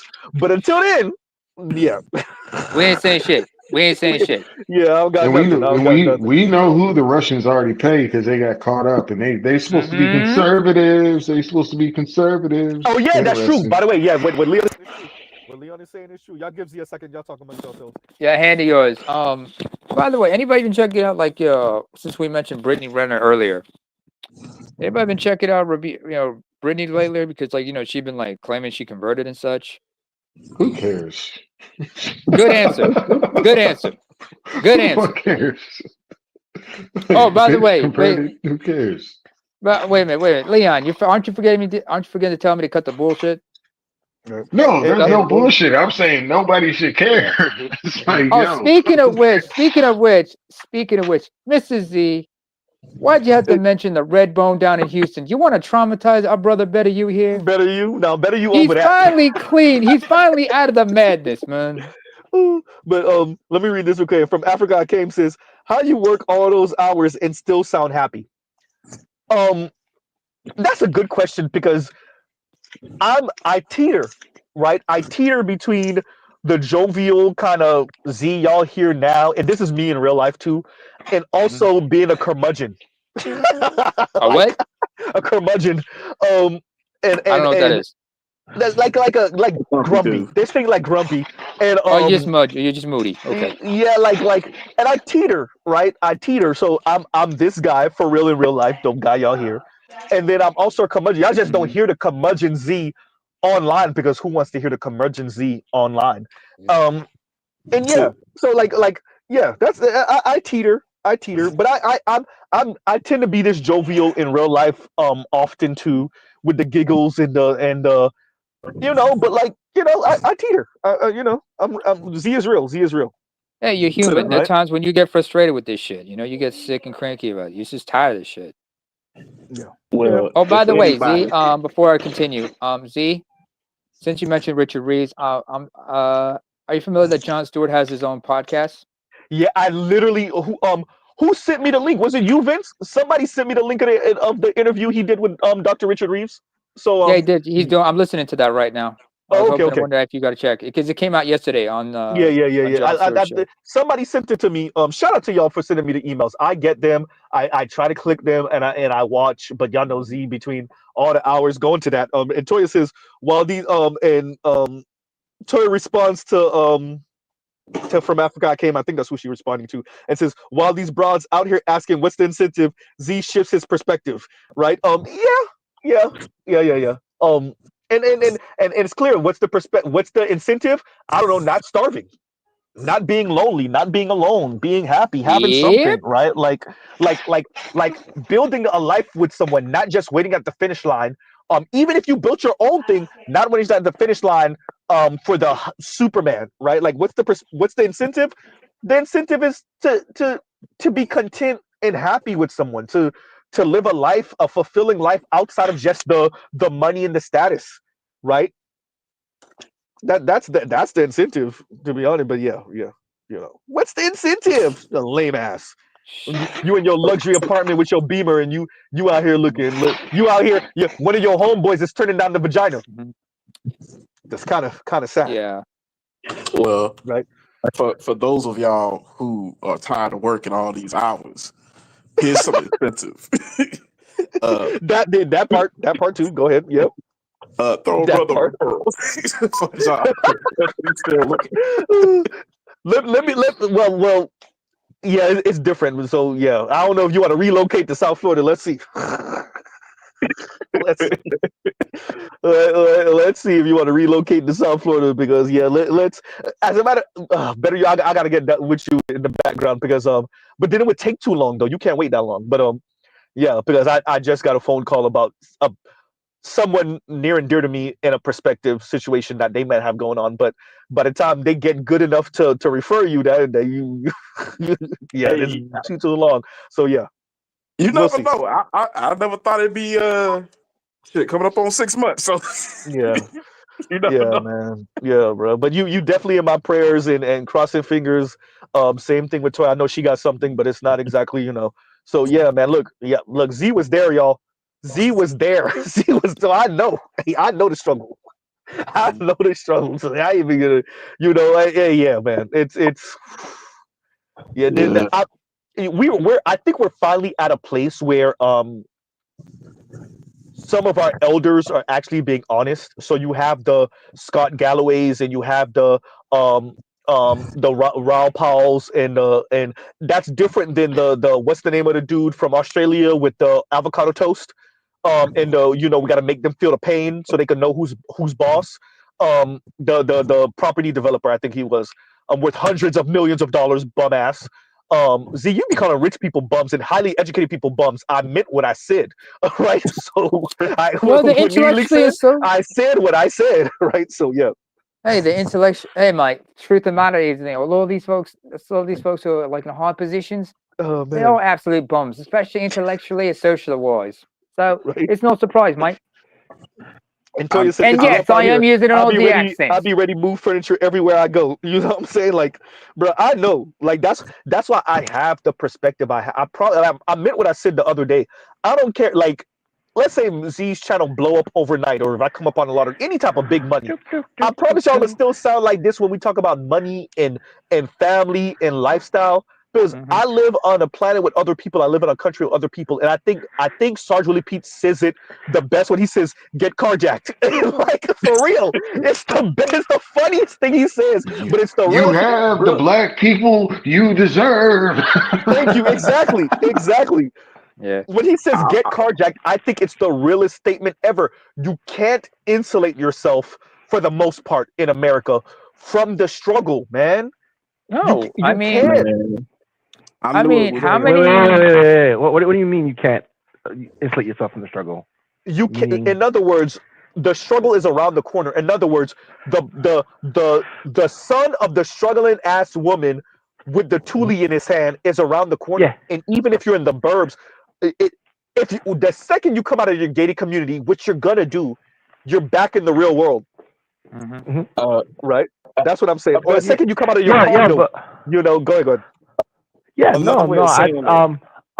Let's do I believe Socrates that. and then better you and then name it. Go ahead. Yeah, I believe that there are quite a bit of people who actually insulate themselves. Like in New York, like one thing I was talking to my older brother who still lives in New York City, and he was talking about how New York City is diverse, and it is on paper. You know, a lot of different ethnicities there, but it also has a dubious distinction of being the most segregated in the country, financially and ethnic wise. So it's diversity but balkanized. So there are people in New York City who completely cordon themselves off from certain groups of people, and if you even step foot near there, police will immediately stop you. So yeah, there's people insulate themselves. Rich people, especially wealthy people, they insulate themselves. Absolutely. When I say that, they insulate themselves in their communities, but they occasionally come out of their communities, and that's how you get got. Sure. You've been the corner, and not only that, like, especially in South Florida, you go from nice community to other nice community. And when you're driving to work or when you're in the hood, when especially like downtown areas and close to downtown areas in South Florida, it's the hood. And the hood is always surrounding the nice areas always are surrounded by the hood. And you got to drive from nice area to nice area, from this area to that area. And when you're doing that, you're traversing the hood, the struggle. Now they're trying to change that now, clearly, but especially over the past 30 years of my life, 30 plus years of my life, you were going from hood, from nice area through the hood to nice area. And you could get got in between, right? And let me read this real quick. From Africa I Came says, gated communities will grow until it turns into Brazil. And I hear him on that. And I would tend to agree with that. And that's frightening because it speaks about what financial situation most of us think we're going to see in the future, and people try to insulate themselves from that. But Sure. But my question, like, if you're not going to isolate yourself, and what is the alternative? And go ahead and better you, and then I'll answer that. Go ahead. It's not that people won't attempt to isolate themselves or have some degree of isolation. To kind of go to the larger point, for those who know comics, Joe Chill, that's the guy who killed Thomas and Martha Wayne. Even Michael Jordan's dad, he was, at that point in time, son is coming off third championship, family's wealthy, family is set, he's head nodding, he's done something a lot of people probably have done, pulled over to a spot he felt was safe, and just decided to kind of like, hey, let me just nod off for a minute or two before I get back on this road. He got shot. So it's not saying that like it's impossible to insulate yourself, to separate yourself from a particular people. It is saying that it is impossible to guarantee that you will not be touched at all. Because at some point, reality and these people are going to touch somebody. No, I get that, but I'm saying like there's no guarantees in life. I understand that, but like I said, what's the alternative? Like if people are not going to isolate themselves, I actually have something to consider with that. To your question, sure. I would say the alternative is a society where the disparity isn't as great. Because there's gonna be poor people. There's gonna be people on the bottom, and this is just a fact of life. But when the gap is so big, what you have is the wealthy people, the more well-off people, even not so much wealthy, more once you start creeping into like a solid middle class and above, they start to gate themselves off. And it's not just a literal gate themselves off in the gated community. It's also a social, it's also an economic, clearly. And it's because the fall off is so great from that point on, right? What I'm saying is, in a world that has more economic and social, what's the word I'm looking for? Dimorphism? Is that the word? Anyway, Yes. one that has that, but the drop off isn't so steep and the climb up isn't so arduous, is one where it's a bit more harmonious. You're gonna have crime. People are gonna get robbed. People are gonna get deleted. That's just a fact of life. It won't be what it is now, and it won't get as bad as it could get. Right? Talk about Brazil. That dichotomy is crazy, right? And that's what I'm saying. Go ahead, but I don't think that it's analogous to Brazil. It is and it isn't, because I believe Brazil is in fact, while America is in concept, meaning that the poverty in America is American poverty. It's not real poverty. It's not global poverty. It's American poverty, meaning that it's poverty when you compare it to other Americans. It's not poverty when you compare it to global standards. So now my question is, when you say you want people to be more, you said more, less disparities. How and why and how would that solve the problem? Because let's say if you take more money from people in the top and then you redistribute it, so there's more people in the middle. That still doesn't change the fact that there's people on the top and the people in the middle know that they're in the middle. So will they now be satisfied being in the middle? No, no, they will never be satisfied. That's not the thing. The thing that we have is, I'll give you a prime example. So much of this election wasn't just about, many of this was about the class warfare. And it was a middle finger to the elite. A lot of this did have to do with gender and concept of gender, but the elite men aren't just hoarding the resources, they're hoarding the dreams, the opportunity, and the women, and the way the women think and feel. I'm bringing that to say, when you don't have somewhat of a general feeling of like, what hurts you hurts me, and what lifts me up lifts you up, you have this type of backlash. And we're only one major incident from great violence, because there's not a shared, and not only is there not a shared feeling in the country, we don't even give there's not even a pretending of this. We're not even acting like there's a shared pain when it comes to what's going on in America. That's the why. When you said, why would we do this? Because you're one angry young man away from getting got, or your daughter getting got, or your son getting got. No. I didn't. Did I say why or did I say how? Because you said hi and why. You said hi and why, if I remember correctly. Because you said both. I remember you saying why also. You did say how. I'm not going to take that away from you. Now, how? The social programs. Yes, the same social programs the women were taking advantage of. Yes, but you can also keep them from taking advantage of it the way they have been. Because what we did was benign neglect the men, right? With those social programs, because we weaponized the social programs for the women to give the men the middle finger, because we're using the women as the buffer class, right? What I'm saying is, the Great Society social programs that encourage the men and the women to go to college for advanced degrees, that's how you do this. And oh boy, I'm gonna say it with gasoline draws on. You got to make sure that the wealthy people get comfortable with, you're not gonna stay here. You're not going to stay here. People are going to get kicked off of this so that we can make room for new people. There is no increase. The 20% is going to be the 20%. The only way you change this is by people coming in and out of the 20% every generation or two. Yeah, but that doesn't mean that the top 20, always falls down to the bottom 20. We're not saying that per se. And I know what I'm saying is a hard ass ask, but that's why you don't ask. No. I understand what you're saying, but in terms of the practical considerations. So if the social programs that are now given to women are also given to men, yes, you believe that will resolve something? And what would it resolve, actually? Like, will the women now respect the men more? Is that what you expect? The expectation? I'm saying the up and down motion of upward mobility changes. Number one. Number two. Okay. I'm not about rigging this only because of the way the women react to it. Right? Number three, the balkanization across class and education lines will rip this country apart, and it will rip up different countries in the West. Right? So it would be soft civil war going across.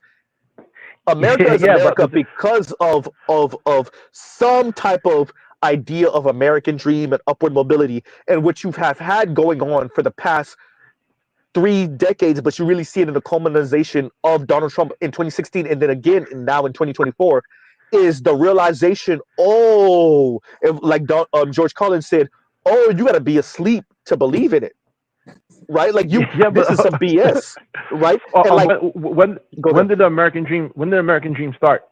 When America was founded? I would say when it became a concept, not when it was founded, but when it became a concept. When did it become a concept? What was that? Was that 1920s? Everyone, 30s, something like that. I wouldn't say that. Or maybe 40s and 50s. Okay, 40s and 50s. So the American dream started in the 40s and 50s, and now that has been crystallized as the complete ideal for American society. I would say yes, even though we know that is a pipe dream. That's what I'm saying. So my issue is that, I've told you this before, I believe we have a psychological, spiritual issue, right? Not spiritual in a religious sense, but spiritual in a value sense, that the values of the country are actually the issue. And I don't think you can remedy a value problem with money, right? You cannot just throw money at a problem of values. And what I mean by problem of values is that Americans are actually very wealthy, even the bottom 20%. If you look at the global standard, 75%. Yeah, but that's on global. So wealth is relative. I know. I get that. So I say psychological and spiritual. So if it's relative, if it's not based on actual scarcity or resource scarcity, but based on relative scarcity or relative resources, then nothing really changes if you tend to equalize things, because people aren't suffering. But it does change, because this is what I'm saying.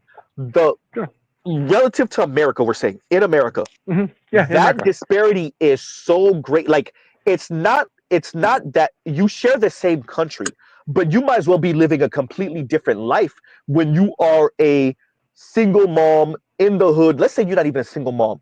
You are a extra average sister earning $37,000 a year, working some retail job, compared to the white woman who just walked into the store, who is a stay-at-home mother, and her man earns $200,000 a year. Like, yes, y'all live in the same country. Yes, y'all are both X chromosome, but the punch in the face to the black woman who's $37,000 a year, right? It's the disparity is which causes a lot of this angst. When you look at men, on the other hand, I'm not even gonna make that a race thing. Let's say the white guy. No, keep with the woman. Keep with the woman. I want to keep with the woman. Okay. So the woman who makes 37, the black woman makes 37,000, and a white woman who's a stay-at-home mother, and her husband makes 200,000. 200,000. What I'm saying is that the perspective and the idea of what America is so. Is it disparate? It's not disparate. It's the gap, the chasm between the two is so great. Disparity. I think that's what causes the difference in perspective. Because it is Americans. Yeah, but I want to pinpoint the disparity itself, because we talk about the income, but I want to talk about in terms of livelihood. Like the woman who's making 37,000. Oh yeah, the livelihood is completely different. Yeah. Okay, yeah. I want to know, what does she lack that the woman who makes $200,000 access, status, all the small things when you climb up the ladder matter. Access to what? Status. No. Access to what? Access to what specifically? The type of education, the type of lifestyle, the type of income, the type of, if we're going to be honest, I'll say it, the type of man. Okay. All those things are essential. Health insurance. You're again, all those things are, she can get health insurance, depending on the state she lives in. She can get health insurance to supplement her income. The type of things you just mentioned are not essential to survival. Right? They're not essential. So basically, she can have like a car, she can have a place to live, she can have access to health care, she can have access to a man who's not a high status man, but a man. But she's not satisfied with those things, right? Because she's looking at the woman who makes 200,000. And my question is, how does giving her, let's say we should give her extra 20,000, extra 30,000 subsidized by the government. How does that change anything? She still will not have access to that man. Yeah, go ahead. You said it. Did you use the word livelihood? What was the word that you used? Okay. if that was the case, then the woman from that earns 37,000 wouldn't die earlier than the woman that's stay-at-home mom. Oh, yes, That yeah, who's married. So I so agree. that's Hold even on. that's wait, real quick. I That's just agree. longevity. I'm not even talking about quality of life. I didn't even mention. Yes, but why? You know, wait. Let me say yeah. this. Adjusting for even diet and healthcare. I'm aware. The black Yes, woman that earns 37, the likeliness of her having a miscarriage or having some type of complication while giving birth, right? All of that factors into that, right? And I'll pause right yes, there. yes, but why? Yeah, hold on. I know. I did the research on this. Can I you wrote a just paper answer actually. Yeah, say again. Can you just answer it? Who? You want me to answer, or who? What do you Yeah, mean? can you just answer it in your words instead of doing this why all day? You're dancing, dude. You're dancing around it. What Can am you I just dancing around? Let him go, yo. Go ahead, Socrates. What am I dancing around? No, Because I think he's just giving a different perspective. Go ahead, Socrates. I can answer it. Yeah, I can answer it. I'm saying that the issue with the 37,000-year-old is psychological and value based, and that the things that Mrs. Z just mentioned aren't what people think it is. For instance, when people talk about black women have less healthcare disparities during pregnancy because of racism or healthcare disparities. I work in the healthcare industry. What you'll find also is that it's not the case for Hispanic women, even though Hispanic women face the same type of income disparity. Now, the question is why. People suggest, I'm not saying it's true or not, but they suggest that black women have a disproportionate amount of single parenthood, meaning that they're not with a man when they're pregnant, which increases their stress levels. And that makes things more difficult for them. So my question is, how would money change that? How would money change the fact that she's a single parent? How would money change the fact that single mothers are the poorest people in this country and that married black women haven't had poverty rates are single digits?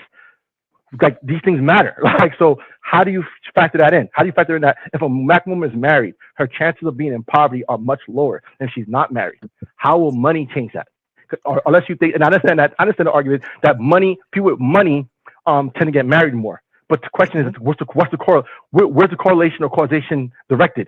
Does the money allow you to get married, or people who get married tend to have the money? Let me answer that. Let me answer that part. Since we're in the same field. I want to answer since we're in the same field. For one, sure. We know that women in poverty are more likely to miss their doctor's appointments because their work schedules or their inability to have money to travel towards hospitals that they're not located around. On top of that, we know women with money don't even have the time because their work schedules to access good food. So they end up with gestational diabetes, fibroids, all type of fucking issues that people don't really want to talk about. I'm aware of that shit. So if I say I would like to give women who have babies $20,000, that means she can go $20,000 in debt for healthcare and get that 20 and paid off instead of the actual situation that a lot of them fucking face.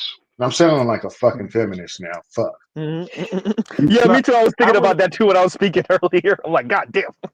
But no, something to consider also. This is something to consider about the marriage thing, which you were saying earlier. It's both and. It's what came first, the chicken or the egg, both. So and I think one begets the other. People aren't getting married because of what it means to not just be a.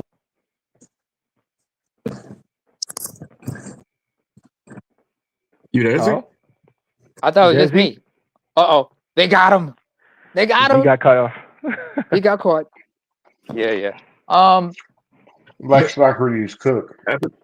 No, I'm back, y'all. I'm back. But so my apologies. So what I'm saying, it's a both and thing. It's what came first, the chicken or the egg? No, both. The chicken and the egg. Okay. So we understand that, and this is the way the system has been constructed over the past few decades, especially the past couple decades, which is marriage is at the finish line of adulting. Right, and that's about money and education and status, namely of the man. Once again, economically unattractive men are leading to a downturn in marriage. That's what they said. That's what the women said. That's what the elite are saying also.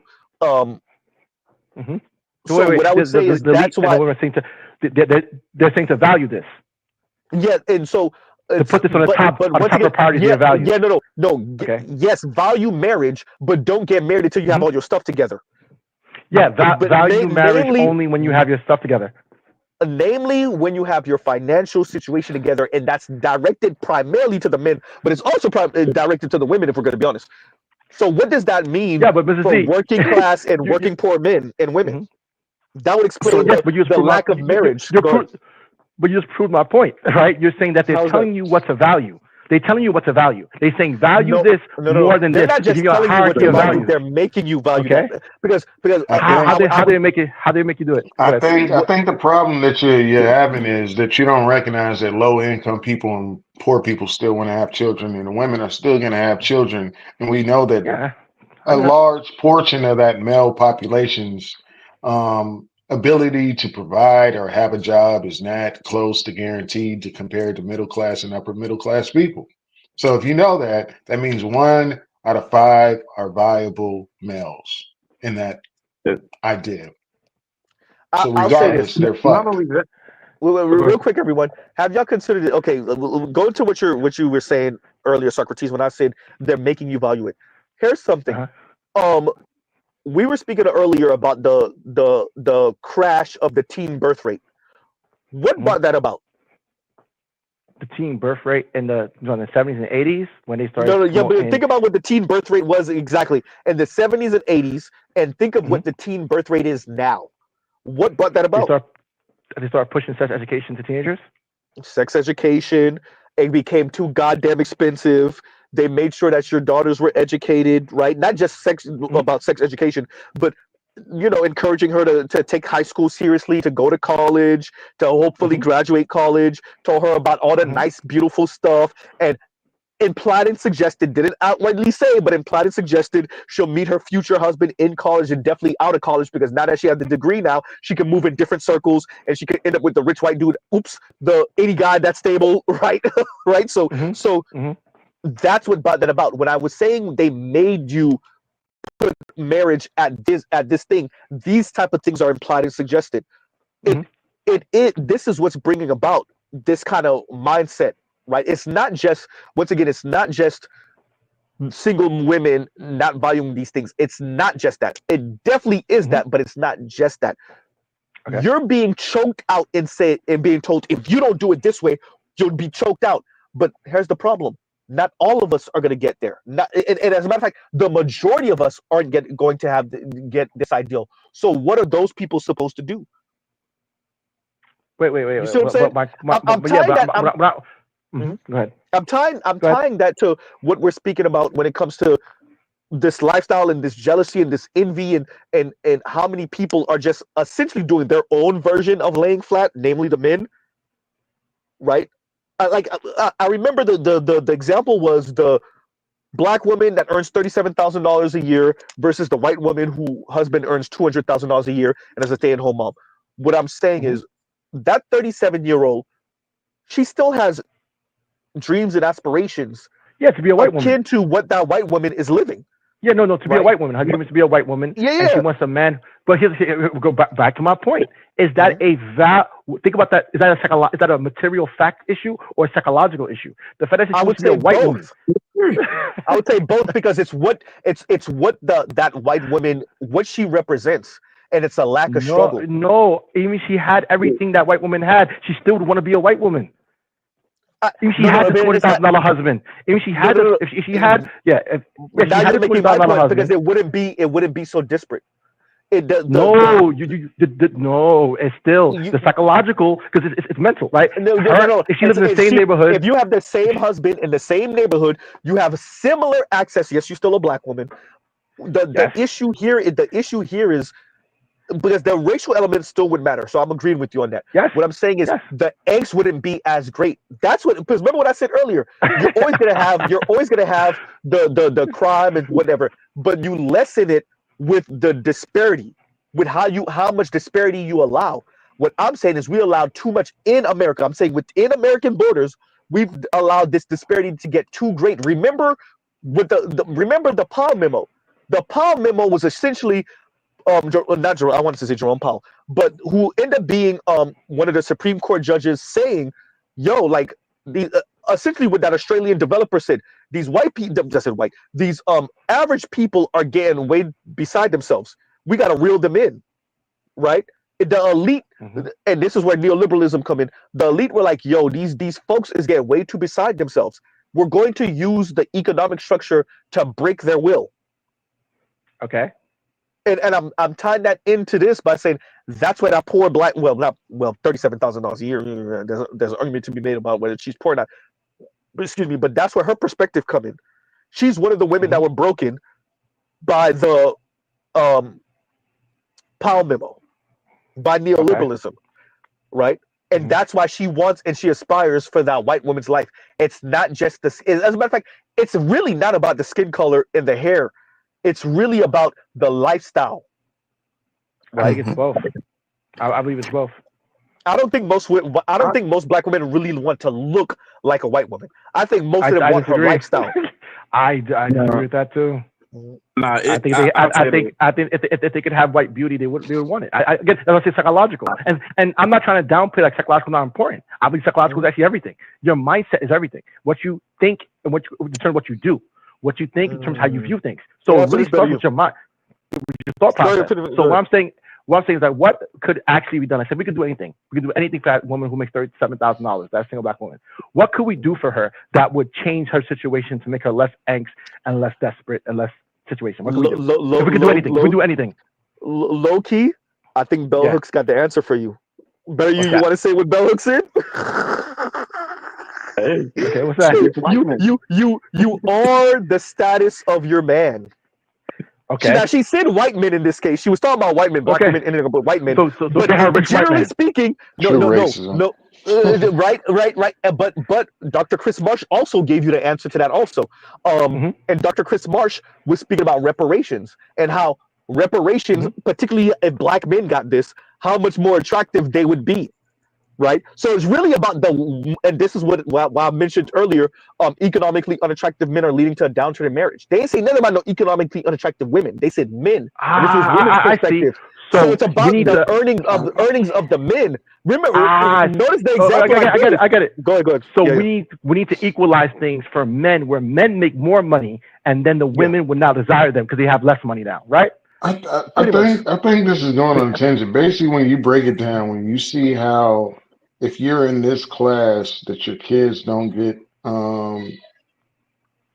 equal education. Where I'm at, my son is going to get a really great education. I worked myself, and my woman worked herself in this position. But if we were in a different area, same city, it's not even close. They have no chance to compete with these kids on this side, even if they're smart. Like when you're in an area that you know has sorry ass education, and you're not going to make it out of there. Yeah, there should be some level of tension. I care less about the class aspect compared to the opportunity for education and genuine things that actually matter to produce something. These kids are fucked. Let me back up what Leon is saying, and then real quick because we gotta get better because we cut him off earlier. Let me say this. Let me say this. Sure. Wait. So the zip code, there's a zip. Was it? It's not the zip code test. Y'all know what I'm talking about? Where they track people from the zip code, and they could predict almost down to a science what your life trajectory is gonna be. That's going to what Leon is saying, right? Yes. So that lets you know that's really. For the most part, that's really not about whether you strive or not, whether how intelligent you're not, how educated you are, or how talented you are. For the most part, if we can track your more than likely trajectory based off of the zip code that you were born and raised in, that says a lot about the system that the U.S. has created. Right, and I'll pause right there. Go ahead, better you. And then we'll get you a minute. Let's let better you go. Go ahead, better you. So, with this whole back and forth, I really. For me, I really truly believe it is about the lifestyle. I mean, everything says it's about the lifestyle. Even like, for instance, there's a song by rapper BG. I want it, you got it. Don't make me have to go in your pocket. Like, what is that about? He's saying like it's about the lifestyle. It's about the things that you have, the things that you have access to.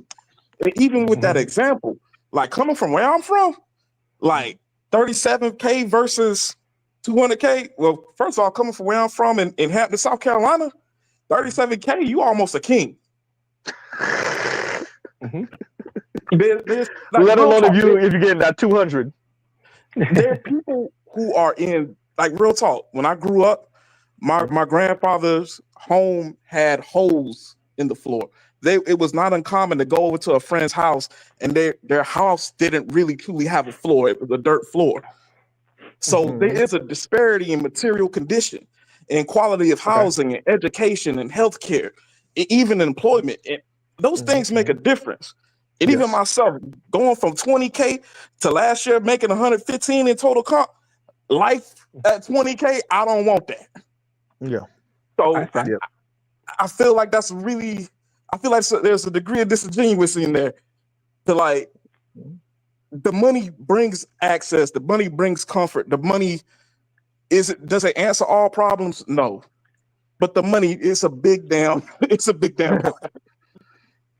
No, I believe that.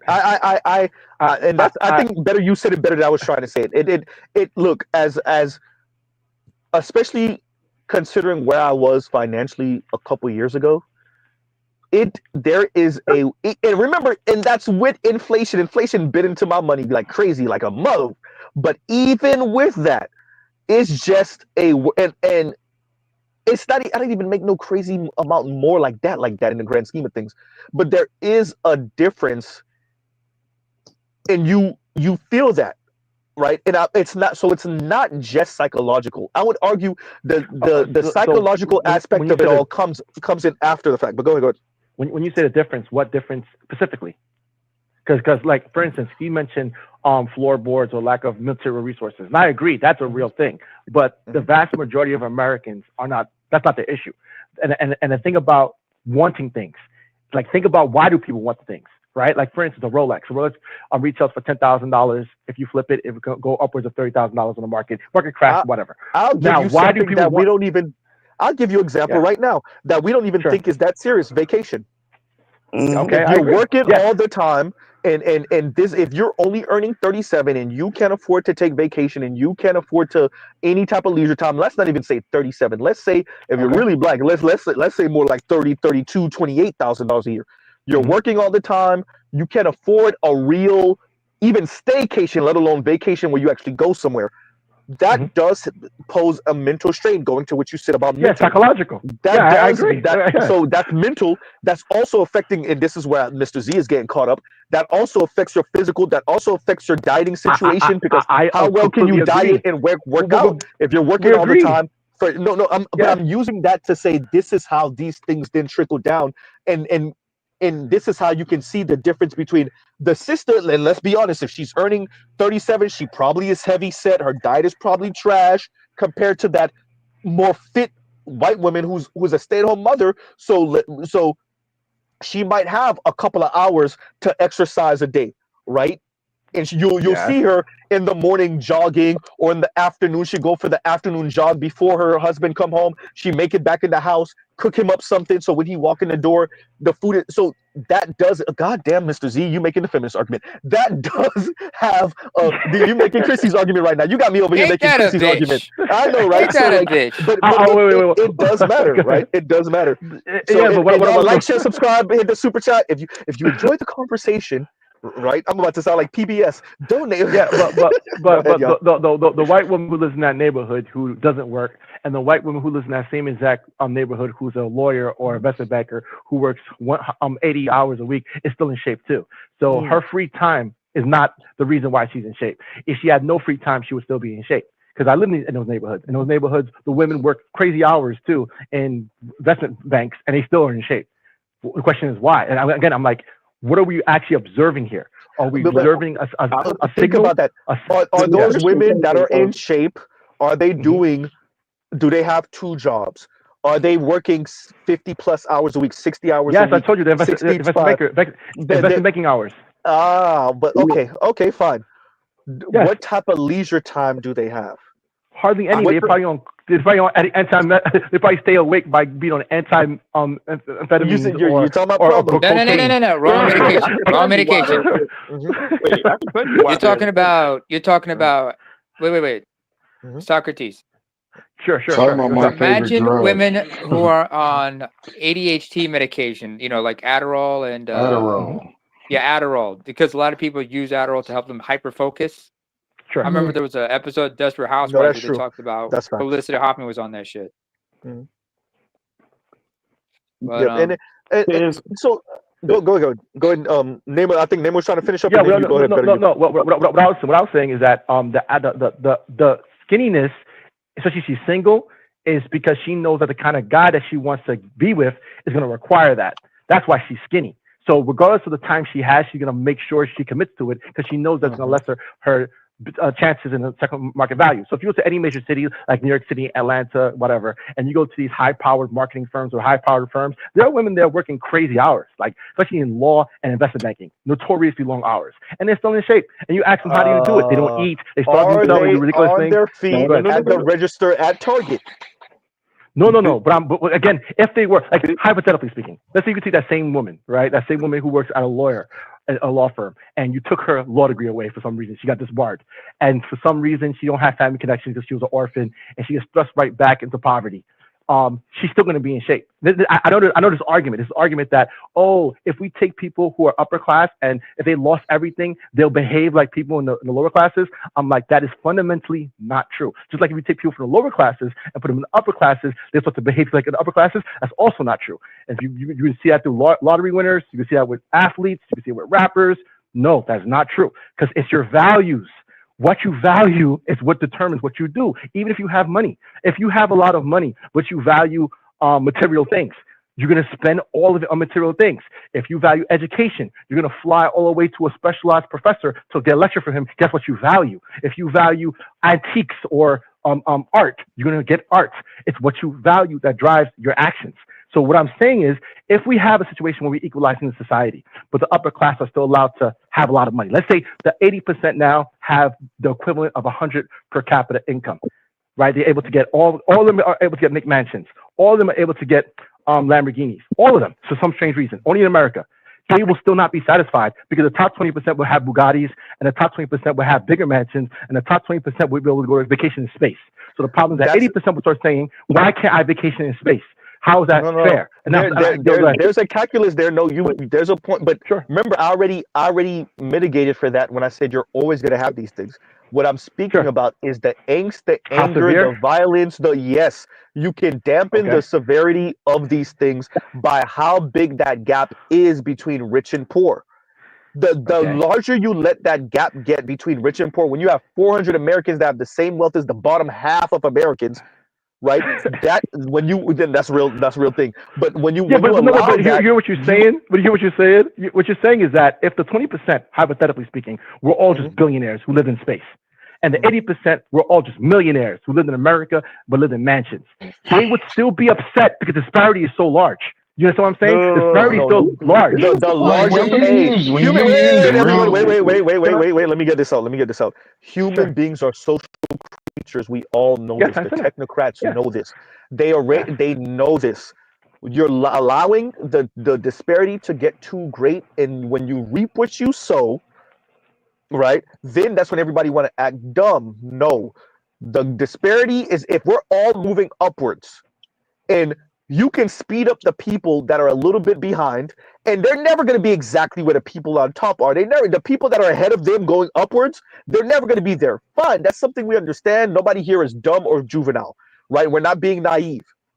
But if you can close that gap just a little bit, where the wealthy people still get their Bugattis or they still get to be in space or whatever it is, but you can lessen that blow, that difference in disparity, and you say no, then you get what you get. And all of the social and economic and political ramifications, like a Donald Trump being elected, you got to eat that.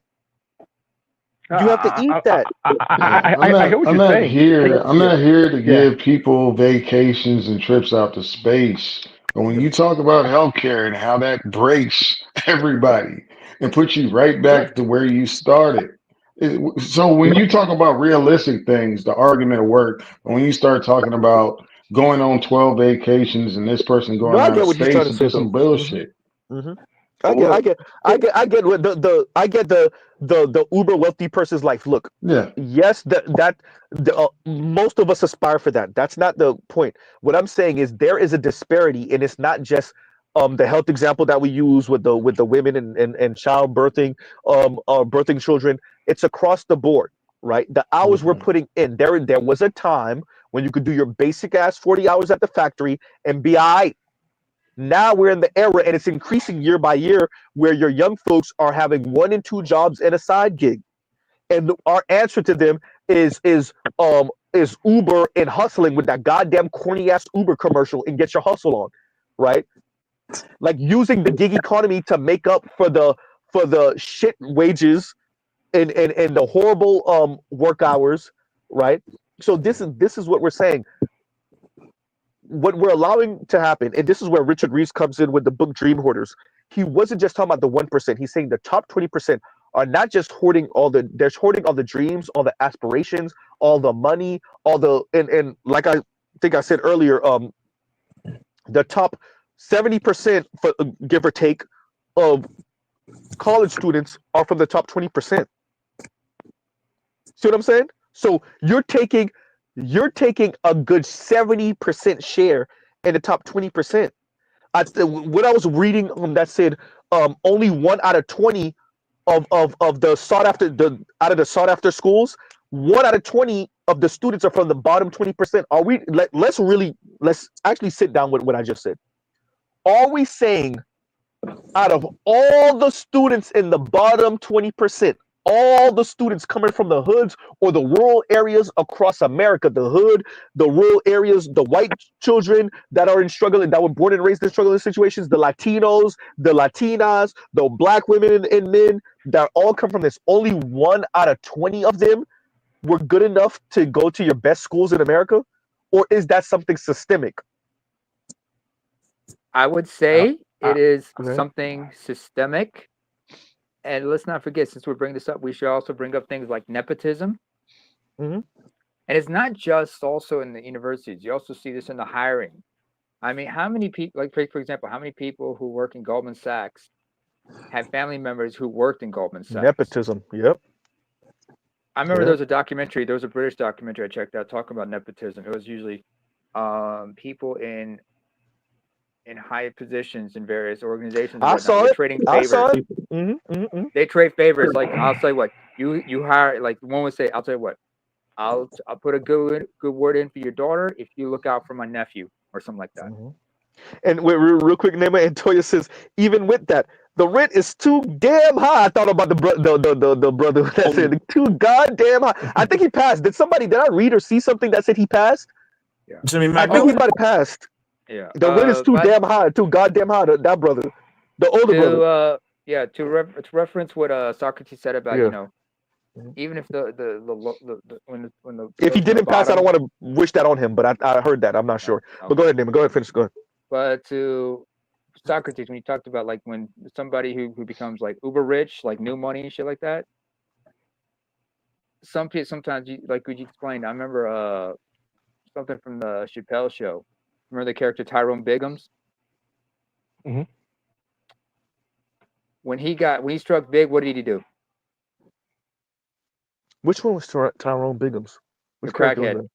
Oh yeah. He bought a big ass rock. Oh, he bought a giant crack rock. A giant crack rock. Yeah, big ass rock. Yeah. He and his girl started doing that, and then he and his crackhead girlfriend would start doing the Harlem Shake right in front of it.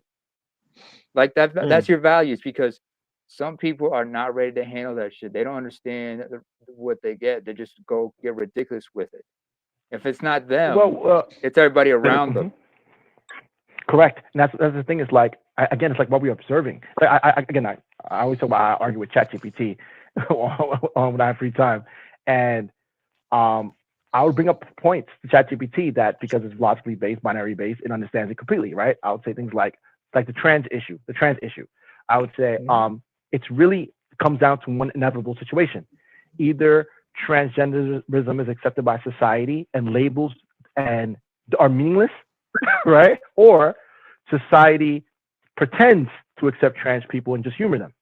And ChatGPT was like, yeah, 100%, logically, 100% facts out. Because on one hand, if transgenderism is true and it's not based on the historical biological basis of gender, then labels are meaningless. So therefore, in all legal and all biological and all social contexts, get rid of gender-based labels. Just call person A or person B or person this, person that, and an all legal framework. And so the idea of women's basketball, sex basketball will be meaningless unless it'll be meaningless. Or biologically and historically, it still doesn't matter, and we're just humoring transgender people, which is what we're currently doing, but no one wants to admit that. And I think the same thing with this equality argument. Equality, fundamentally based on the research, is not about people actually losing things.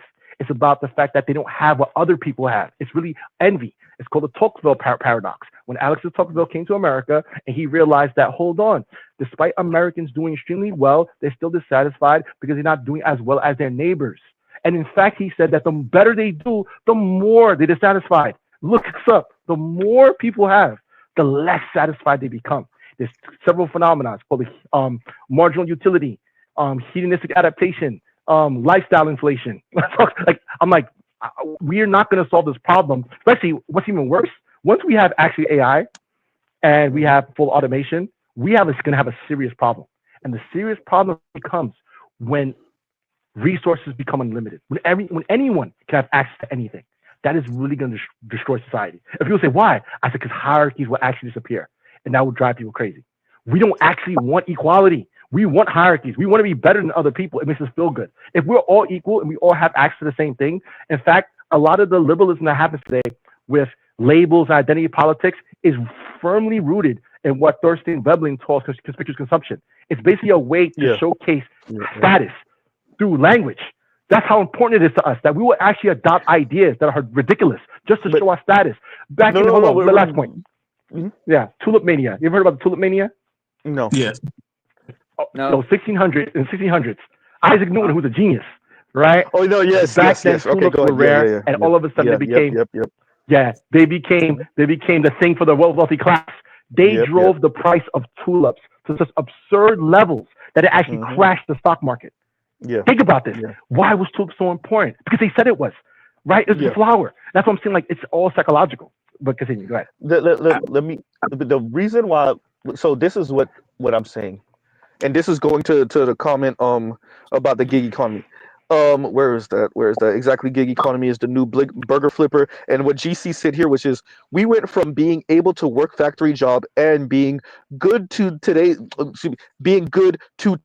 hustle culture. I have to wonder what's the next level up from hustle culture. I would say work until you die, and that's why you don't got anything because you're not working yourself to death. You have to remember that America is Protestant work ethic, and they'll find a way to explain away why you're working yourself to the bone and why you should, because it's better than starving, right? It's better than being destitute, right? Like if these people could, they would explain away and bring back child labor. Don't get it twisted. If these people could bring back child labor, they would. And they would justify it in whatever weirdo way possible. Now, would that mean their kid is working in the factory? No. But your kid, right? They could. If they could, they would. That's all I'm saying. Yeah. Go ahead. Wait, hold on. Are you saying that Americans are against child labor?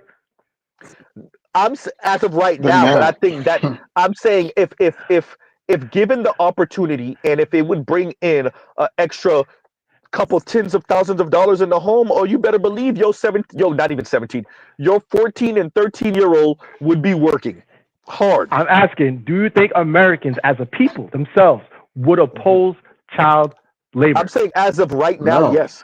But I think that would switch. Could switch overnight. No, they wouldn't. They're only against it if it was Americans. If it's overseas, it's fine because it's already happening. And if I tell Americans that, they'll say, "Listen, American, if you have to pay 10 times more for your iPhone, would you be willing to get rid of child slavery?" They'll look at me and say, I'm not gonna answer that. But the answer is nah. Let that kid dig that cocaine. I'm like, come on, like this. No. When you said that, I was thinking about exclusively to America, and I agree with you and Leon. Of course, especially if it's happening overseas. We subsidize American prosperity. Hold on, we subsidize America's prosperity off the backs of the globe. Okay, that's how we did it. Facts. Now, that's facts. Yeah, it's a fact. So what the problem with the American dream is? The American dream is a delusion. The American dream is really the world being bombed out and depleted, and then having to rebuild, and then we sell them stuff and we exploit their labor. Now, if we're cool with that, fine. Bomb them out again, have them rebuild, and we can have the American dream. But you plan to have the American dream while the world is also catching up through globalization, it's not possible. Sorry, Yes, not gonna happen. I agree. It's not gonna happen. That's another thing that I think a lot of people don't factor into that window that the boomers had between, let's say, 1945, give or take, to about 1975 at best, maybe 1980 if you really want to be generous with it. They don't appreciate that. And we said this, and you've heard this from everyone. The Western world got bombed to crap, and there was a window where America was the biggest and best and pretty much the only game in town. And that goes for like just about everything. And that allowed for the silent generation that was of the time, many of the greatest generation, obviously the boomers that they came of age, for the oldest of them, to take advantage of this window. So for those three generations, the two generations that were adults, so the silent and the greatest, and the ones that silent were kids. No, I'm talking about when they came of age. I'm talking about this window between 45 to about 75 and 80. The people that came of age in that window, between about 45 to about 80, maybe 75, you just got to experience a different type of America. All the rest of folks that came of age, really starting in the 90s, mid 90s and later, you got a different America. So that's for like some of the Xers clearly, and definitely for us as millennials who came of age from about 2000 onward, Gen Z, we got a different type of America, right? Correct. And I think for a lot of for the few silent that are still here with us, definitely for the boomers, those of them that are not in the know, they just don't appreciate that it's not just, oh, the problem is y'all are too lazy, or y'all are too easily discouraged, or any of that. That's not the issue. The issue is just a different world. You had the things that you were actually rewarded for your labor and for sticking to it in a way that these young folks aren't. The homes price, we already know about the home prices only being 3 times the average income type thing. 3.5 times the average income. That's just not the world we're in right now. If your average American is earning some $50,000 a year, and these houses are going for 420, 450, 460, that's what, nearly 10 times, 9 times. That's just a different world. You see what I'm saying? That's just a different world. like right? 100 million people died in World War II, and probably mainly concentrated in Europe. That's 100 million productive people who could have been productive who died, that Americans didn't have to go through. Like the amount of gains that were down into America due to World War II and the other preceding war and Cold War is it's so unfathomable. And what bothers me about the conversation is that they're treating it like it's normal. Like, oh, it's normal to be the global power. It's normal to be number one in everything, in radio and TV and airplanes. It's everything. It's normal. It's normal to have the whole world bombed out and depleted and use their labor to build everything because you're so rich and you have a high school diploma and make 6 figures or equivalent. It's normal. I'm like, that's not normal at all. Nothing about that is normal. In fact, it's a complete aberration to history. But before, Americans weren't like this, and afterwards they're not going to be like this, and they're not going to be like that again unless you have World War III and somehow survive, which I don't know how it's going to happen because we have nuclear weapons now. So I agree. I agree with that assessment. This is what I'm saying though. With that, there needs to be a way to get your average person online in an enthusiastic way. What you're having is more and more, namely men, who gave up and they're doing the bare minimum. This is where Richard Reeves comes in. This is where JD Vance comes in. This is where Scott Galloway comes in. The men that say, you know what, I ain't tall enough, I ain't good looking enough, and I don't have the resources, are throwing their hands up. And the difference between them saying, I could survive off of 40, and them striving for 100, that's 60,000 times how many, let's say, 15, 20 million white men and maybe 2 and 3 million black men and 2 and 3 and 4 million Latino men is a world of difference. The ones that say I'll be good at 40 because ain't nobody give a fuck, compared to striving for 100 and then 150 and then 200, that's a world of difference. And I think that's why they're trying to get these men online, right? But what you're saying about the window. Wait, hold on. About those men, who make 40,000 but can make 100,000. Yeah. I again, no one wants to say this. No politician wants to say this. No economist wants to say this. No, but wait, let me make a clarification before you say that. Because I think I know where you're going. I'm saying striving to. I'm saying striving to make 100. Sure, They're stopping at 40 because they're just doing the bare minimum. They're being minimalist. They're doing the bare minimum because the women don't give a fuck. The society doesn't care. So they're like, yo, 40 is just good enough for me to pay for this room that I'm renting out of this person's house, for me to get my PS5, for me to put gas in my car, for me to occasionally maybe pay for sex, for me to. This is just enough for me to get by compared to striving for 100 and 120 and 150. Yes, Even and if I you don't get believe there, that's what I'm saying. But go ahead. And I believe that the women should be socialized and propagandized to be cool with that and accept that and be grateful. That's what I believe. I'm not disagreeing with you. I'm saying they're not. If they're not, I don't see a way to. The remedy is not unless you keep their wages somehow. We find a way to keep women wages the same and only increase men's wages, which is there's ways to do that. But unless you do that, I don't see a way to remedy this, except subordinating women somehow. Like that's what we're talking about. Basically. Once again, I understand your perspective, and I definitely have parts of this where I agree with. But I'm saying, especially if you listen to my page, you already hear this. The women haven't been socialized what the new normal is and is going to be. I agree with you. What I'm saying is they haven't been socialized with the new. And when we're going through this transition period, and this is where the Roger report comes in, you got to be prepared to watch women die. You got to be prepared to watch them suffer. No. Actually, because that's what I think is going to happen. Americans have been living off of the gains from World War 1950s for a long time and being spending it by borrowing. That's what we're doing, just borrowing. But Socrates, you're preaching to the choir. And I don't think anybody on the panel or in the chat disagrees with you on that. I think we all agree with you and say yes to that. Well, going back to what you're saying, and I'm tying this to the women by saying, I agree with you. The major issue here is the normal that people took for granted. I've said this. The normal that people took for granted in that window between, let's say, 45 or 46 to just about 1980-ish. Because after 1980-ish is credit, right? And then you get that up until about 08. That normal that people took for granted. What do you mean? The use of credit cards and credit and such like that. Yeah, you could start that at 78 or 79 with Carter and neoliberalism, and really it get ramped up in 80 and 81 with Reagan. Okay. You could say that. So, okay. But the point I'm trying to make here is that from about 19, but the game really stopped in 08. That was the end of the game. Period. It's just I think people are just now realizing it almost 20 years later. Like, wait a minute, did that game finish? Right. So are we playing a new game? No, this is transition period. I would argue between 45 to just about 08, we took for granted what the America was, that American dream. And now you're dealing in a new America. And it's taking a lot of people a long time to realize that this is the new America. You could tie that to the original topic I had earlier, which is the women saying, essentially eugenics on your ass because you can't afford me this lifestyle. That's because they weren't socialized any different. Going to what Socrates was saying earlier, they haven't been socialized with the new normal that either you get with the man that you earn significantly more than, or you starve, or if you make enough, then you just get comfortable being single. Like, that's the new normal. The new normal is most women are still not going to make more than most men. But even if you do, that don't mean you don't get to not be with him. Because you still don't make enough for yourself to survive this world alone. That's the new normal.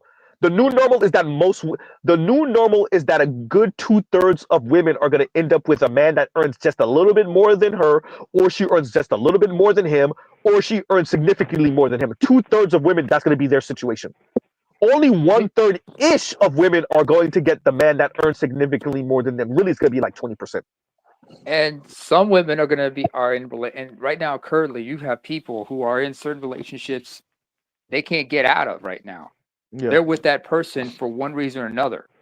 For example, there are some people who are with there are women who are with a man simply because, well, his job provides certain health benefits, like dental benefits and whatnot. And she's trying to use that as much as she can. Like, probably got some braces or something on and saying, ooh, I can't wait to leave your ass once I get these braces off or some shit like that. She needs to stay with that man. Hey, some women will hop off, but right now, some people can't afford to break up. Say that. Like, share, a lot of women can't afford to break up. Yeah. Like, think about how that sounds. I can't afford to break up. Bitch, then you don't need to be just no, that's not what I'm saying. I know. I just hate when people say it though. Oh, I forgot. Leon's an asshole. But no, I can't afford to break it. I mean, like that. I can't afford to be single. That shit is so cringe. But one thing I will say is when to hear a woman say that's a black pill truth, because quite frankly, most of them can't afford to be single. I know there's it don't a lot of women good can't afford to get a divorce. Yeah, but that speaks to something. That to me, that's like the universe giving you a sign. You come out here, that's your ass. You might want to stay where you at, right? Yeah. My question is he beating your ass? No, he's just slightly annoying. And what, his dick small? Mr. So Mr. Seed said, so the women that say I can't afford to be single, so oh yeah. Right? I mean, oh, by the way, what we're talking about, like the huge disparity and whatnot, you guys were talking about, like, it could be like Brazil. I can think of one that's just as bad. South Africa. I remember there was like an aerial shot they took of, I think it was someplace in Cape Town, right? And I'm sorry, is Darth Vader in the area? Because I heard a. Yeah, who's that? Yeah. That's not me. That was you. Was that you? That's not me. Leon? No, that's definitely not me. Okay. I'm at home today, but I'm on vacation. I'm on a vacation day. Better you. Better you. You right? Who's breathing? Who's breathing heavy? Just mute all mics and unmute yourself to work. Yeah, but yeah. Go ahead, David. Go ahead. I remember watching this one. There was this one photo that was taken. It was an aerial shot of South Africa. Yep, I think I know which one you're talking about. And it showed like the divide, because you had not only was this a disparity in property and whatnot, but also was race based, because you saw a white neighborhood that was fenced off, and on the other side of the fence was a black township. And the black township was like a stereotypical township in South like that about when you're talking about you're Borgen, dude. You're breaking up, man. Z was you're Borgen. But like I said, it was like you saw it. It saw the great disparity between the people. It wasn't just it was like some people who were well off compared to those who were struggling, and they were divided by a huge gate, by a huge wall. Sorry, by a wall. I think. Can y'all hear me now? Better now? Yeah, we hear you good. Can you hear me better now? Mm-hmm. Okay, no, I was saying, no, I've seen that picture that you're speaking about, Neymar, and I've seen the one of Brazil that's kind of really similar. Yeah, between the it was some the one you're talking about. Are you talking about like it shows some nice condos and apartments and like taller buildings on one side, and on the other side is like damn there like you said townships and stuff like that. It was more like in the well-off area, which was a predominantly white area. It looked more like a residential area. Like a. Hold on a second. Hey, Junior. That's Leon's kid. But what I said was like when you saw it, it looked more like the township looked like a shanty town, like one of these shanty areas, like you see in certain South African cities. But the white area looked more like one of those residential areas, suburbs or something like that. And it was divided by a fence or a wall, something like that. But what you talking about Brazil? I've seen something like that before. I remember watching a documentary. It was a capoeira documentary, but they were in one of the rougher neighborhoods, and the capoeira master was showing them around the area, and they showed like these high walls with CC cameras watching them, because that was the wall that separated their neighborhood, which is pretty much a favela. A favela or a barrio is a rough neighborhood in Brazil. It was separated by a huge wall with that was tipped with barbed wire and security cameras from the well-off areas. So you see the disparity. I remember, hell, I can talk about more when I was growing up, because I grew up in the Middle East in Saudi Arabia, and I remember like you had like especially for like U.S. personnel, servicemen and whatnot, and contractors, they didn't live they didn't live with the regular populations. They lived in like in gated compounds and whatnot in and around the area. Prime example would be like the gated facility they had for Westerners in the movie Kingdom. And I've been to a couple, and I remember being in a couple of those when I was younger. But I lived mostly in normal areas, like in apartment building areas and whatnot, where the most of common folks was. And I remember there were certain neighborhoods where it wasn't just it wasn't Arabs, but mostly foreigners, like from developing areas and whatnot, from the developing world, like South Asians, Southeast Asians and whatnot.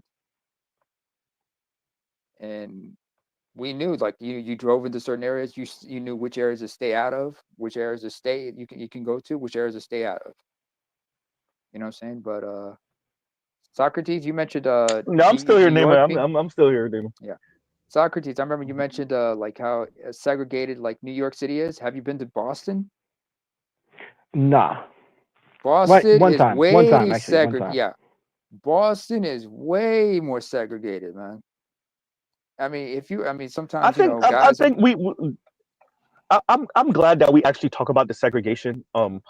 Because there's this kind of like BS notion that America pushes about these like multicultural cities, and yeah, but what they don't speak about is how closed off the different ethnicities and races and groups are from each other. Number one, and how much anti-blackness, if we're gonna be honest, and class, of course, and number one, but number two, there's not like this utopian like kumbaya, we are the world, everything is hunky-dory type of. That's not really what's going on in these major cities around the country. It's different ethnicities and groups that have this sector of the city, that sector of the city, that part of the county, that part of the county, right? And it's somewhat adversarial, and that's when Nuri Martinez got caught up in LA with that leaked tape, right?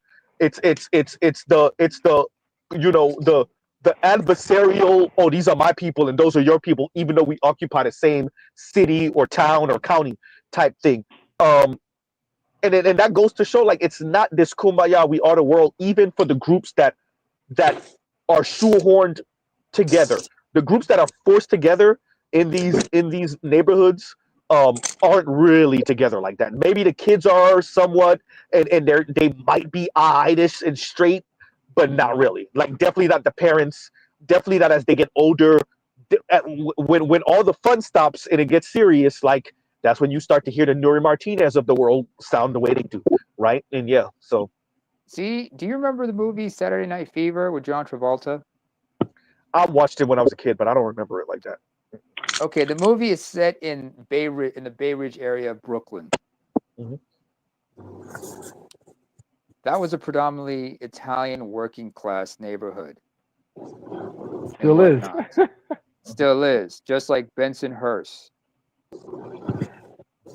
If a black person was in those areas, they get weird looks at them. And I remember in the movie, they had there were some racial slurs used in that movie. I remember, like, they would call Latinos, you know what, and I heard them drop the N-bomb a couple times. But it's in the late 70s, and they were segregated as hell, because those guys would not. They stayed in their areas. People stayed in their own areas. Let me say this, Neymar. Socrates, what did you just say when Neymar said what he said earlier about Bensonhurst and whatnot in the Italian population? You said it still is. I said still is. Mm-hmm. And nothing changed. Still is. and the reason why I brought that up in this is to say, like, so these areas are still segregated, and they're remaining that way. It's this fake facade, thinly veiled progress that really didn't occur in America racially, right? And I think that's one of the biggest misjudging of America is that over the past, give or take, 4 or 5 centuries, excuse me, not centuries, 4 or 5 decades, there's been this like racial progress that really didn't happen that way. It really didn't happen the way people purport, right? Hell, some of And those even the little bit of like symbolic progress that's happened, you see this kind of backlash to it throughout time, right? Including with Donald Trump's election. I'm not saying it's all about race, but a lot of that is about angst about mouthy ass black people, right? I mean, mouthy ass black people and definitely mouthy ass black women and like black men that don't know their place, right? So like that, yeah, go ahead. I mean, going back to what we said about the segregation and whatnot, you understand some of these neighborhoods, these are where all the immigrants ended up relocating. Yep. To be around their own kinds, going back all the way to like the 18th century, the 19th century and whatnot, you know? Some of those neighborhoods that are predominantly Irish, their forebears, first of their forebears first came like during the potato famine, and they settled in these areas. These are some of the areas where historically, you know, the Irish had their enclaves, you know, especially if you saw a movie like Gangs in New York or whatnot, you know? Yeah, I mean, it even for the white folks. So this is one of the other biggest lies too. A lot of these quote unquote ethnically whites, they didn't really get integrated the way people think. No, they didn't. And so even though Italians and Irish are now quote unquote considered white, they didn't really, especially with the Italians, they didn't really get integrated. I'm glad you brought up Bensonhurst earlier. They didn't really get integrated the way people think, right? I remember being in Bensonhurst once. Real quick, for all the car guys, I literally just watched a purple Lamborghini Revelto pass by. Yes, brand spanking new Lamborghini. Have you seen one in person? I have. Welcome to South Florida, y'all. Shout out to Rick Ross. Watching a Bentley GTC, a Bentley GT convertible pass by right now. Welcome to South Florida, everyone. I'm just saying. Welcome to South Florida. Go ahead, y'all. Go ahead. But think about it this way, first of all. Since I brought this up, and let me interconnect it with something else. Like Italians, they were because remember they're Mediterranean and whatnot. They were looked at a funny way because remember the first immigrant into the U.S. were mostly what? From Eastern and not from Eastern Europe, but from like Central and Western Europe. Either they came from the UK, like especially with the Puritans and whatnot, or they came from German-speaking areas. Because remember, people forget most white Americans who were not of English descent, most of them came from Germany. Their ancestors were German speakers, being German, Austrian, Liechtenstein, Switzerland, whatnot, right? And Dutch, especially if you're in parts of Pennsylvania. The Irish, they were like, you know, the main reason they were, you know, despised is because, like, first of all, the British despised them because, you know, they're Celtic and they were also Catholic. That's the one thing people forget about, the big divide between Protestants and Catholic. Same thing with the Italians because they're predominantly Catholic. People from Spain and Portugal, they weren't messing with going to the U.S. until later. A lot of them just were heading to other parts of the Americas where they had colonies. You know? Come on, Lambo. Like, I'm behind the Revelto right now. That thing look different. No, that thing wide as a motherfucker. Like, wide body. Welcome. No, it's stupid wide. It's stupid wide. Yo. Barely could fit in the lane. Come to think of it, just before I mention my point, when you brought up the car thing, do you remember that joke that Cat Williams said to guys who own a Chrysler 3000? 300 Chrysler 300. Yes, I know exactly. It looked like a Bentley until the Bentley pull up. I know. No. It looked like a Phantom until a Phantom pulled up. Yeah, the Phantom. Yeah, he did say Phantom. Rolls Royce. Yeah, the Phantom. Yeah. Rolls Royce. And you're like, I didn't even want to be on this lane. Shit, I didn't want to be in the street here. Bullshit. Which is crazy because I really did see. No, I'm sorry, not really did see. I really did get to drive a Phantom for a couple days. In my early 20s, and yeah, it's an experience, and the women do, bro. When you have these like vagina magnets, we know what the real word is. Don't say it, but when you really have these like symbols, this symbol of success, when you because you can theorize about them, right? And people let you know, rappers let you know, but when you actually like have them, women really do treat you different. This is why these men, like, they live and die by these things. They, once they have them, they never want to let them go. This is why they move and they speak the way they do. It's not just the women, because like it was clearly rented. It was clearly rented, and yet they still were treating us different, right? Just because you're driving it, just because you have access to it, just because you're jumping out the passenger seat of it. But definitely if you were driving the car. And yeah, man, it's a different, it's a completely different experience with how people writ large treat you, people in general, but women specifically treat you, right? That reminds me. Right. Yeah. I know we shouldn't bring old Baby Oil himself, but I remember there was a skit they had for one of his songs. Player Haters Anonymous. Yeah. It's Hello, crazy because while I was speaking about the driving the Phantom, my apology, name it, but this is going to what you're saying. When I was speaking about driving the Phantom, low key, I actually thought about Mr. D. But take that. Yeah, Take no, that, take that, yeah, that. right, exactly. I would that's because I think a lot of why you do the things you do is because you already kind of have it in you, but then now you have some access and some money and not enough discipline to know, yeah, maybe I don't want to do that. Maybe I don't want to be that guy. Maybe I don't want to engage in this type of behavior. Especially, and I think you really lose that when you're sitting on this type of money for a couple decades. Especially, right? So you yeah, go lose ahead. touch of a lot of things. I mean, you lose perspective on these things because you get so comfortable. I mean, that's why I recommended you check out the movie The Joneses with David Duchovny and what's her No, I name? haven't seen it yet. I haven't seen it yet. Yeah, you You did got to see recommend that. because My apologies. it was covert marketing. It's about covert marketing and shit, you know. And you saw the whole thing about keeping, because the movie, the title is based on the old expression, keeping up with the Joneses. And some people, you know, when they see cars like this get active full whatnot, you know, I just think of a song by G Unit called Stunt 101.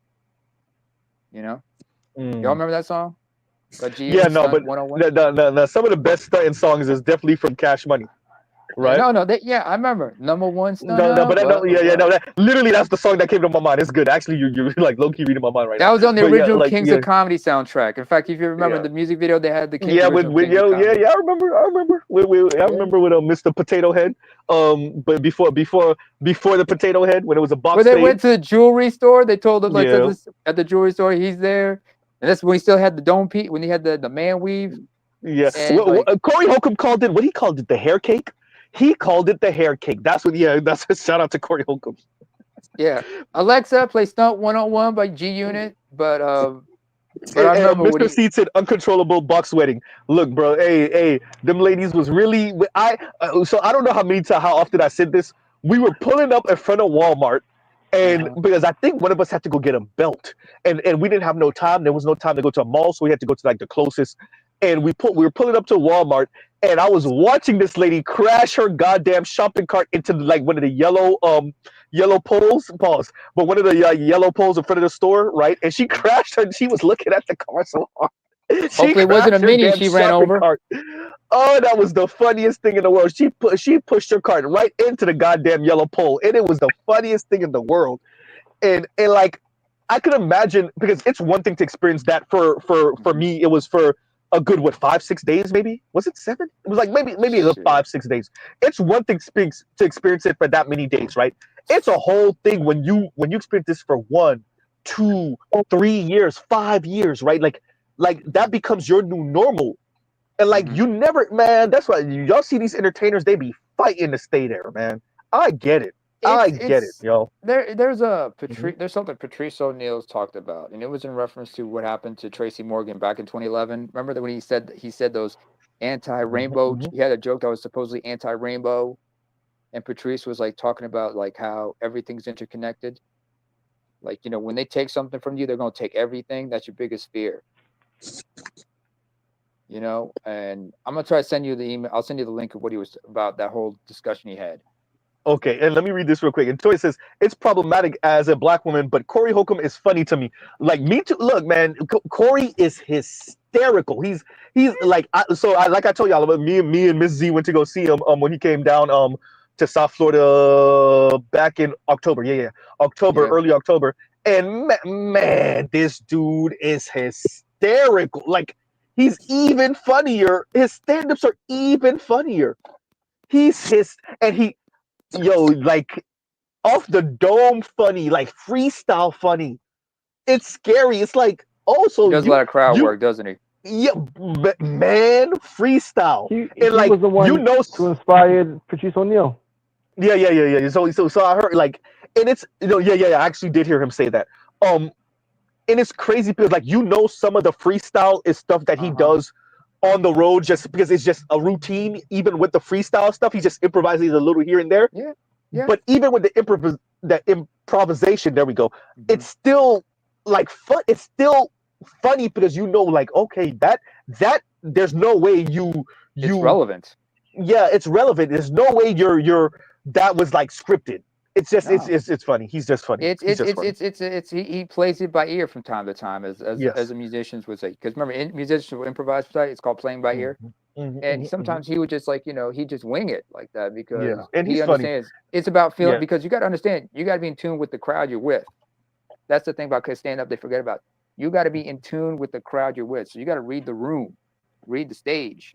Anyway, I'll give you a story, Z, since we're talking about cars. Real quick, name because I really wanted to finish off with the Corey thing. The thing with because what Toya was saying about the problematic, there are things Corey said. I'm like, bro, like he be funny. I'm about to use this term, but ODing on the LGBTQ stuff sometimes. I think he has like a very narrow idea of like manhood. Oh man, this is the lefty in me coming out. Jesus Christ. But like yeah, it's like weird. It's like anything that's not outside of this very narrow like performance he calls LGBTQ or he implies or suggests. I'm like, I don't know. And they're like and like facts and stuff. Look, this is one of my things with the people that made it their own way. The people that made it their own way take for granted that most of us will never be able to do that. It's not that we lack the talent sometimes, it's just that the structure doesn't allow for it. So you're one of the people that broke through the concrete, or you're one of the people that like found your way through the jungle, but like most of us gotta follow the trail or you're gonna get eaten alive. And I look at like Corey sometimes, and I think he takes for granted what he's been able to achieve. Right, like he'll say things that are humbling, like I'm just a Negro from the hood of Chicago, or whatever. Like, well, I think he says Robert Taylor Holmes or whatever, where he's from originally. Excuse me, and so he'll say stuff like that.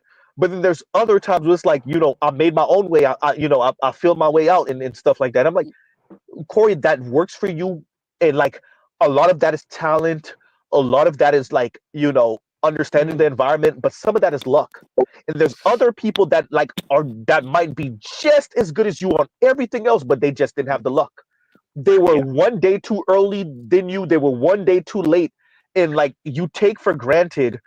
I think sometimes that's just not gonna work. And the way structures work is that won't work for most of us. I mean, right? I just think you take that for granted. But go ahead, name it, and then we'll get better you. Yeah, I mean, there's like, I mean, just to piggyback what you just said. I mean, I can give you an example. It was what was it? Oh, Michael Jai White said this when he was on when he did an interview with the DJ Vlad. Like he talked about how like when they were talking about the Taraji P Henson talking about the math ain't math and whatnot. And I remember he talked about at one time he was dating Angela Bassett. Yes, he did. And he was discussing with Bassett, like, you need to do this, that, and third, this, that, and the third. And this is the early '90s. And she was like, why do I got to do all that? I mean, Jamie Lee Curtis doesn't have to do all that, and she gets this, that, and the third. I'm like, you don't understand how this business perceives you and how it works. Corey, he forgets that sometimes not everybody can do what he do. And like, I remember also Michael Jai White also mentioned that some of the people who are in this business, they have a 9-to-5 mentality. not understanding what you need to do to make it to the next level and whatnot, and that there are levels to this shit. There are levels. Yeah. There And are also, levels. and as a car, and here's a story I'm gonna give you about cars, since you mentioned cars and everything. Picture this: Asmara Eritrea, early 2000s. Back then, Neymar had cornrows and earrings. I remember it was my brothers told me saw this. What happened? It was like in our neighborhood, and it's a quieter area of town that we live on the east side. But somebody got a hold of a Mercedes-Benz compressor and was driving through it. And whenever they were driving, everything just stood still. People who were coughing, who were talking and whatnot, they were like saying nothing. They saw that car just drive by, and everybody was like went silent. And when it passed by, everybody was like, "What the hell is that?" Because the only time anybody could see a car like that would have been like in a music video or something like that. A nice looking car does do that. It does like, especially for men, it does make everybody like turn and like look and pause, and a nice sounding looking car, damn near does to men what women do to men. Damn, nearly you get almost the same reaction. Right? Almost the same reaction. But yeah, go ahead, Betty. Go ahead. I'm pretty sure a lot of guys would have gotten, but I'm pretty sure a lot of guys would have been like, would have wanted to be that person in that situation. I remember same thing with like everybody started rocking the chin strap beards. You remember the chin strap beards? Yeah, I never was into them. You never was? Oh man. There's another story I'm gonna tell you about that later. But going back to what I said about the whole Irish thing. Wait. Let's let Better you go, because Mr. Z gonna have to end out a little bit. But go ahead. Come on, like, share, subscribe, hit the super chat. Like, share, subscribe, hit the super chat. Go ahead, Better. So I was just going to add a little bit to what you were saying, like with the marketing time, and like if you go back and look, a perfect analog to what you were saying is Nas and Jay-Z. Yeah. Yep. Nas, pretty much everything Jay did that was successful, Nas did it a few years before. Coming up, Nas had the idea of the firm. Rockwell, I can't remember the line what, but all that, even the record label and everything. Right? It really is. Sometimes you got to be right place, right time. It is not time, right place. Yep. Matter of time. You just Who was Oprah in 1960? Right. Who was Oprah in? Like that, if you think about it, look at Bill Gates, Steve Jobs, who's the dude Bill Gates that was like second in command for Bill Gates, like him, like a bunch of these people, like back to back are all like right now they're like what, early mid 60s. But they're all like within 4 to 5 years of each other in age, and I'm using them as an example to say like it's the window. It's that particular window of time that like you just have to be at the right place at the right time, age-wise. You look at Mark Zuckerberg, what's his name from MySpace, a number of these people like that started these different social media ventures are all like late 30s, early 40s ish right now, maybe mid 40s at the oldest, because it's a certain window. It's a certain window, right? Because how old is how old is Jack Dorsey? Is he like early mid 40s? Yes. See, exactly. That's what I'm saying. Like all of these people, it's that window of the weird, borderline on the spectrum ass tech guy, and like that's starting a social media organization, and they're all like within the same age ish of each other, right? It's like these windows. That doesn't mean like other people might lack the talent or the know-how or the stick-to-it-witness. It's that you got to the door a little too early or you got to the door a little too late. And you still might become successful. You're there too early or too late to really reap, that success in the way that these particular people were, right? So that's that doesn't mean you still don't try and whatnot, but it does mean you just at the door at the right time, and you have the talent and you have the stick-to-it-witness and all that other stuff. So yeah, but yeah. Those type of successes are the aberrations. They're actually not the norm. Out of the 10 million millionaires that exist in America, probably 95% of them do not make their money by these means that necessarily have to do with. That's true. Yeah, so most successful people do boring, unspectacular things, and that's the funny thing about it, because the visible depiction of wealth and the reality of it is two different things. If you're looking at the celebrities or the .com billionaires, those are all aberrations.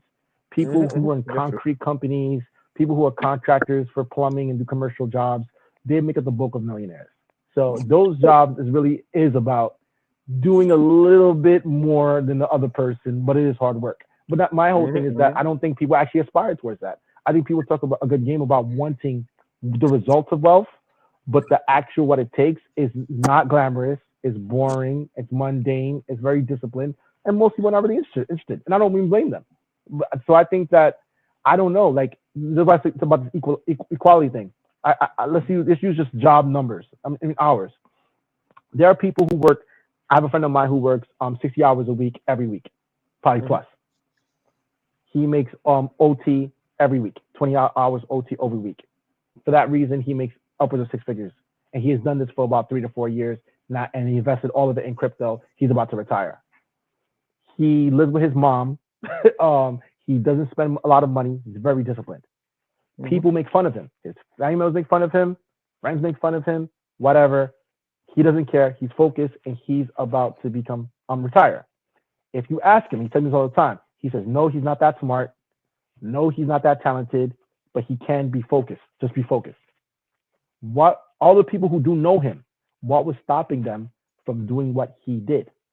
Right? It's like they're not interested like that. And I think that's fine. And not everyone wants to do the same thing in life. And that's why I think it's weird. Have you considered that it may not be that they're not, it may not be the interest, the lack of interest. It may be the different perspective on how to get that to that money. So I think that I have this thought, real quick. I have this idea that stability is boring, but I'm okay with that, right? Stability is boring and is mundane. And this is a conversation I had with my lady when we first really got serious. It's like, I just straight up said, "Are you okay with the mundane and the boring but this is the thing. I'm okay with that, and I actually prefer it than to the up and down." So what's been advertised to us, we got to be honest, as a generation or two, is hustle culture and entrepreneurial culture. Not because the people on top actually believe in it. For us, I'm talking about for working class and lower middle class, it's low-key a way of like saying, well, you're not here because you don't have the chops to start your own business and fail, and start your own business and fail. Really what it is we don't really want to pay you anything. But if you're going to work first, we're going to pay you peanuts. And then when you complain to us about that fact that we're paying you peanuts, we're going to tell you to start your own thing. And the reason why you're actually on the bottom is because you didn't start your own thing. Right? When you say pay peanuts, when you say pay peanuts, what do you mean pay peanuts? Like, I mean that wages have been stagnant in America relative to inflation since 1972. Yes, but why would wages increase? Like, what would drive the wages increase? Just that people would just decide to pay people more? As production, now production is now on the decline, but it was on the incline as computers came in, post-industrialism. Yeah, so that you increase as your production and your output increase. Yeah, you increase your now revenue. It's on the decrease for the past few years. If production increases, you increase your revenues, correct? Yeah. So why would an increase in revenue? Yeah. Why would an increase in revenue necessitate an increase in wages rising? Because those employees are the ones that's helping to bring about that revenue. Yes, but you're paying the employees, right? So there's something called a labor market. So in the labor market, you tell an employee, "I'll pay you X dollars." Employee says, "Yes, I accept," or "No, I don't accept." Employee can say, "No, I don't want X dollars. I want Y dollars." Who's responsible for determining which dollars employee gets? If you say, because if a company makes millions and millions of dollars, let's say they paid employees $100,000 on average, and they make an extra $10 billion. They don't necessarily increase their wages just because they made that kind of money. They might give a bonus, but they don't necessarily increase wages. And if you want to experience the gains of the company's profits, you become an owner of the company, which is you buy stock. So now my question is, if the employees want to act as owners, they can negotiate with their company to get their income in stock. I don't think they would want that, because if you get your money in stock, that means that your income will be subject to the fluctuations of the market. So what do you want to do?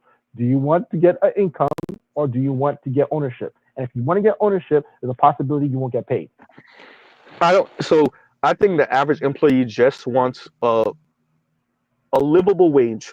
So if a livable wage in let's say a livable wage in BFE Nowheresville somewhere in Central Florida is $55,000 a year, maybe that person wants 57, 62, right?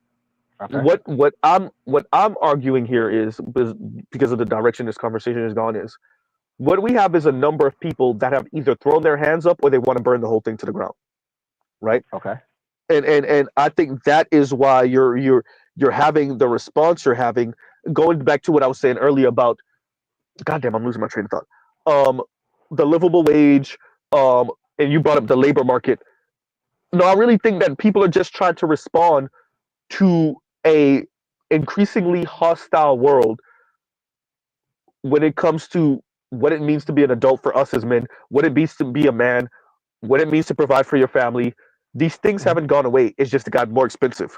And so you're dealing with men that have either become extremely apathetic and indifferent to everything, or that are low-key threatening to burn this whole thing to the ground.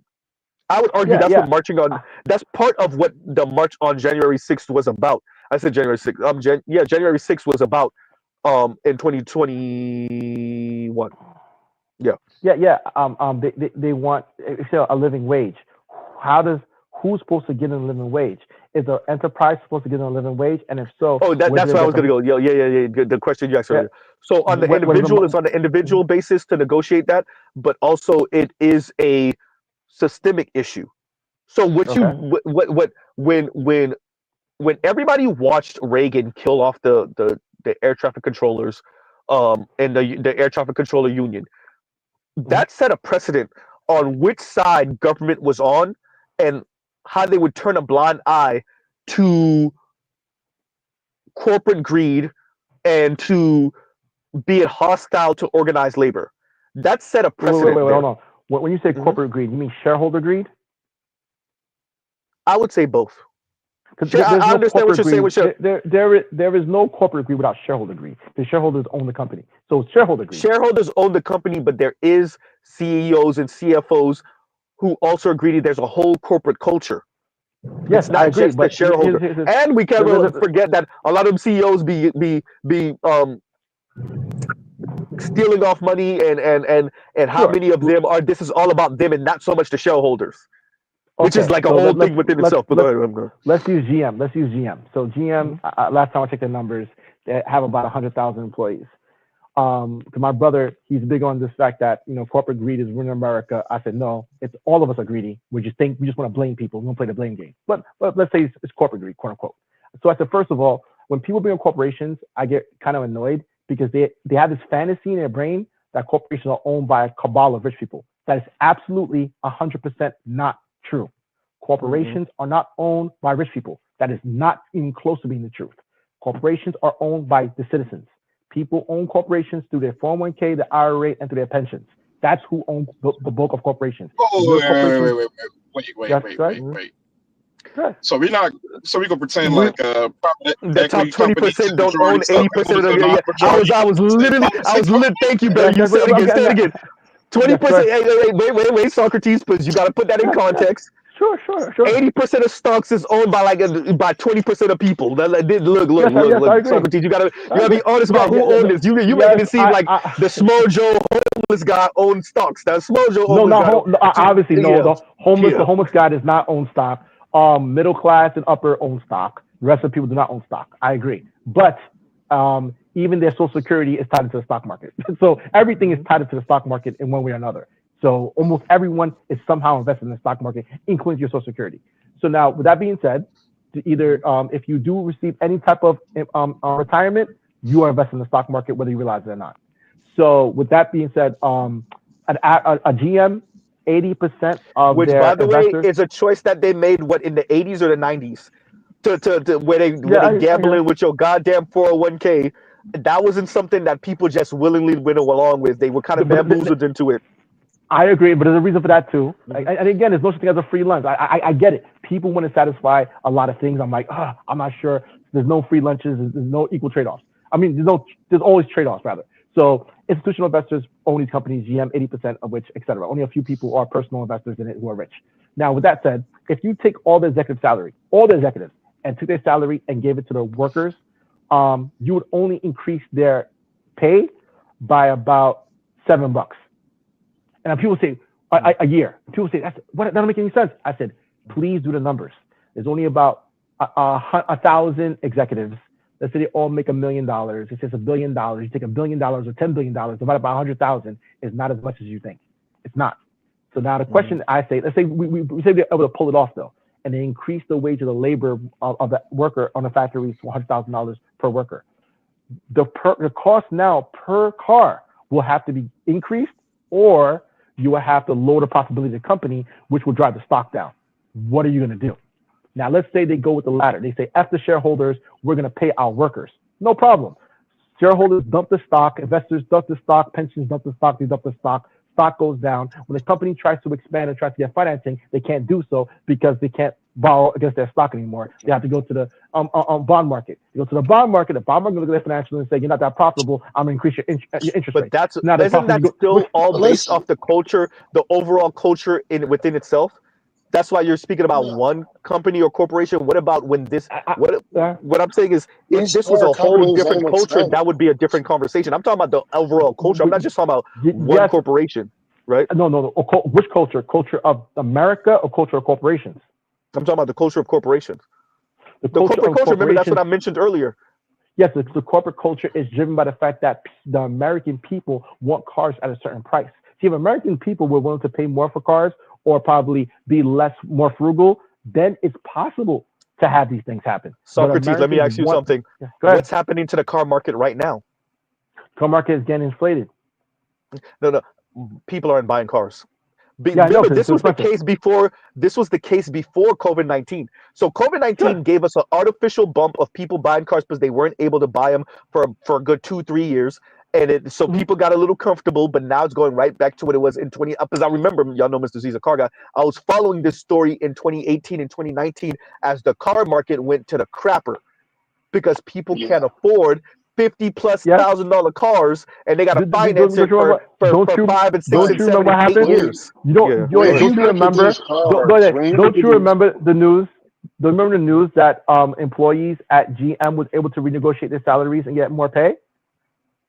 So my whole thing is yes, that happened, right? People remember that? I remember vividly had a conversation with my brother about that. So I'm saying that's going to drive the cost of cars. Now you're going to have. What year was this in? By the way, this is not what drives the cost of cars, bro. It's not. It's no. But you're right, Leo. But let me me and Mr. Z is going to pick you on this part, bro.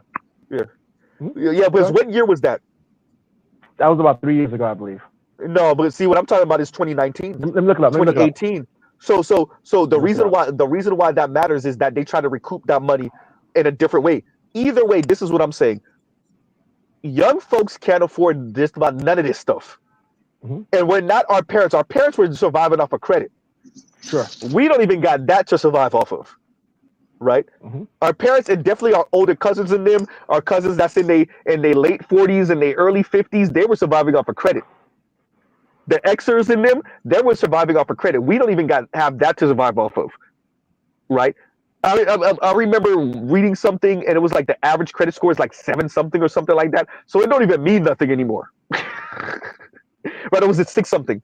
No, it was like I think a third of folks is like in the 7s, and I think like the average credit score is like 650. I might be saying that wrong. I might be off a little bit on those numbers, but either way, go ahead, yo. When it comes to the cars, you're talking about all the safety features that add on the side monitoring. You're talking about the airbags. You're talking about the extra beams in the side. You're talking about all the electronics. Instead of like pressure built stuff, it's electronic. It's not manual. You're talking about 14 catalytic converters under the car to blow exhaust back into the engine. You're talking about how they shape the engine to make this work, to make the services so fucking expensive. and the engineering and the every 2-year change Purposely the element complicated. of it. This is what makes the cars expensive. Like you can buy, they don't even have base model roll up windows. And let's be clear, Ford said, yeah, we could build cheap cars, but The we cheapest didn't car in want America, the cheapest car in America, fully loaded, is 20 grand. It's the Mitsubishi Mirage. Yes, and you have to really think. They say we can build cheaper cars, but we don't make no money, so we're not going to build the Ford Focus no more. And it's like the Ford Focus drives 200,000+ miles if you just do the fucking oil change and tune up. But they don't want to build them because they're not making big profits, and their employees were getting paid. So they're looking at their profits, and they're still turning a profit, but they're not making what they want to make, so they stop building it. Then you add That's in, a like I fact. said, these engines, these catalytic converters, having MP3 in the car, having navigation, having where it tracks your car, all this shit attached to your cars outside the airbags and the door beams are not fucking important. Like, cool, it's 100 degrees in Texas. Have AC and give me some roll up windows, and I'll buy that fucking car. For me, I just want it to be V6. I do not want this 2. I don't want this 2.0 turbo. You get all these ladies. I don't want that shit. Wait. But that's all safety stuff, and that's all emission stuff. So the 2.0 Yeah. turbo is the reason why is because the V6 is not fuel efficient enough. That's why there's pretty much no V8s anymore. This is why, shout out to all you Dodge guys. This is why y'all not getting y'all goddamn V8 Hemis no more. This is why there's no more 6.4, 6.2 liter supercharged, whatever the hell. This is why they're going to V6 twin turbo, because of fuel economy. So the reason why But you don't Mrs. Z, they're not telling the truth when it comes to long term, that it costs more for that turbo than it that's actually true. costs for the V8, and still to produce those turbos costs more energy just to and the run it. heat, Just having a V8. wait. It's a But fucking the fuel, bullshit. so it's the fuel economy of it all, right? So let me say it this way. So for those of you that don't get it, so a lot of the stuff that Leon was listing off is all safety stuff coming from the DHS, right? Department of Highway and Safety. So what they're mandating it is the blind spot monitoring, right? Which is sensors and computers and whatnot. So that's your blind spot monitoring. That's when somebody coming into your side and then you get the little light on your rearview mirror, right? They're also mandatory backup camera, right? They're also mandatory side curtain airbags. They're also mandatory, right? Pillars on the side, for side impact. They're also like, all of these things is what raises costs on the vehicle, right? Yes. So some of these things, obviously we want this for the cars, but it just balloons the price of the vehicle, the price of the vehicle like a mug. You're talking about your base model is from early 2000 is now the base model. Wait, the limited model from year 2000 is now the base model for cars. Now, so like, remember what I said earlier? The only car where every single version of the car is under 20 grand is the Mitsubishi Mirage. It's the only car in America where the fully loaded, absolutely everything clicked off is under 20 grand, just like the base model is. It's the only car in America. and this is why I say I side with Africa, and America just needs to sign a deal so they can make my struts and my all my shit in my car, so I can buy a $40,000 GMC truck. You know what I'm saying? Hey, if Like, it put this wasn't metal for away. if it wasn't for the U.S. and Tesla trying to make sure that BYD is in America, you could have got your little electric car. You could have got the equivalent of the Tesla Model 3 electric car for 30 grand. 30 fucking grand. That's in China they probably would have sold it to you for 28. Yeah, no. They had 7,000 on tax credits on them, so the dealer got back 7,000. So they were selling them for 23,000 in China. Yeah, this is what's really fucking going on. Great again. No, that's what I'm saying. Like, you can take a car, right? Before you put all this monitoring, all the crazy airbags, safety, the basic safety, airbags, side airbags, AC, basic radio. You're still at 20-some thousand dollar car, full size car. But when you start adding all these ideas of turbos, coolant versus air cooled, fucking ventilated, blah blah blah. When you start adding all this bullshit, you're looking at a $50,000 vehicle. So, Lon, let me make sure I say this. The reason why I said Lon, Leon, let me make sure I say this. So, and I wanted to say that. So, the V6, the thing with the turbo is the turbo will waste more fuel maybe when it's spooled. But when you're cruising about, especially with these newfangles, when you're cruising about and your RPM is ticking really under, let's say you're ticking under 2,000 RPM, you just cruising around, right?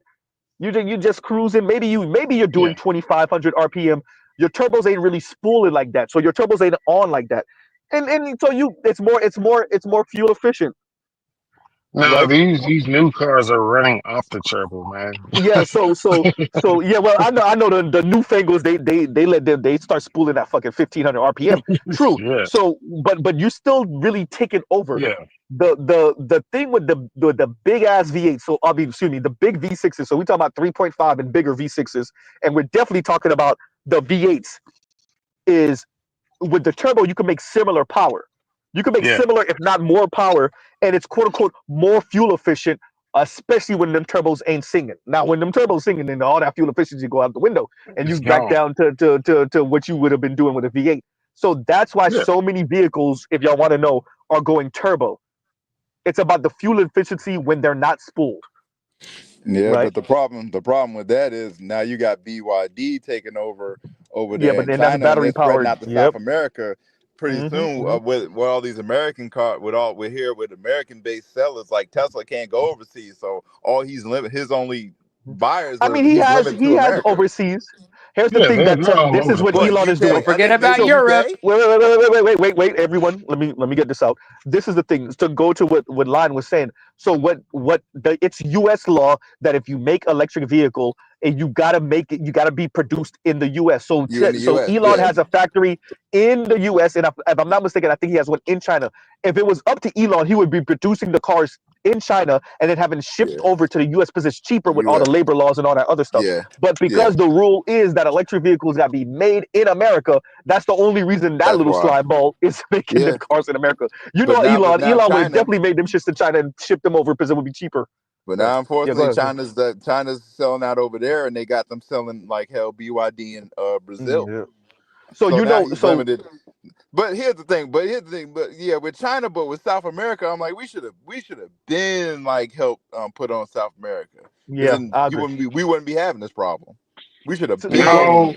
it let me should have say this been about BYD Africa. real quick, real quick. Let me say this about BYD. So with BYD, from my understanding, what their plan is, because of NAFTA, they think they're gonna find a loophole and build the factory in Mexico and then Yeah, have it shipped over on trucks and maybe through the Gulf of Mexico or through the Pacific into Cali. Um, yeah. they'll build them in Mexico and then ship them over and train and bus them over. Well, not bus, but trailer them over to the U.S.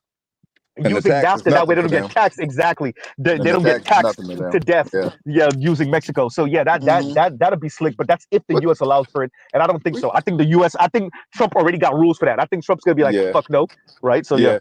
But what you doing? You doing this panel today, man? What's wrong? You working extra this Hey, weekend? no, it's not that. This was a reckless streams, but let's just say my task for today allowed for this to be this type of reckless streams. Let's just say that All my right, because task I was for looking. today. You had me refreshing my YouTube page. Like, nah, he's not still on. Wait Yeah, a no, minute. I was like, is he let's doing a just panel? let's just say that. Like, share, subscribe, hit the super chat. Let's just say that. But it's gonna For end out in sure. a little bit, y'all. It's gonna end out a little bit. But y'all go ahead. Y'all could do it. Turn them into, but yeah, turn them motherfuckers back into the manufacturer. Yeah, this airbag's Bro, defective. one of my boys called me. I'm talking about in real life. One of my boys called. He was like, "Z, bruh," like he was like, "That was a great stream." He was like, "That was a," and I missed some of y'all comments too, man. I regret not Yo, seeing some of y'all comments. I was like, "God damn, I could have freestyle off of that comment right there." Like no, you know, yeah, all Go day, ahead, like all these car problems. Like, nah, like the tires balled already. Just got the car tire balled. Damn navigation system. I'm telling you, All bro. this. I'm Yeah, telling you, right? this is crazy out here. But I'm like, this is Hey, not sustainable though. And this whole thing I talk about kids, like you too poor to have kids. I'm like, just because you have money to afford kids don't make you a good parent, right? Yeah, but you could paper over your mistakes with enough therapy and with this is where Army will say frimpong come in. That's what the funky academic be talking about all the time.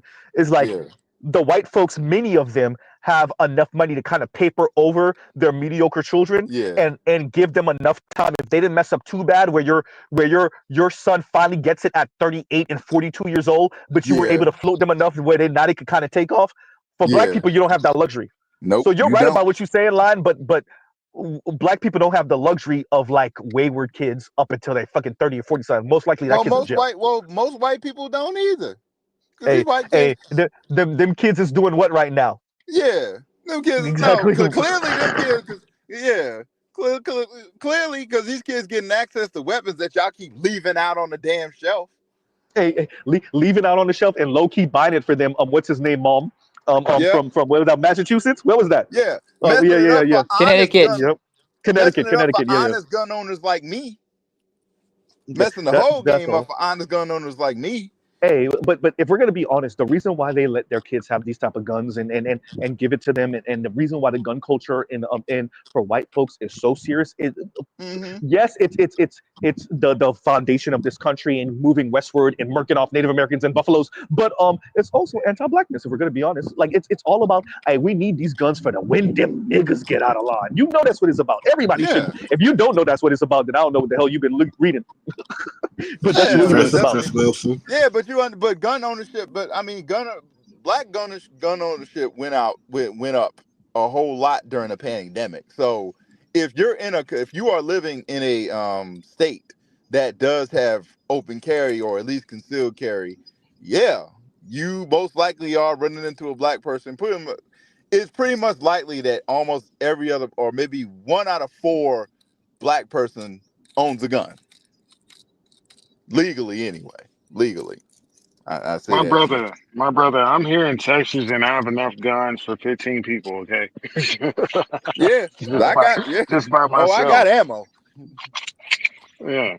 I just want to boil down the point before we get far away from it.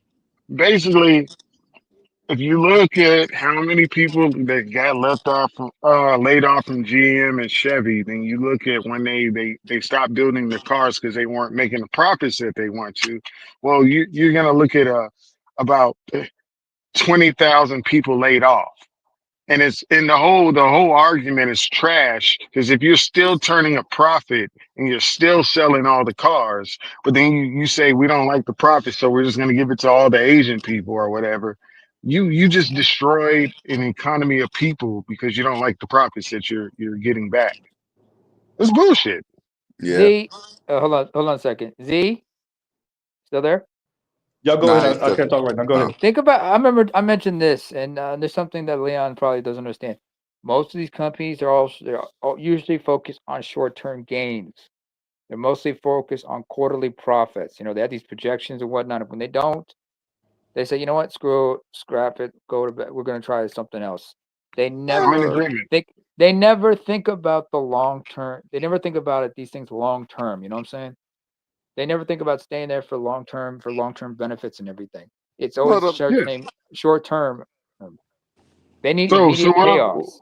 What I'm saying is, okay, so I'm in full agreement, right? But now you're trying to go back to building the cars when you're already building the cars, and all you had to do is change out the motor and make it into an electric motor. And now what you've done is done a whole 180 and try to get back in the field with a whole bunch of people that aren't trained. Great, good luck. Fucking idiots. Yep.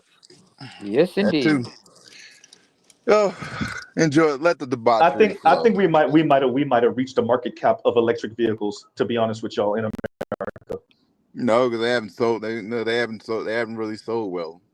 They haven't overall. There isn't the infrastructure to support them though. I'm saying literally what Better You and Line are saying right now. Yeah, you don't have the infrastructure to support it, but because the maintenance costs. Like, I remember before I even got the new car I got right now, and I was driving around my 2010 Dodge Charger, I saw quite a few Teslas on the side of the road.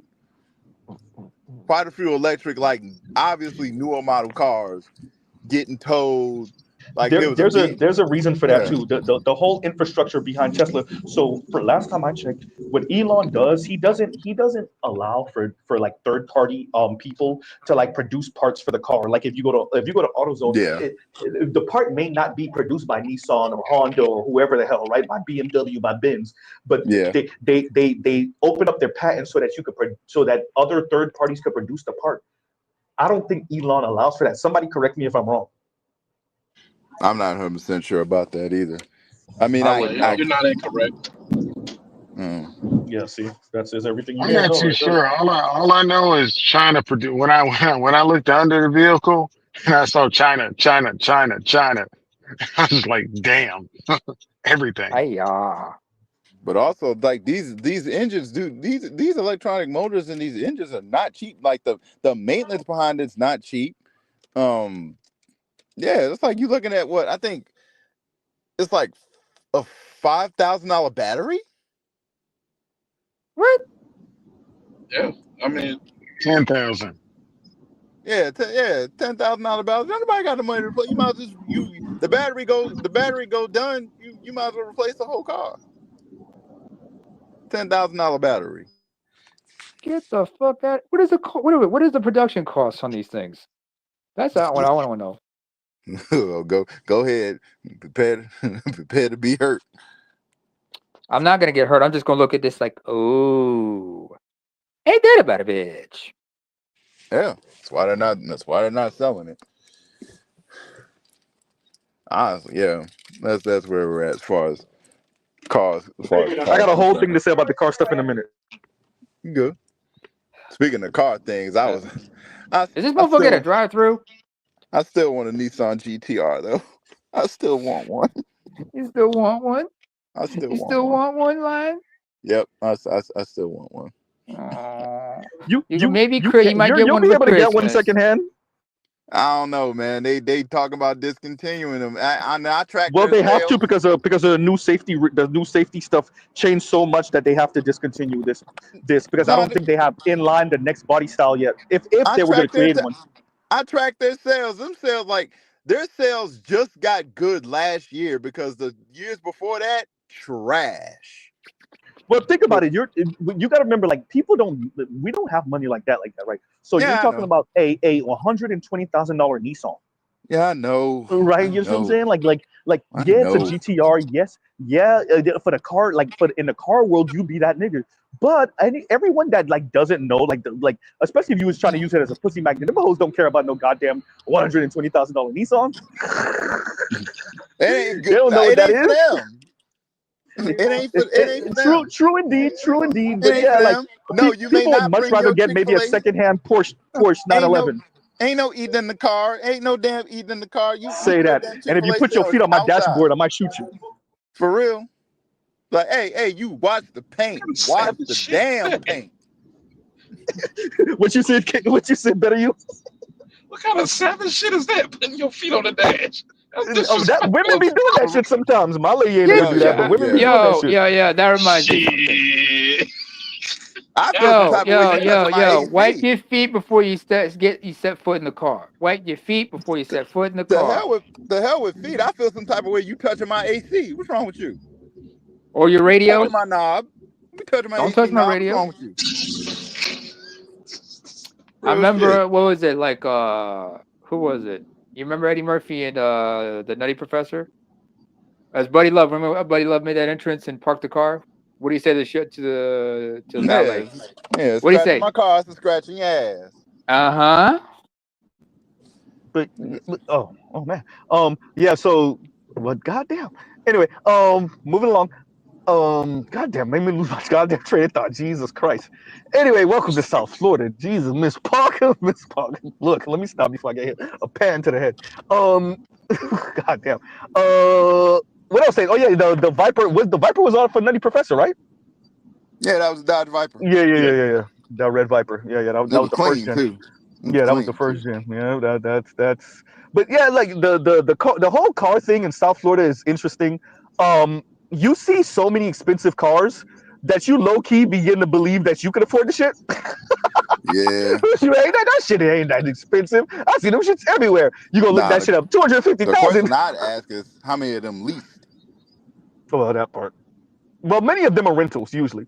It'd be rentals, Yeah. but let me read this while I can. KMS says, and thank you for the super chat. Like, share, subscribe, hit the super chat. And KMS says, another comment to the vehicle stream. The vehicle ends up on the other side of town, back window busted, homo sleeping in the back seat. Some vehicles end up getting joy-ridden by teenagers. Ooh, you said it out loud? Oh, you said it out loud. Look, KMS, you ain't supposed to be saying what Auntie Shirley is out here doing with a 17-year-old. Anyway, you ain't supposed to say that part out loud. Auntie Shirley, a whole 53. What is this 53-year-old Out here, 2 doing with the a.m. underage kids? I'm just saying. Why is she sneaking out of sneaking out of the 17-year-old's room? We ain't even gonna talk about what she's doing with the 22-year-olds. Her horny ass. KMS actually said it. Mm-hmm. What do you say? I brought it up before. Shout out to Vic. Vic told us the story before. We already know it. But look, man, hey, one of the most open kept secrets in the hood is how many of the. Hey, that's why I be laughing at these women talking all that crap. Hey, ladies, y'all really don't want them to start investigating what's going on in these black communities around the country. Oh yeah, There's don't let a men start whole being lot of honest. aunties are gonna be getting. A whole lot of aunties gonna have the fucking gonna be behind the clink. Stop playing. For real. Okay, that one Real of the most shit. open kept secrets in the hood. I'm just saying. So Somebody I tell me have a I'm quick lying. question. I have a Go quick ahead. question. You know about these Mexican women that do interior cleaning By the for way, they'd be down hotels? with the BS too, but go ahead. Sure, but they tend to be married to some guy who does landscaping or construction. Yeah. All the time. My question, yeah. So if that guy's not making a lot of money and is not what the ideal of America says a man should be, why does she I don't still know why marry you're him? asking me because I already had the answer before you ever put. She couldn't get the white dude. Okay. Yep. Really? I was about to say that too. Yeah. So Hey, the Mexican. let me say this, Socrates. El I guarantee. Blanco. Hey, wait. I guarantee you. Send her a tall, put a marginally attractive, tall enough white dude around her. He gonna pipe. Game Well, over. He gonna pipe. Matter of fact, Somebody okay, tell me I'm okay. lying. not even a Chad, a Billy. Yeah, no, I agree with better you on this. A Billy a pipe. A Billy will get the vagina. And if Billy wanted to marry her, she'll leave that little Latino. I'll put money on it. For And real? all Billy got to For Man, do real? is know how to change the car. look. You There's no better stop accident. acting like you don't. Aren't Hey, you hey, from New York? don't forget Let about. me say. Wait. All them Dominicans that are around in New I York said and Dominican. Brooklyn and the Bronx. I said Mexican. I I specifically know you said said. I know Mexican. you said Mexican. I know you said a Mexican. But I'm saying I'm purposely bringing up New York because New York, that's where the Dominicans and the Puerto Ricans are. The New Yorkers. All that crap that those Latinas are popping, they ended up with the black dudes and the Latino dudes. Let a tall enough, good looking enough white dude pop up. It's a wrap. Well, I that's who don't they. know. See, I don't know about that because like New Shit. York City is Shit. so ethnically segregated that I don't know, You're man. saying what I I'm don't saying. know. Listen to what you just said. It's Like, Yeah. ethnically segregated. I'm yeah. saying if the square white dude end up around certain Latinas, they go in. They're going, bro. There's a reason It's why not they I don't go in know. the because bar. They're The in the reason bar why in Manhattan for a the reason. reason why I don't think so is because Mhm. it has to be a particular kind of Latina, right? Because one of the reasons why I believe that New York City is segregated the way it is not just financially; it's also cultural No, I agree sensitivity, with you. right? I've been to New York So if you multiple go to times. I know. so you go to certain neighborhoods, they have certain sensitivities, like they're okay with certain things, while other cultures might not be cool with that. So I believe that Let me also. ask you this because I'm Right. cutting you off for a reason. My apologies. Go ahead. Sure. Here's the thing. Mate guarding your Wait, side. thank you. It's main guarding. Wait. Look, I'm going somewhere with this. What was the point of white men having all of this if they can't just swoop in and do whatever the hell they want with whoever they want? All of that, everything you said, I agree with, and I know you're right. I'm not saying you're wrong. I'm saying what white man. Give you an example. Let me learn. Go What white ahead. masculinity has grown to mean on planet Earth is that white masculinity and the implied stability and access and success supersedes everything. There's a word for that. It's called perception. It's yes, I Thank hear you. you. I hear you, But what I've seen, I don't know, it might be specific to New York City. So in New York City, especially in Manhattan, the dynamic is kind of different. And this is why it's kind of different. If you're a black male and you want to sleep with tall, blonde, blue-eyed, upper-class women, you can have a field day in Manhattan, provided that you're at least 6'1", right? And it doesn't matter what your class is, no matter what your background is. If you get into these circles, you can run roughshod on these women. And a lot of my friends, we talk about this. One of my friends, his position is the reason why that's possible is because these women are secure, because they can't lose their whiteness. Therefore, they're willing to deal with black guys. And a lot of them are from other countries like Sweden, Switzerland, so they fetishize black guys. So you'll find, a lot of guys, especially in the scene, if you meet a black guy in the club scene in New York City, the high-end clubs, they exclusively date these white, blonde, blue-eyed, upper-class women. And they do get married. I've met 2 of them that end up with them in marriage. So it's like... Don't forget about the white girls from the Midwest. Oh, yeah. They all do it. I mean, I hear you. So I hear about this white man is a king of the captain of the planet universe. Yeah, but in certain cosmopolitan cities, a black man give a run for his money. You give him a run for his money, for real. I would agree with that. I would agree with that. What I'm gonna say is, when you look at how public voting goes in your town hall or whatever else, the majority of people that downvote and say no to low income housing, majority are women. So when I say they're mate guarding their environment, they educated their boys that think like that. So literally, if you put a low income housing that's going to bring women and potential children, the women do not want those children around their children. Yep. That's the first-hand thing. And the women do not want single ladies in proximity to their man. So for the example I gave, they built a low-income housing connected to my mom's neighborhood on the other side in front of a church. It has like 10 cameras. Anybody can log on there to see if their husband is going in that neighborhood. Like literally, if you go in the neighborhood, everybody's going to see your car, know who you are, and they're going to snitch on you. So women play a major part in how mate guarding. Remember, I called it mate guarding, the outcomes of it. You think they don't until you read their literature, and they do. Then you look at their voting habits in City Hall. When it comes to where people are going to live, they play a major fucking part, bro. Well, to Mr. Z's credit, I think he brings this up a lot. I think the problem with the Dominican and black women in New York City, why they're upset, is they don't have the accessibility to whiteness the same way black guys or a Latino guy in New York City access. These white girls in New York City are giving it up. I mean, wow. Wait. Let me make sure that we say this. White men are having sex with Latinas and black women. They definitely smashing black women. Definitely are. Now here's where black women run into the wall. They're not marrying black women. They're not marrying them. They're having let me make sure I say this. I'm not saying you disagree with me, Socrates. I'm just saying this on the record for the zillionth time. White men are having sex with their black female coworkers. White men are having sex with their black female employees. White men are having sex with whoever's under them, pun intended, men and women. Right? White men are piping everything that's moving. They're not marrying them. It's not. And I wanted to make sure that I land with this. Different argument. Wait, real quick. Let me land with this. It's not about the individual white man.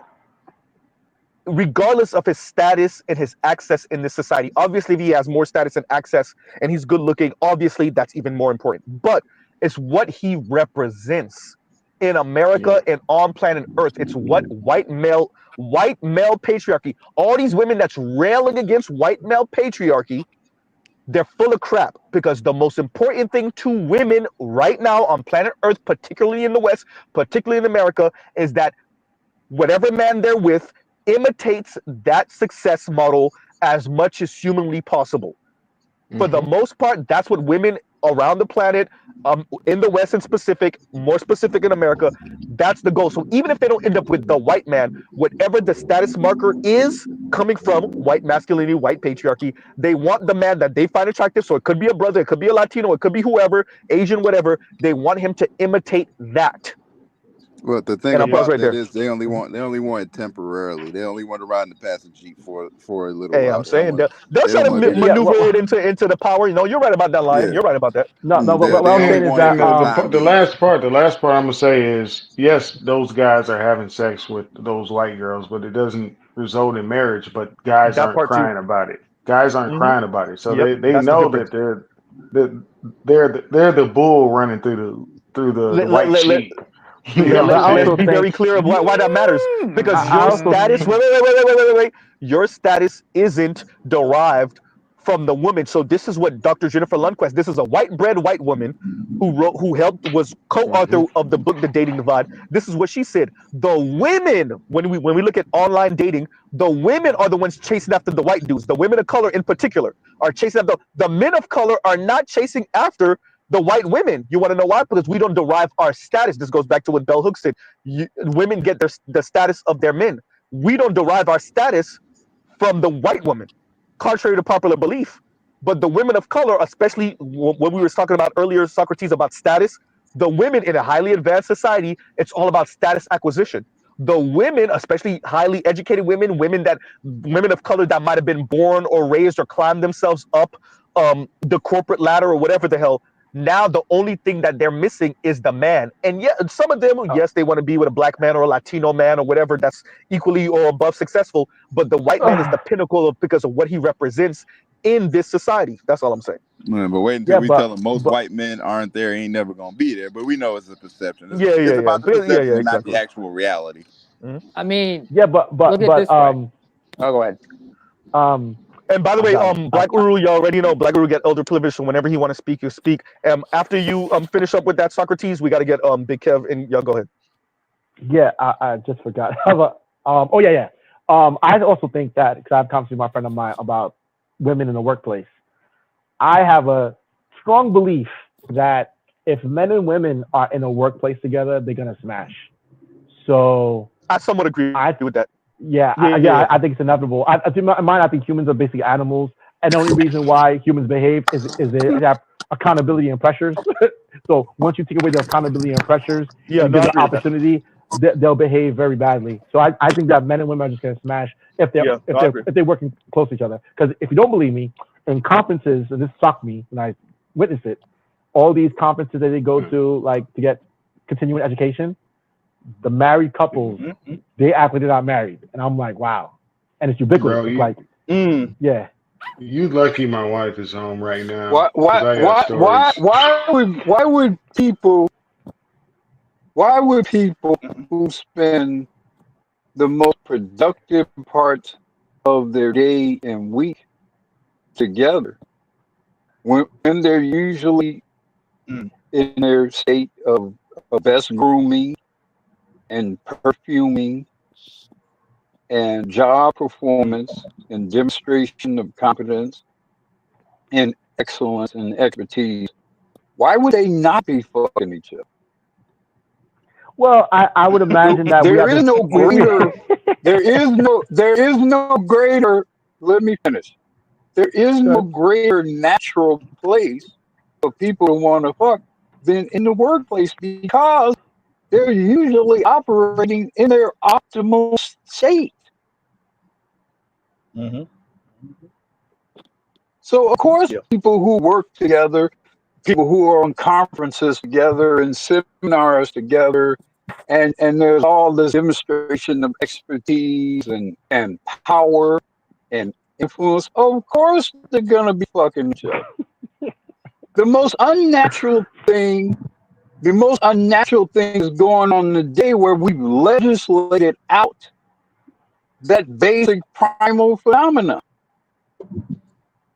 And we've done it really largely on the basis of what works for some particular female at some particular point in time. And we know that's true because we know that women are still screwing and even marrying their male coworkers, and very often their senior male coworkers. That has not stopped. So when it works for the woman to bust wide open in a conference room for the right kind of guy, she don't do it. She is doing it. She's doing it right while we're talking. She's doing it. So it's Somewhere in really only the America. men, the lesser, right, as we're talking in this very moment. In room closets, in conference rooms, in corner offices. In fact, that's a part of the fun of it. Part of the fun of it is giving is for these chicks to give the partner, the senior partner, a blowjob in the corner office, maybe even while he's got a meeting in about 10 minutes. That's a part of Friday. the They about fun to of spend it. a weekend together. Shit, while you on the conference call. Exactly. Exactly. And some of them, and really scandalous ones, she's up under the old desk while somebody's coming in the office, but the desk is big enough and secure enough that she can still be down up under the desk while he's having that meeting. Hey, Black Uru, go next to that wall that you had that side chick on to get that really good connection real quick. You Borgin. No, but what he's saying is pretty true. But then again, that reminds me. Alexa, can you play Part-Time Lover by Stevie Wonder, followed by Love Incorporation by Roger Troutman? No, I mean, like what Black Guru is saying here is some of the uncomfortable truths. I don't know if I'm Borgin. Can you guys hear me? Oh, you're good. You're good. You're good. You're good. Now you're Morgan. Okay, now you fucked up. For almost. Oh God damn. To what Uru was saying though, like it very much is the case. Like working in the environments I worked in, like that was normal. I've had women throw themselves at me when just a little position in a title. So I know guys that personally have gotten down in the conference room in offices with some chicks who just wasn't even looking to come up on anything. They was just looking to, I mean, for lack of a better term, for the love of the game. It was just looking to throw it at somebody. Well, I mean, especially if you're in any sort of super. What? No, go ahead, Black Guru, if y'all can hear me. Oh no, I was just going to say, especially if you're in any sort of supervisory managerial position, any sort of position of influence, there's always going to be, if you got 10 women, the minimum of 3 of those women are going to be somewhat turned on by that. That's how females are. That's a natural hypergamous thing for women. So of course people are screwing in the workplace. It's unnatural for them to not be screwing in the workplace. The women got on high heels, right? They got on perfume. Their hair. The women are looking as good as they're probably going to look most times during the day when they're in the workplace, particularly if they're in a corporate environment. So of course they're going to be screwed. Then guys be questioning why their wives come back or their girlfriends come back with their hair messed up. It's an inside thing. It's an inside thing. Hey, but it happens on the government on DOD side too. Yeah, I think that we have to have honest conversation about. Can you guys hear me? I don't know if I'm in a dead zone. Hopefully, you guys. Okay, we have to have a more honest conversation. Okay. We have to have a more honest conversation about how complex. It's really simple. How complex a lot of this is when it comes to men and women, hypergamy. Because I think what's happened, and shout out to Green Gorilla, it is true, and Dr. T. Hassan Johnson, elitist a-hole white women have pretty much structured the conversation where we can't have an honest conversation about what turns on most women and some of like the sexual thing that's going on with women, right? And being in these work environments, how many of them bust down for men and they want to? And we're not even talking about what they're being forced to get into, right? We're talking about what they're engaging in willingly, of their own volition, enthusiastically. Now, whether she claims something else afterward when she don't get what she wanted to get or what she thought she was going to get or what she felt was implied or suggested, that's a different conversation. We already know they're full of crap. But I think what's been allowed to happen is the sensibilities of upper middle class white feminists is what's kind of skewing this conversation about hypergamy and hierarchy and how women are turned on by men in positions of power, how it's an aphrodisiac to be a man in position of power, right? And let me read this real quick. And Vic says, damn, y'all still at it. Pause. I don't know if they Yeah, deny no, it. we're going to end that in a minute, in a minute, because, you know, I'm not going to be able to do reckless stream this second half. But yeah, I go ahead. don't think I think that element that you're talking about, Z, I don't think there'd be too many women that would deny that. I think they wouldn't deny that. They wouldn't deny that aspect what you're talking about. I don't think so. I don't think they I deny don't it. know. I mean, think they you can't. think about I the mean, sensible women. Yeah, I'm not talking about the sensible women. no. well, Even the no, non-sensible. I think most women, know the truth, whether or not they will concede the truth That's what I'm when it saying. does not suit their interests. That's the thing. Yeah.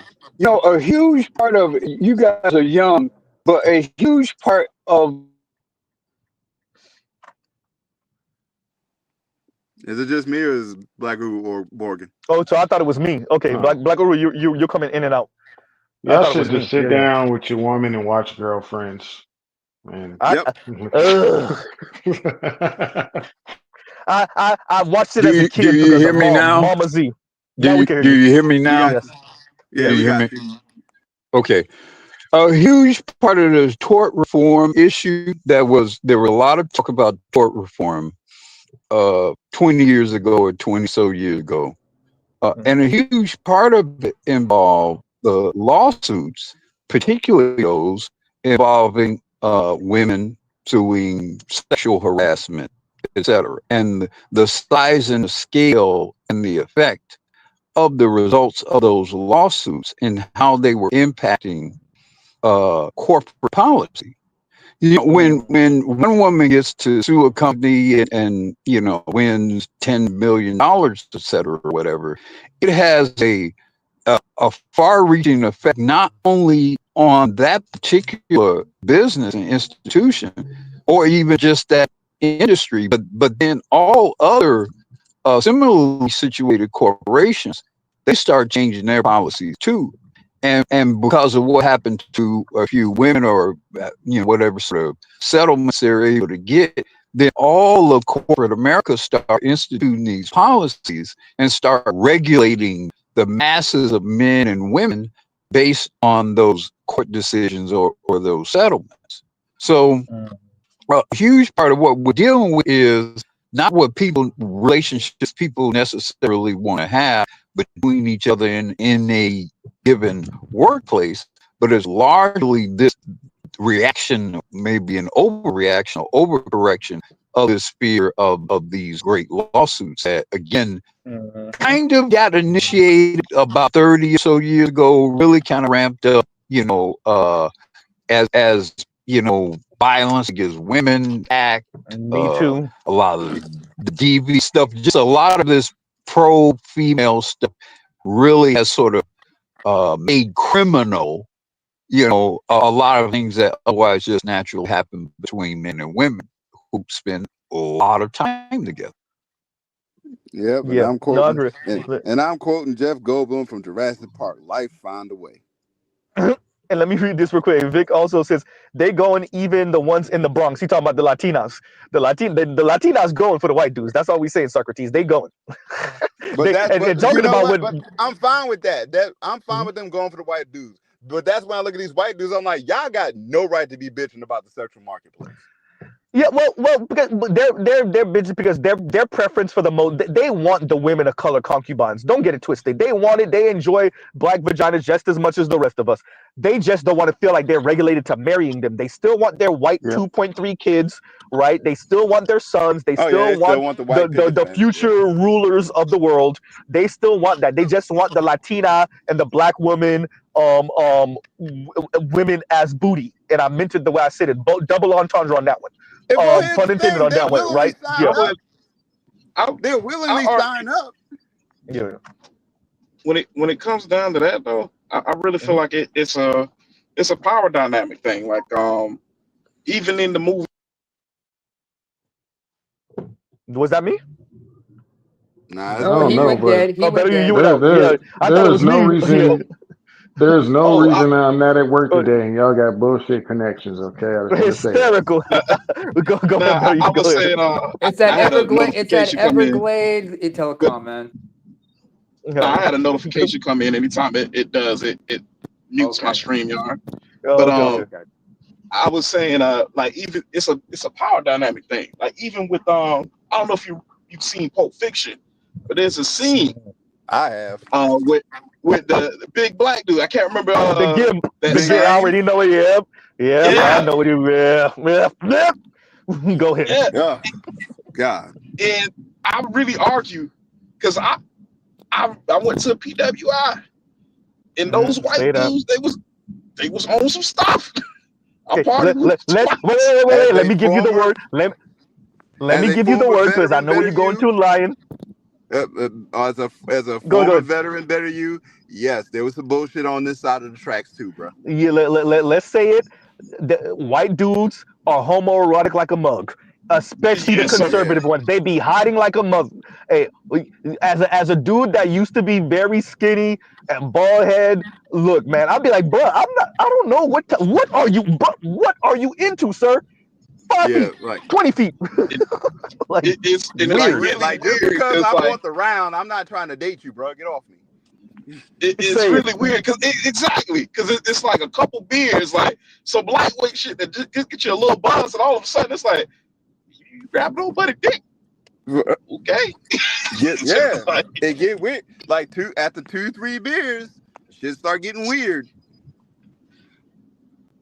Shit start getting That's why real I be weird saying, after 2-3 beers. low key. I do think that it's weird because who is it? Trell that be saying it. I'll be like, Key should be chasing after Brad, and Trell will be like, and Brad chasing after Jamal. Yeah, Ill Brad man. chasing after. Oh yeah. It really is. Them Shouts out niggas to is Trail weird. Becky. Even guys on both of my jobs, white guys are weird. Like they had a conversation because I work for transportation too, and so they're talking about trends because I wasn't there. I was shifting in. They're like, "Yo, guess what I just saw?" I was like, "What?" They said the balls were hanging like grandpas, and the motherfucker had a skirt on. And one of the white guys said, "Literally, I hit it, and it is what it is." And I'm sitting there looking at them like they're all cool with it. They will bust down right about anything. And I'm looking at them like, "Yo, so you know what it is, and you're still open to it?" And they're Anybody all want to like, say that "Yeah." Oscar Wilde quote that I say all the time? What Please quote? quote it. The sex is about power one. Yeah, Oh yeah, it's everything's about power except for sex. I mean, yeah. They everything's look at about sex themselves. except for power. They look at No. themselves as Sex if is they if everything they but sex. if they have sex with anything, they're not gay because it's a power dynamic type of situation. Exactly. Everything in life is about power. Everything in life is about sex except for sex. Sex is about Except for power. sex. Sex is about power. Yeah. Yeah. Yeah, Well, listen. That power ain't gonna work over here, bro. Get the fuck off. Get the fuck off. No, get your hand off me. facts. That shit ain't gonna work on me. Get the fuck off me, dog. I I am a boy, remember. Damien. I am a boy. You were just gonna What try are to you take doing? it, I'm wasn't a you? pimp. Nah, but yeah, Pimp like we down, don't. pimp down. That doesn't Pimp, get. pimp in distress. That doesn't get spoken to either. That borderline eroticism that these white boys be having after 2 beers. We don't. That doesn't get talked about. yeah, yeah. Oh I But didn't. man. I but the didn't been only but here's offered. the thing. But here's the cold part about it is the only ones with the balls to say anything is black men. Because we're the Yeah, ones because it getting don't hit on. mean Hey, shit because we don't hey, got hey, no hey, no, power. no, no, Yeah. no. That's one of the reasons, Leon. Leon. The other reason is because everybody else is down with it. Hey Oh yo, yeah, that's Z. true too. Hey yo, hey, you just motivated me to think about something. Right? Wait, You you breaking said up? You breaking up? And Big Kev, you can jump in everything whenever about you want. But Vince, go ahead, go ahead. You breaking up though? So go ahead. Oh shit, can't hear him. Go ahead, We Kev. can't hear. He's gone. Can you hear me? Big Can Kev, you hear come me? on in.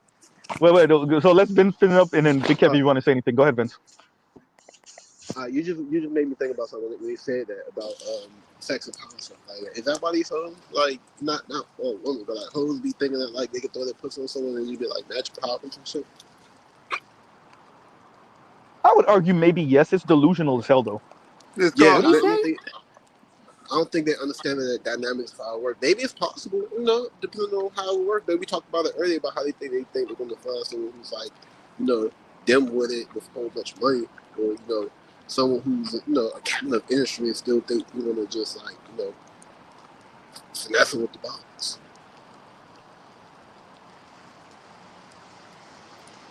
Yeah, there's some truth to that, but that goes back to the anatomy of female power.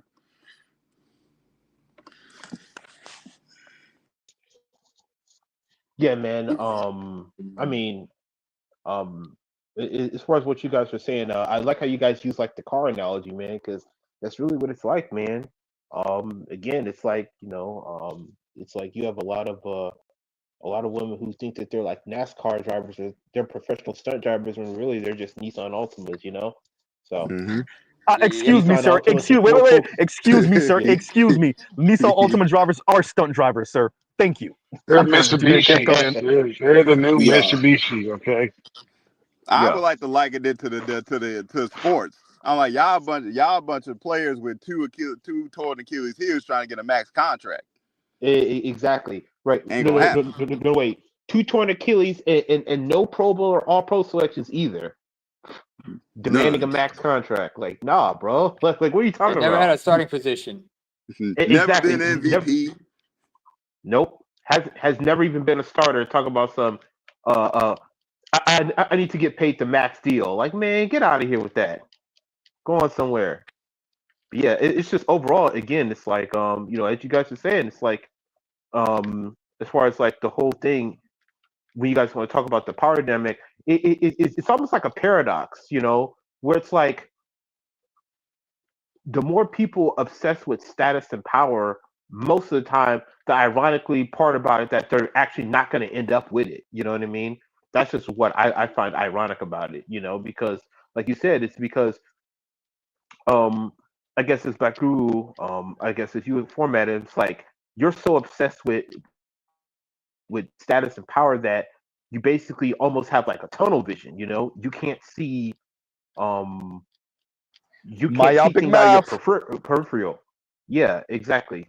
Myopic, and especially when people want to look at stuff like like with the Diddy situation and whatnot. It's like it's just hilarious because it's like so many people obsessed with power that they're never going to actually get in the first place.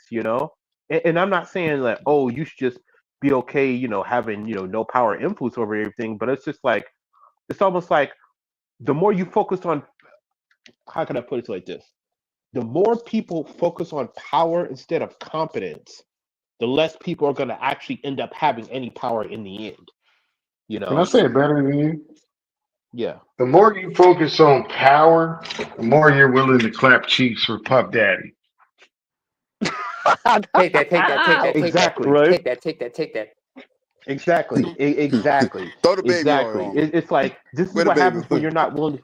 Yeah. This is what happens. This is the other side of your quote unquote you being quote unquote willing to do anything just to get on. That's the end result of that. Like you said, you end up becoming a freaking power bottom at a Diddy party, and then what's gonna happen is Yo, that you're gonna do all that shit, and then you're gonna still end up having your record still flop, in A, the end. So it's just a hilarious, thousand, a thousand But I'm bottles so of baby oil. I am so glad because I swear to God, when you said having your and you said I was like, this nigga better don't say rectum. This nigga better don't say he said record. I was like, all See right. the record, Yep. the record only Yeah. flopped because he Hey, didn't but carve why out you good messing enough. around? Yeah, your rectum will be fucked up too. But I'm just saying, go ahead, y'all. With But a Mr. G, 1,000 pounds of baby oil. the record only flopped because he didn't power bottom enough. You know what I'm saying? Yep. Yeah. With a Yeah. Yeah. thousand Yeah. That's why bottles they of call baby it oil. Stand by. Yeah, that's why they call it like when people try to say like selling your soul to the devil, they try to make it seem like it's like like this mystical entity. No, I agree with Big Kev on it's this. called Mhm. it's called a Faustian pact. It basically means that you're willing to Compromise compromise anything. Yep. a fundamental part of your integrity just to get some Mhm. short term or worldly material benefit. Facts. Only in the end for you basically to end up in a worse position than if you never made the deal in the first place. That's why it's called a Faustian pact. You know, it's not But so they much don't. about, you know, this mystical horned entity. It's more so it's the fact that, okay, you were willing to make this deal, but you end up in a worse place Yeah. making the deal than what you did if you never made the deal in the first place. You know, Faustian pact, that's Faustian why bargain. Yep. Well, they Yep. don't think. exactly. Well, the thing about it is they think that current they think their current position already is the worst position. So they like, Yeah. well, Yeah. fuck it. Yeah. What's Yeah. the worst that can happen? Exactly. Yep. Yeah. Yeah, but that's Yeah. the whole Damn. point of the story is that it's supposed to be self-defeating because hey, you know, you give up your integrity or some type of principles from some worldly or material benefit, but the Mhm. benefit that you get is actually less valuable than what you were already had in the first place, you know? So The trade off like a the mug. mm-hmm. That Yeah. That's a crap trade So off, that's when people. people say, yeah. So when people say stuff like, you know, don't sell your soul to the devil, they're not talking about, you know, mystical energy. They're talking Literal. about like, hey, Yeah. don't be conned into taking a bad deal in life, thinking that that it's something better on the other side. Basically, Yes. is what they Yeah, mean. well, You that's what know, I said. But don't allow people yourself to. rationalize that saying, well, right now I'm already getting a bad deal, so fuck it. Mm-hmm. Mm-hmm. No, that's true. I mean, everybody's so. I mean, think about it this way: everybody's so caught up and stressed out by their current situation that they'll do whatever it is to take to get to the next level. And they will. Exactly. It's something they want. I mean, y'all remember the Dolomite movie that Eddie Murphy did on Netflix? What Yep. was the common thing? What was the one thing that Rudy Ray Moore would say? I'd do anything to make it. Anything? Right. Exactly. Anything. You said you do anything, Anything? right? Anything? Hell. I'll even do you one better, Big Kev. Dave Chappelle, when he did Inside the Actor Studio, he talked about the story when he was 19. And it was the most important thing his father told him. He said, always name your price in the beginning. And when things are more expensive than the price you name, get out. Exactly. And by the way, to anybody who doesn't know what I'm talking about, no, I'm not talking about 50 million. I'm talking about the price you're willing to pay or what you're willing to sacrifice to get to where you want to be. This is why Bone Thugs and Harmony had a song called "There's Always Something You Can't Give Up to Get Everything You Want." That was from the BDNH Resurrection album, by the way. Let me read this. And Joe says, fire ass saying though. You said name your price up front. Yep. Yeah. That's the whole in point the of it. beginning. Yeah. Exactly right. Name your price in the beginning because that way, if it does get out of hand, you can always walk away. You know. Let me read this. And Joe says, and thank you for the super chat once again, Vic. Thank you for the super chat. And Joe says, what Z just explained is trickle down supremacy. We're talking about from the different people of color and the different Ooh, I like that. Yeah, trickle down supremacy. I'm in this space until I get BGS and or SWP or Dr. T.S.on Johnson, hell, or Dr. O'Neill to say the word feminarchy. I want them to say it. I think that's possible. That's definitely possible.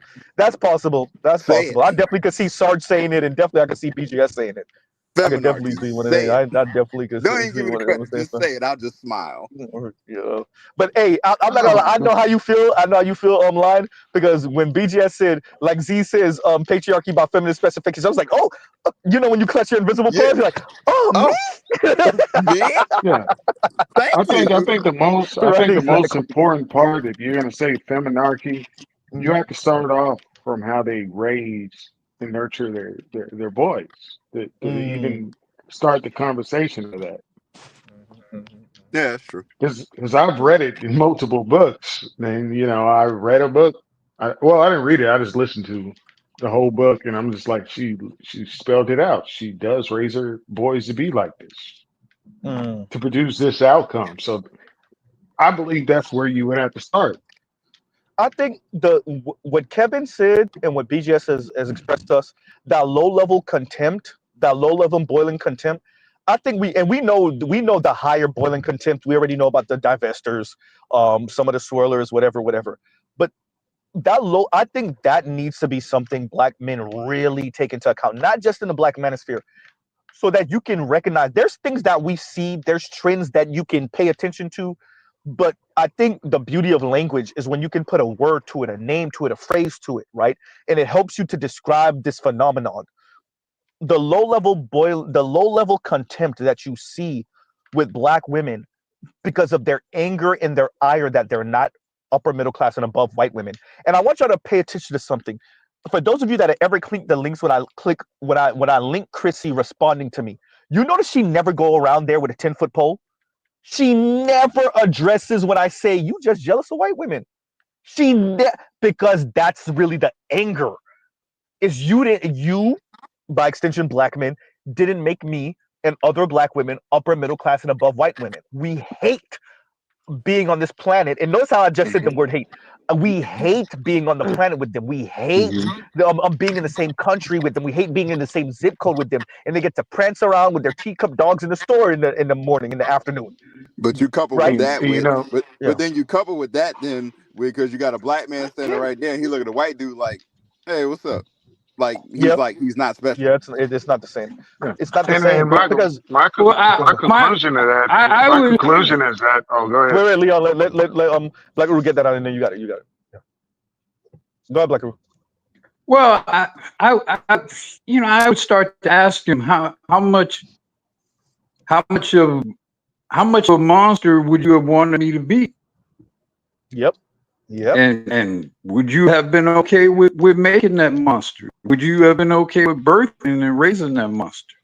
So Damn, real quick, Leon, let me get this out. And then you got it, Leon. So I asked that to a Latina on Radical Latinos channel a couple years ago. I was on Radical Latinos channel, and a Latina was getting on Latinos and black men, but she was Afro Latina. And you know this as a matter of fact, she has a channel actually. I forgot her name, but yeah. And I said exactly what you just said, Black Uru. And so what they're doing now is they do the whole no, we're here now. So you wouldn't have to recolonize the world. You wouldn't have to go about oppression in the same way. No, you wouldn't have to go about. No. I would say going forward, because in order for me to do that now, I have to be straight up killers now. I mean, we have to be for black men to do it now. The level of merciless behavior that black men would have to be willing to engage in would be of a scale that, it would be like science fiction. It would be something that we cannot even really envision what will be required in order to, for example, take over the United States military, take over the nuclear arsenal. Like just really imagine what you're actually proposing here. It's not something you can work out in a presidential election. It's not something you're going to work out in ACT scores. No, lots of people would have to die. Billions of people would have to die. Most of us would have to die. So here's the catch and here's the rub. That again is this. Again, it's like that's fine. You can bitch and whine about niggas not being quote unquote, trying to take over the world or whatnot. But you better shut the fuck up about crying about being oppressed, because here's the rub. Let me add the two words that I was gonna say. Go. Then raise your son as patriarchs. Exactly what Black Guru said was what I was saying. Either just deal with it, nigga, or raise your son as patriarchs. And it's gonna take 3 generations of you not having anything, so your future girls will. So let me say this. So first of all, they don't really appreciate that. So what I didn't say what Black Uru said. I was like, who are we supposed to kill? Who are we supposed to slaughter? Who are we supposed to and I went all across the board, like who are we supposed to steal the income of? Who are we supposed to shortchange? And like and the way she responded to me, if I could find it, I'll post it in my community tab. But if Radical Latino channel is still there, I'm pretty sure I could find it still. But yeah, her response to me was, once again, like I said, we're not in that world anymore, so you won't have to do that. As essentially, black men wouldn't have to do that. And it just speaks to like this weird understanding. And to be very clear with you, Black Uru, the feeling she gave me, the feeling that Chrissy gives me, the feeling, they don't care. They just want the position. If they can turn a blind eye to we snap fingers and black men team up, black men in America team up with black men in Africa, and we do some worldwide coup. and somehow in 10 years we come up on top. They don't care about the fallout. They just The want the ends status. will They want always to look justify the down on means. other women. Exactly. The ends always justify the means. They just want to look down on other women. Now, do I think all women, black women, are like this? No. Do I think most? Probably, if you told them what the toll was, maybe not. But I would argue at least a sizable minority. Oh yeah, they with it. They with it. But my issue with that is they don't want to die for it either, which why they're Absolutely Exactly. not. They Say never that shit. envision. but that Wait, These makes wait, them wait, niggas, wait. that makes these niggas don't want to die for it. backseat revolutionaries. Yeah. You're a Let's be Exactly. very clear. In none of their imagination is the idea that a single hair gets touched on a black woman's head. And That's none of this bullshit. Ain't gonna be is a no single. coup. Yeah, yeah. Ain't gonna be no coup, no takeover without you It spilling some blood too. Ain't gonna happen. you know what I think the best term to define this is? It's get rich or die trying. It's a very nihilistic view of this, and they don't really think they're supposed to die to get rich trying. It's Yeah, you as a black there's a man, term right? for it. But I yeah. got the term for it. A backseat revolutionary. Oh yeah, Yep. yeah, yeah. No, exactly, exactly. But not even for any. See, the thing with the revolutionary, oftentimes, at least the way it's framed, is that this revolutionary believes in this, and it's something greater than just some material gain, right? And they might be willing to die for it, right? These women, and I agree with But you with the backseat revolutionary. let me ask you Go this ahead. question. Let me ask you this question. When this effort it gets underway, when this inaugurated, don't the first women who gonna get killed are all the feminists, all Yep. independent women, Oh all yeah. the Yep. women that I can't trust because I know that they're gonna be the first ones. Maybe a few of the choice ones get impregnated. Right. Let's just play out the scenario. Right. I'm gonna pick the most robust ones. I'm gonna pick the ones who probably are most likely to give me sons with big brains and big thighs. But I'm gonna probably kill off most of them. The ones that I know are going to betray me, right? Or are inclined to betray me. So basically all the bitches that's talking, they gotta go. Like right off the top. All the old bitches gotta go because they're useless anyway. Right. Like reproductively. So what I would do is I would start talking to them about what it would take. And all the most terrible stuff, the raping, all raping, we gonna be doing all that shit and worse. But and it's gonna be even worse because we got the, and it's gonna be even worse because we got the bigger dicks. So you know how that's gonna go down. So Black they're not thinking that far. All over the planet. Talking about, all they're thinking about is what I want, how I feel, and the fact that I absolutely detest. And that's why I'm gonna tell them. I'm gonna tell them what it's gonna take. Yeah. That's why I'm gonna tell them what it's gonna take.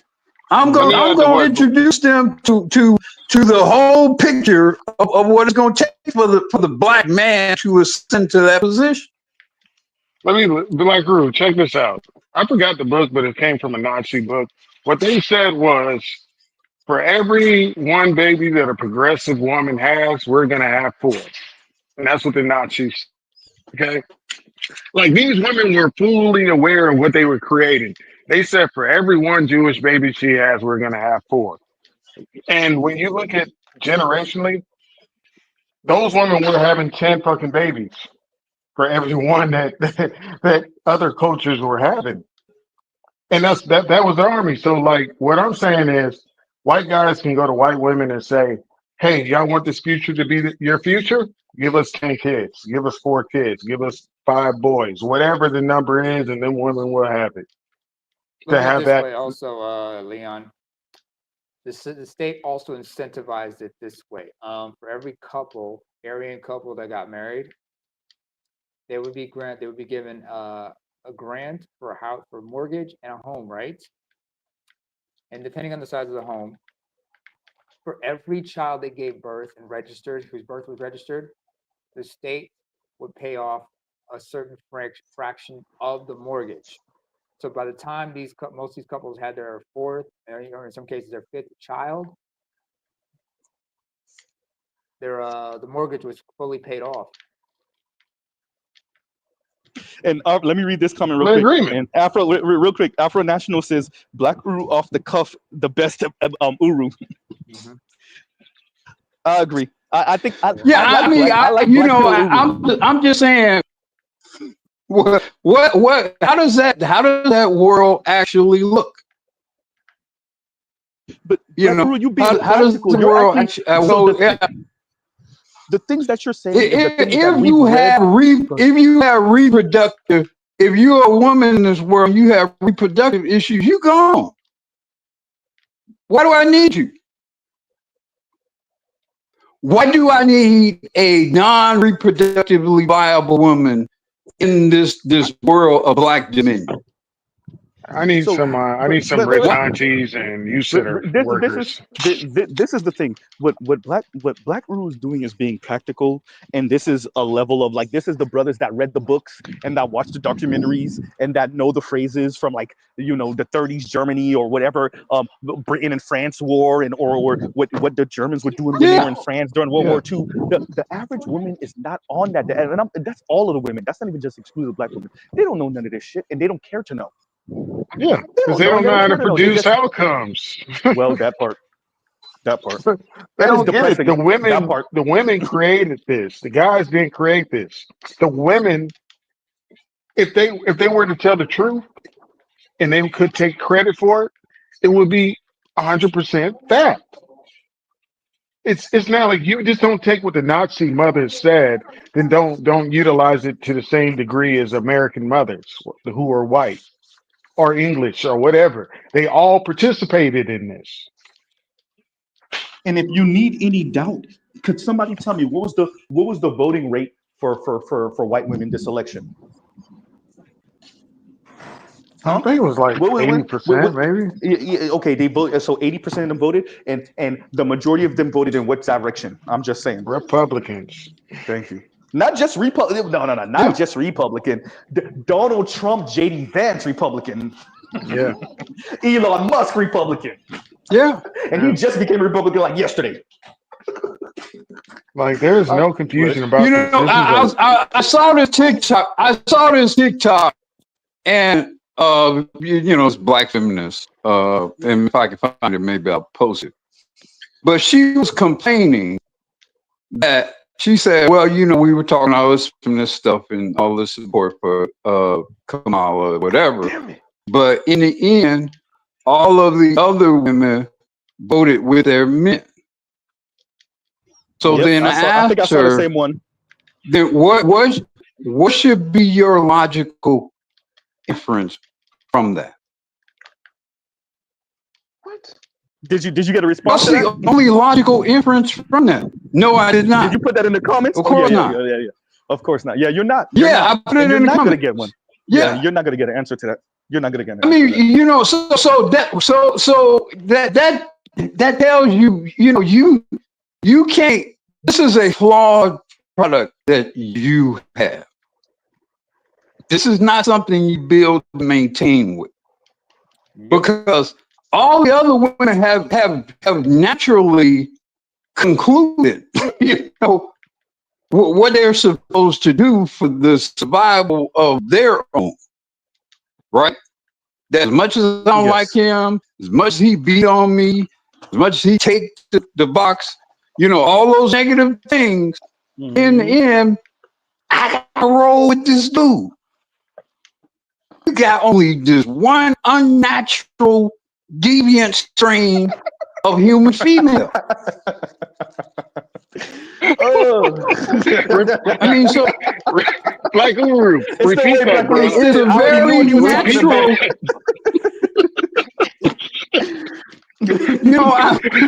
I know it sounds funny, but I mean, when you look at it, like Uru, please rewind 30 seconds and say that again. I'm gonna be quiet. Y'all be quiet. Go ahead. I said you got this one devious strain of human female. Of all the other groups of female, they align with their own as much as they probably despise their own men. in the end, push come to shove, you got this one deviant of strain of human female that goes against her own. I've said this before. Does a species where the mother hates the son, does that species deserve to survive? Where in the wild does that species survive? It doesn't. Where? Doesn't. It doesn't. It doesn't. How can it survive? So the unfortunately, the logical inferences for men who choose to survive and thrive, sadly, are fairly obvious.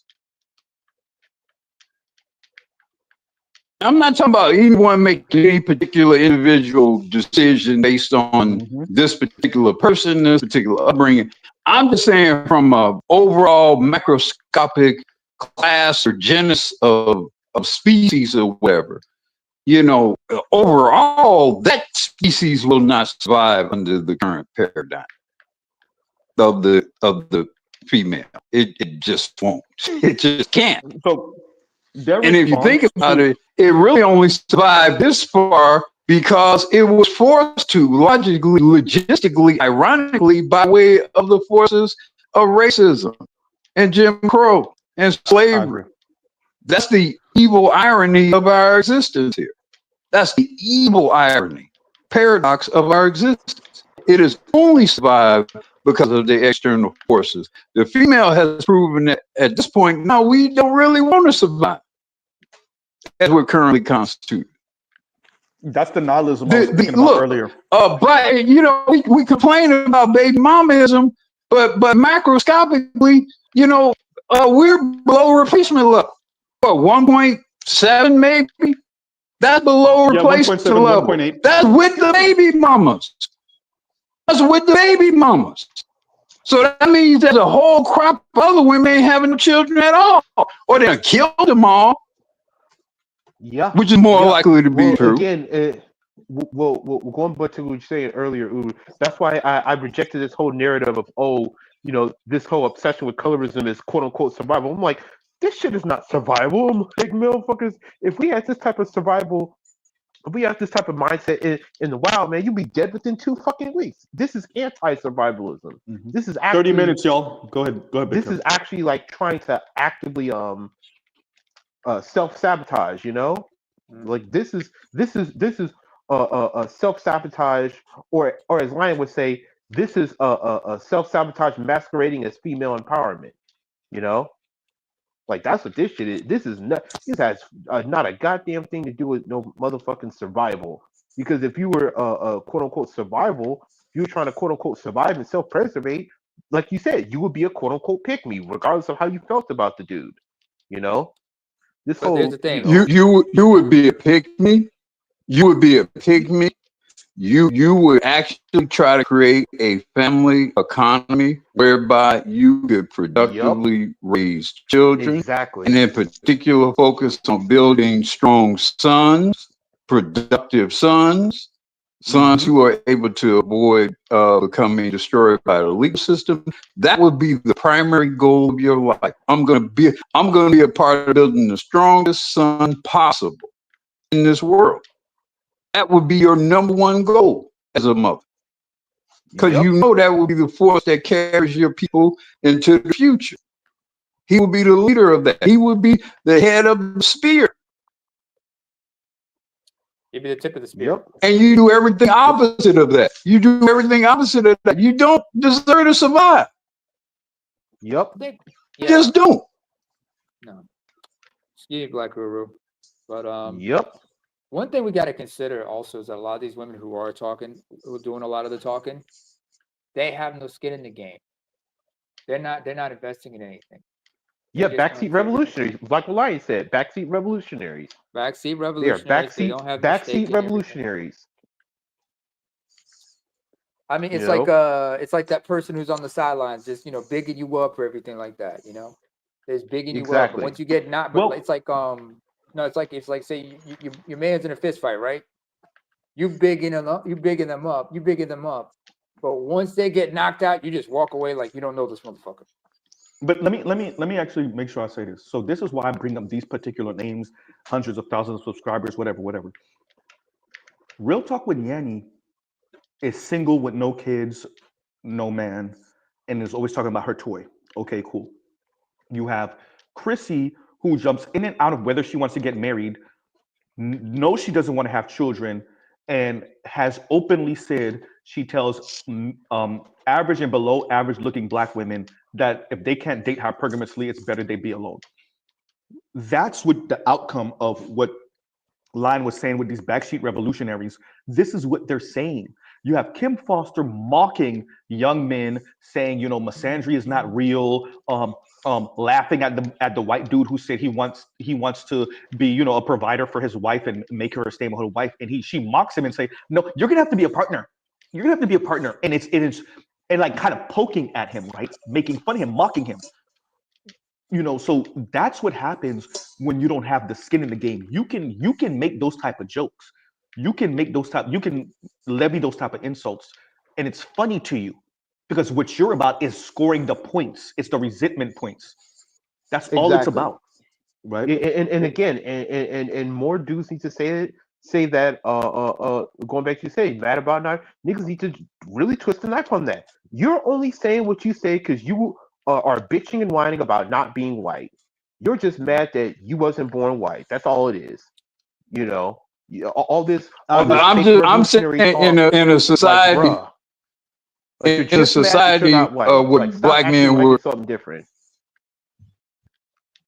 Go ahead, Black people. Go ahead. In a society where Black men were gonna like build and like really like, okay, we're gonna actually go for this shit. Mm-hmm. Y'all have to do something about the women. I'm not gonna say what you would have to do. Hey, I'm just saying. But I say there's a reason why they used to burn. There's a reason why they used to burn witches. Hey, you know, so hey, I never knew this. I just found this out. Somebody's gonna be really disappointed in me here. But homegirl that jumped off the Salem witch hunt was a Black indigenous woman from the Caribbean. Yeah. Mm-hmm. Her name is Tituba. So, Tituba. Yep. I just found that out like a week ago. Yep. I didn't know. And that says everything. I mean, that makes perfect sense. Thank you, Blackaroo. Thank you. It says everything.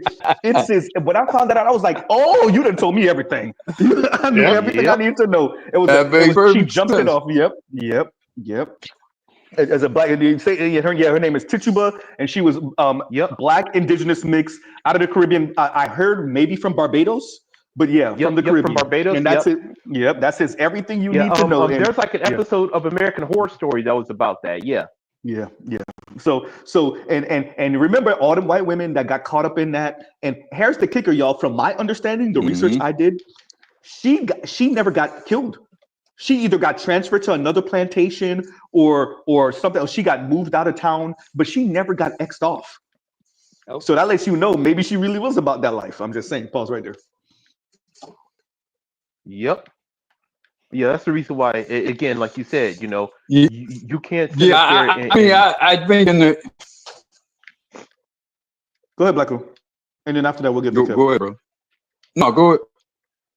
No, go ahead. Well, I was just gonna say, in a world where you're gonna like Black men, we're gonna seriously, you know, we're gonna seriously vie for dominance or control over things. Well, I'm just saying, I think white people will handle those kind of women different. That's what I will say about that. I think white men will handle those kind of women different. Black girl, I say the majority of Black women snitching, bro. They snitching. What you think you're doing without us? I already see it. I'm just saying. Well, I mean, because you know that's probably true. They're gonna snitch. Well, and because that is you, and because you're probably right, that should inform your actions. If you don't do some business, that's got to inform your actions, does it not?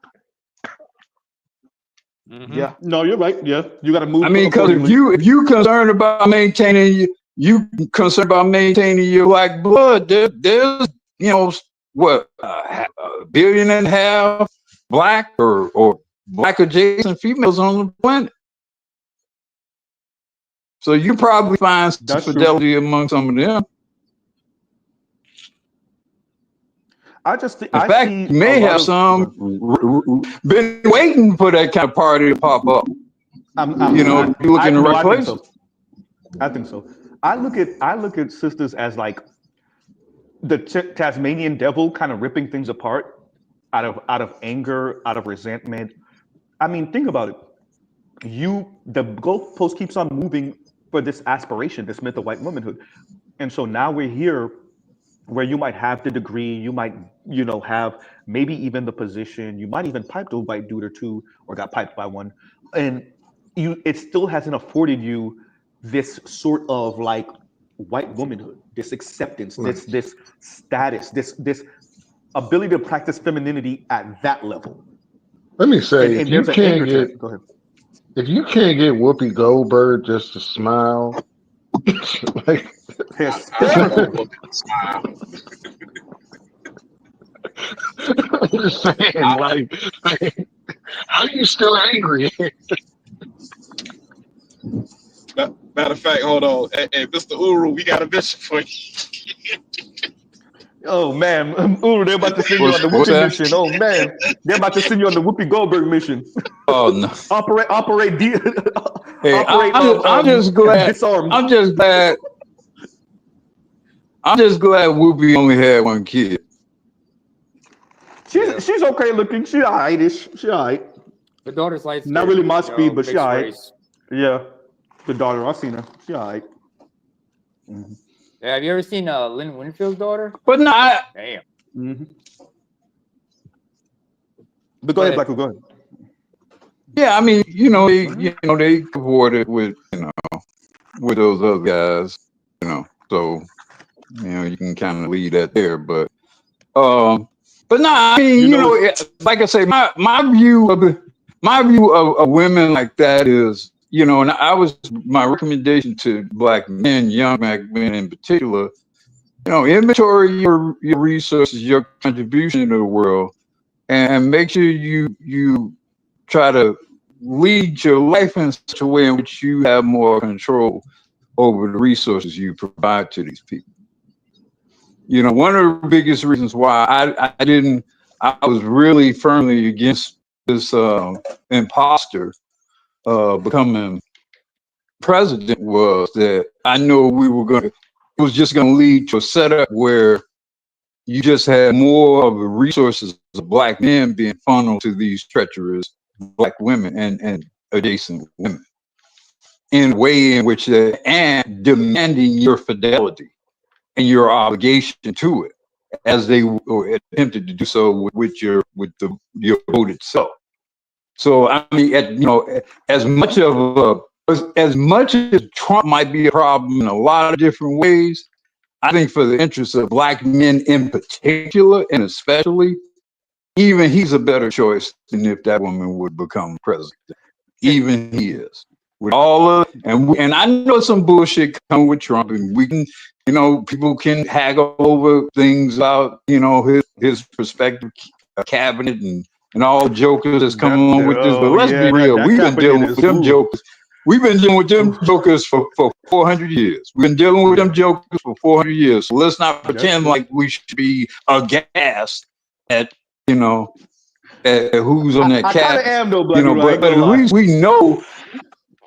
Well, no. I agree with you, but I'm still a little scared. I'm still a little scared. I ain't gonna lie to you. At least going in, you can anticipate how things are gonna go, and it's also, some of the more obvious stuff. Hey brother, fix your tail lights, fix the tags on your cars. Update your IDs and your driver's license. Give rid of the low hanging fruit type shit that they're gonna use to fuck with you. At least clean up that, and stop fucking around with some chick who like to hit on you, because that's a DV situation waiting to happen. Use this as an opportunity to say, look, I'm gonna clean up the bullshit in my life. I can't protect myself from all the evils of white people. Obviously, I can't. But at least when a cop pulled me over, at least I should have my license. I should have my up-to-date license. I shouldn't have no fucking broken tail light, right? I shouldn't have obvious shit that they can use. I should have my current insurance, right? Yeah, this is the time to clean your shit up so that going forward, people just can't randomly fuck with you on some BS. Because you probably gonna be some people, some jokers that figure now's the time for us to fuck with some black folks. Yeah, but that's not nothing new. Let me offer a different perspective. I saw Kamala potentially winning as the death knell to Black women's upward mobility. I didn't see it. I think that some were going to definitely try to push through whatever social programs directed specifically towards Black women because of Kamala. I do think they would have messed with Black men on a whole nother level. I do think that type of Black female tyranny would have rained down on many of us. But I think the overall conclusion of if she would have won, her administration would have been Black women being in an even worse social political position than they are outside of Kamala.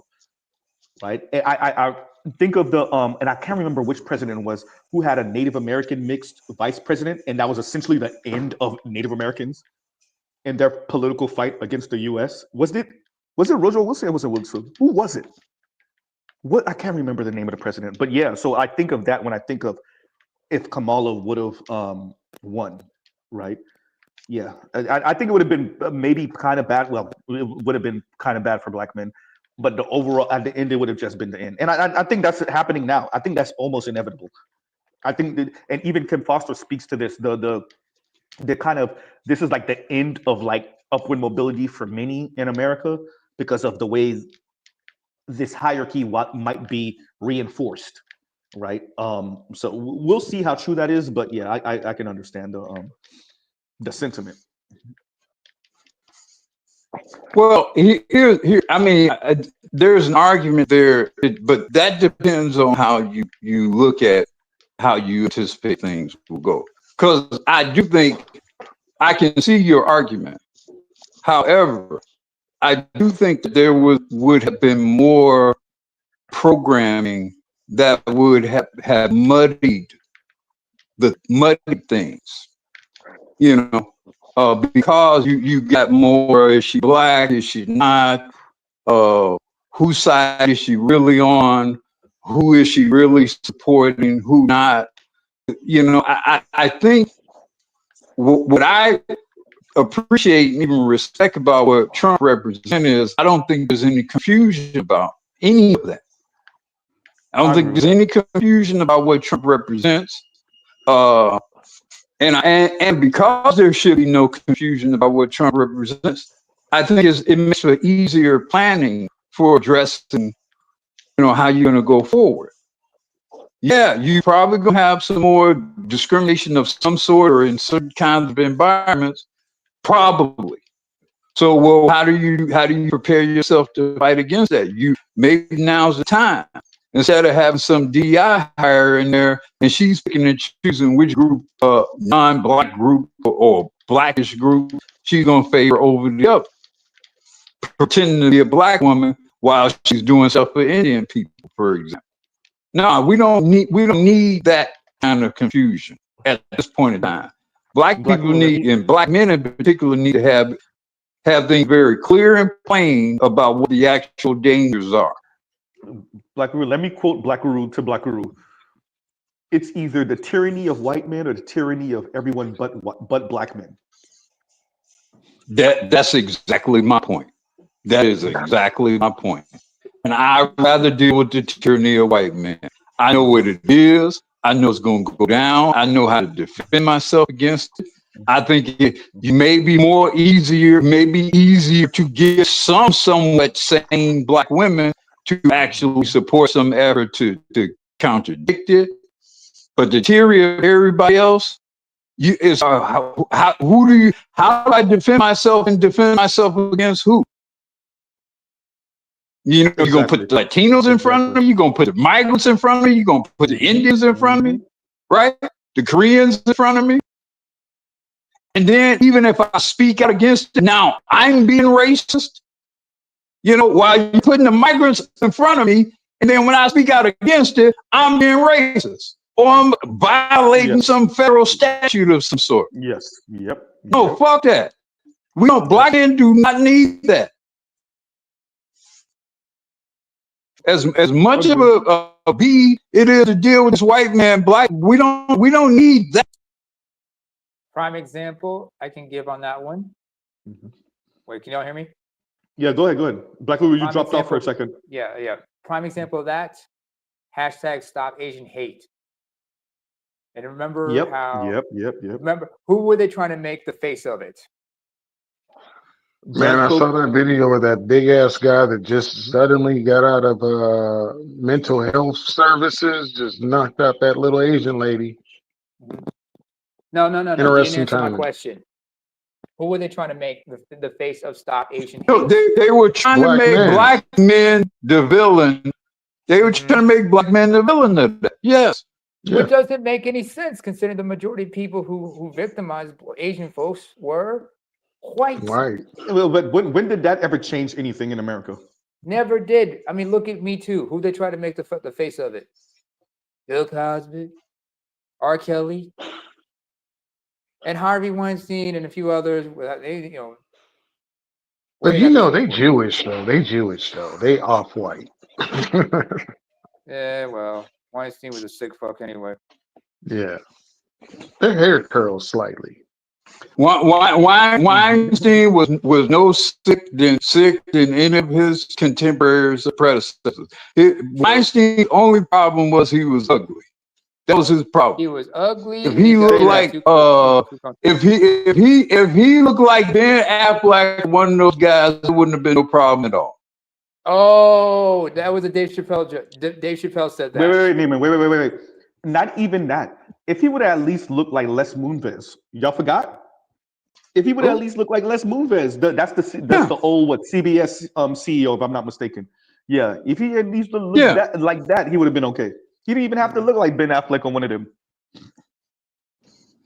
Yeah, that's really what it is. It I really mean, you know, it was yeah. Go ahead, Black Widow. Go ahead. Go ahead. Sorry. No, I mean it was it was an affront to, you know, how he presented himself. And look, Weinstein, see the smart. Black Widow, you're breaking up really bad. Is this? None of y'all should. None of y'all hear me struggle streaming when I'm off work. Hey, Leon over here, like I'm off this. I know, right? I thought you worked 7 days a week, man. No, I got to take off a few days because I have 200 hours of PTO, so I'm trying to clear it up because my baby should be here. My baby should be here next week or the week after. And if I'm off 6 weeks of paternity leave, that means I'm gonna lose 80 hours of PTO. Automatically, it's not gonna roll over. Fair enough. No, my time rollover player. Let's say it like this. Z has, let's say at 1 gig I have 400 and pretty much 450 hours sick time and about 240 hours vacation time and 12 hours comp time.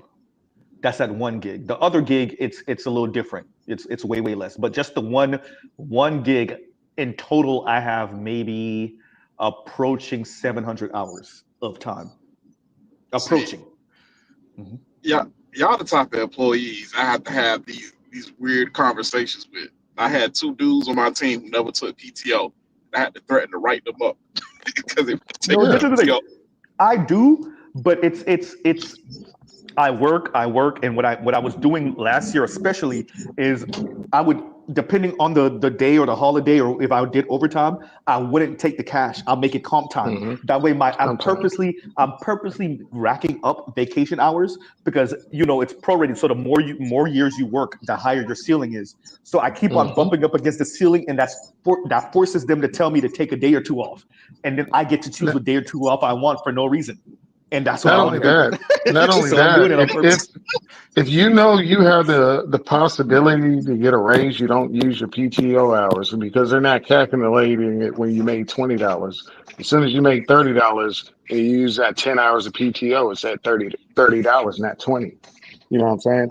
Then you have to realize that most guys that don't use their PTO is because they believe in this opportunity of upward mobility and stuff. Yep.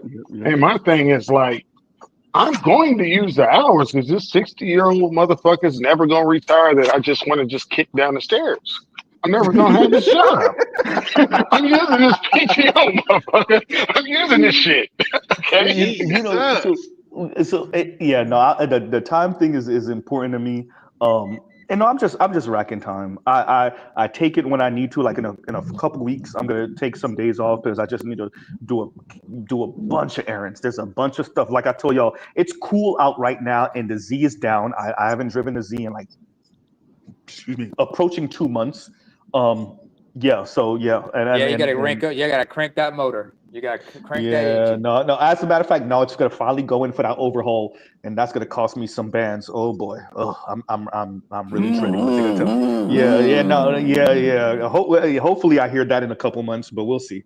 But yeah, no. So I got a lot of stuff I need to rack up on. But that's what I was gonna say, Leon. So what they do with my main gig is that the comp time that you don't use, when the new fiscal year comes around, they cash you out for it, so it goes onto your check.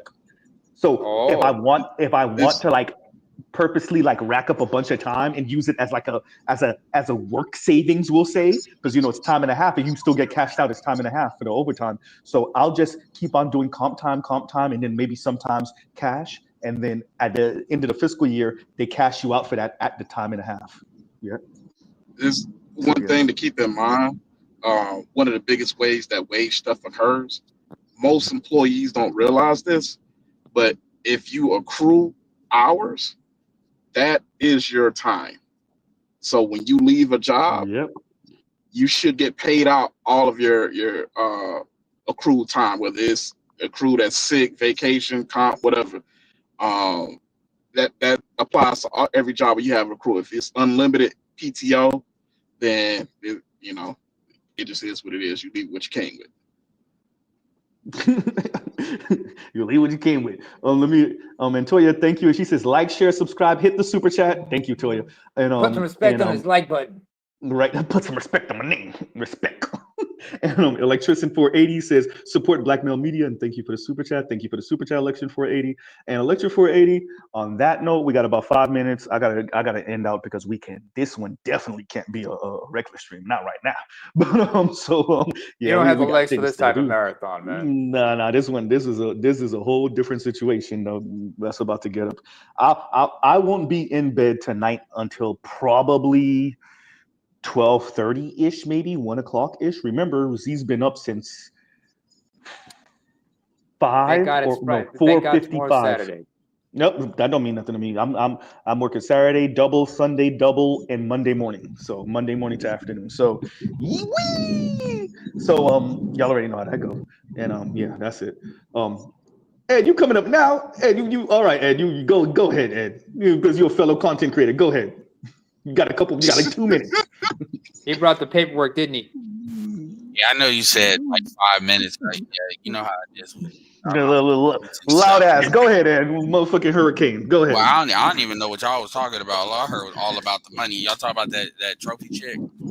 No, not her. No, I didn't even. I saw that thing, but the story is still developing. Apparently, she lied about a couple of things. She exaggerated a bunch of stuff. Homeboy's niece came out. Yeah, I'm following it. Letting the Black Female Accountability Department handle that because Sade and them. Well, Dana, all them chicks on TikTok. So it's a variety of them now. It's enough of them that they can't just eat them like they used to. They used to just take them out individually. So that's what I call them, the Black Female Accountability I Department. remember when you first said that. That's just funny as hell to me, but I think it's accurate. Yeah, I think it's that's accurate. yeah. But No, as but what far I'm saying, What am I missing on Black accountability? Where is this at? What?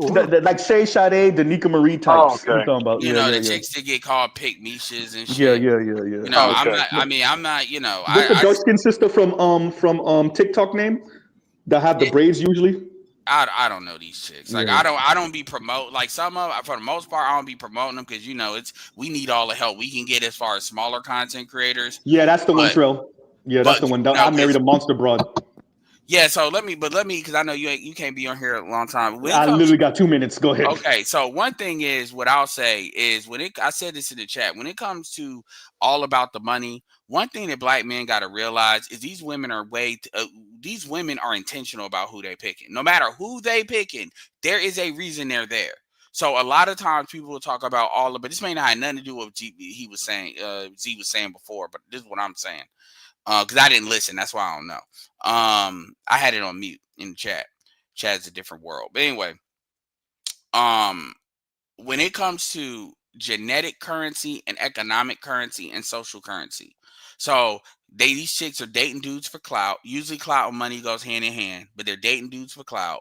They're dating dudes for genetics, meaning they are intentionally, we know this with height, but if you look at Haley Bailey, Keke Palmer, who else, Sky Jackson, even Simone Biles, what do all these guys have in common? They're either light brown, to light skin. They all have a certain height. You know, I'm telling you, look at Keke Palmer's father of her kids. She looks like a poor man's Trey Songz. Even though Keke Palmer's out here talking about Trey Songz was weird and Trey Songz did something on a music video. My point is, dudes got to stop acting like these chicks are just winding up in these relationships. When they talk about that bullshit about their obsessing over men and centering men, that's a lie. And what happens is a lot of these blue pill / purple pill dudes, they buy into that rhetoric. And a big part of what we do, what Z does, what I do, is to counter that. Because when y'all hear that, and that's all y'all hearing, not y'all on the panel, not so much people in this space, but you get what I'm saying, that when they're hearing that, they internalize that. So part of what you all's job is, I'm not saying you all need to crash out for the red pill, but what I am saying is y'all need to, when y'all have these conversations, bring these conversations up and probe these guys to see what they think and why they think it. Yeah, DDG isn't tall, so DDG is for social currency. DDG is for social currency, skin tone, and money. So like they may not always have the height. That's the most notable height genetic feature, but there's other features, like, you know. So just FYI on that. Come on, guys, we're all over 30. Let's act like it.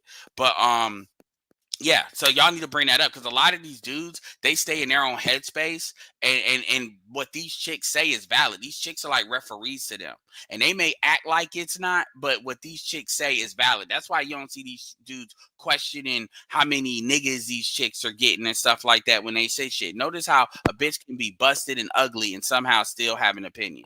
Dudes can't do that. So I'll leave it there. But that's On what I that want. note, Ed, we gonna end out with Ed, but y'all know can't make this a record shoot. And thanks for Ed for coming up. Yeah, no, we were just speaking about all the women that's talking the eugenics talk, Ed, and the money talk, the eugenics based off the money thing. And so yeah, and I kind of linked this dude named Raul Powell, You who know was what I speaking call about those the people, Mr. economy. Z? I Go call ahead. those Gattaca bitches. Well, you got to be perfect. Yeah. Remember, folks. Remember, Designer folks. baby bitches. Yeah, Anyway. seriously though. But let me end out, y'all. And like, share, subscribe, hit the thank you button for the replay squad. Y'all go check out other black. We'll pause right here. Love, peace, and chicken grease. Y'all go check out other Black Manosphere content, other non-Manosphere content, and we'll end out. All right, y'all. Mr. Z out. Drive safely.